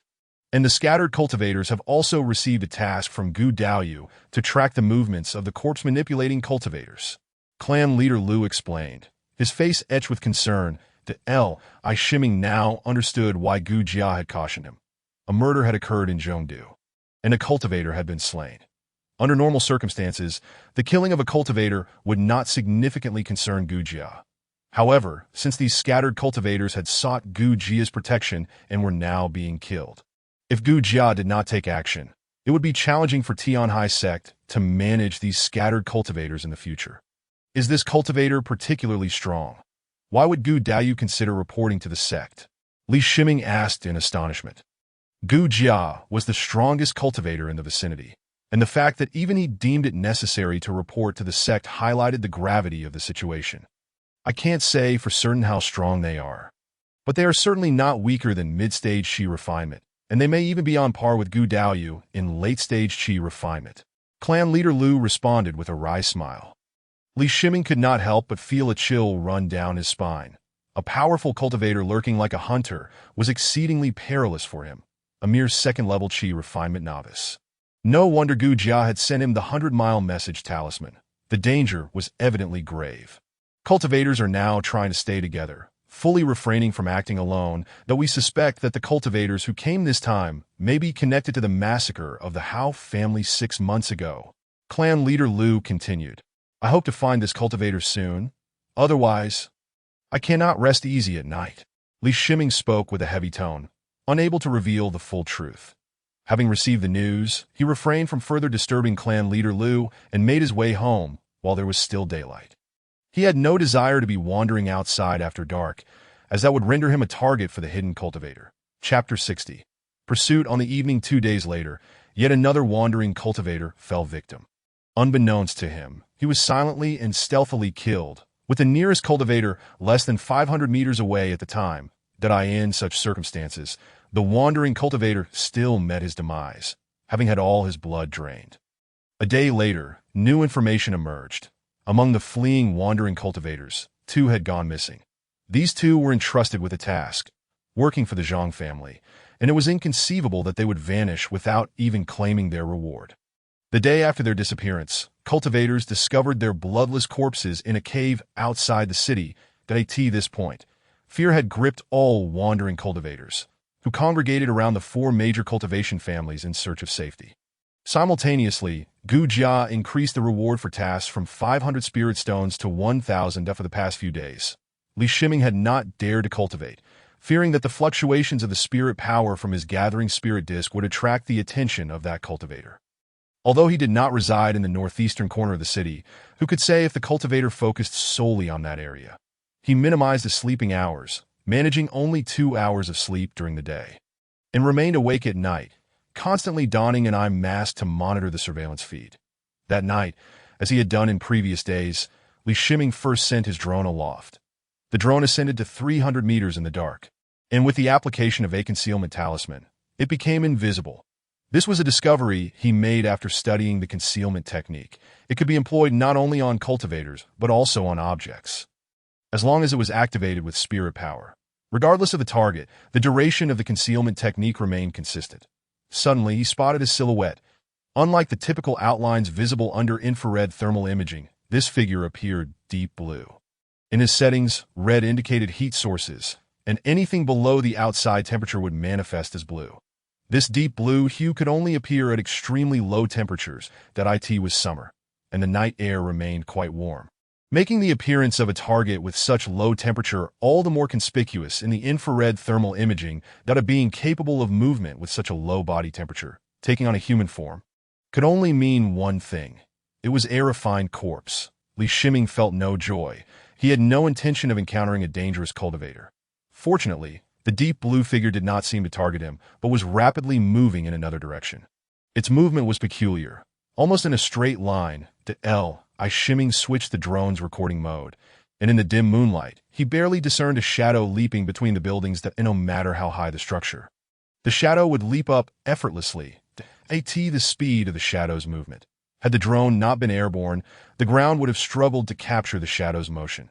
After a moment of hesitation, prioritizing his safety, he left his courtyard. That he did not pursue at full speed, but maintained a considerable distance from the shadow. That he felt no anxiety about losing sight of it temporarily, as long as the drone's battery remained intact. He could keep a watchful eye from above. That as the shadow approached the city wall, he noticed through his eye mask that the deep blue figure merged with a red figure, after which the blue figure vanished, leaving only the red figure moving in another direction. The swift movements of both figures facilitated the drone's tracking. Had they been any slower, the drone's battery might have faltered. The red figure ultimately settled in a residence. Li Shiming committed the location to memory and chose the rooftop of a 3-story wooden building a kilometer away. He retracted the drone, replaced its battery, and sent it out again. Then, he took out his monocular to observe the situation at the residence. Inside the house, there were no other individuals. Under thermal imaging, only a single red figure was visible, indicating the presence of only one person. Through the monocular, Li Shiming caught sight of the illuminated window of the residence, after which the figure extinguished the light, causing it to disappear. In the drone's infrared display, the figure lay flat, presumably asleep. Who would have thought that the cultivator causing unrest among the wandering practitioners resided in a common dwelling within the city? Masquerading as a civilian, Li Shiming glanced at the 3-story building he was on. It was the famous Yu Lai Tavern in the city. That he retrieved a 100-Li message talisman, explained the situation, noted his location, and requested Gu Jia to conceal his presence and come. After releasing the message talisman, he immediately stowed away the drone and monocular. After a brief wait, he sensed the presence of someone beside him. Turning, he found Gu Jia and another individual standing nearby. The sudden appearance startled Li Shiming. It had been a long time since he felt such trepidation as a cultivator. Li Xiaoyu, are you certain you have discovered a corpse-refining cultivator? Gu Jia asked solemnly, concern flickering in his eyes. as if fearing that Li Shiming might be jesting. However, he understood that Li Shiming would not joke about such matters. Just now, I observed a figure dart past my home, and I followed it. That figure met with another and became a single entity, returning to the nearby residence. Li Shiming pointed towards the distant dwelling. You possess quite a bit of courage, daring to track alone at the second level of qi refinement, the person beside Gu Jia remarked coolly. Li Shiming could not sense any fluctuations of spirit power from the other, yet he felt an inexplicable, overwhelming pressure emanating from him, dissuading any thoughts of underestimating him. This esteemed friend, Brother Gu, has helped me significantly. The corpse-refining cultivator has caused considerable trouble for Brother Gu, so I feel it is my duty to lend a hand. Li Shiming replied earnestly. He could not understand why the other would take the time to speak with him rather than immediately arrange for an apprehension. Li Shu, do not address me so casually. You should call me Shu, Gu Jia urged in a hushed voice. Li Shiming was taken aback by Gu Jia's words. He certainly understood the implications of addressing someone as Shu. Gu Jia's Shu was none other than a foundation establishment cultivator. Greetings, Senior. I beg your forgiveness for my impudence. Li Shiming dared not truly call him Shu, as he was not yet a disciple of Tian Heizong. Perhaps in the future, but not at present. Indeed, though I know not the nature of your spiritual roots. Achieving the peak of the second level of qi refinement at your age is more than sufficient for entry into a sect. The Foundation Establishment Cultivator remarked with a smile that he had come for the corpse-refining cultivator. And on his first day, Li Shiming had provided valuable information, further bolstered by Gu Jia's recommendation, which left a favorable impression of Li Shiming in his eyes.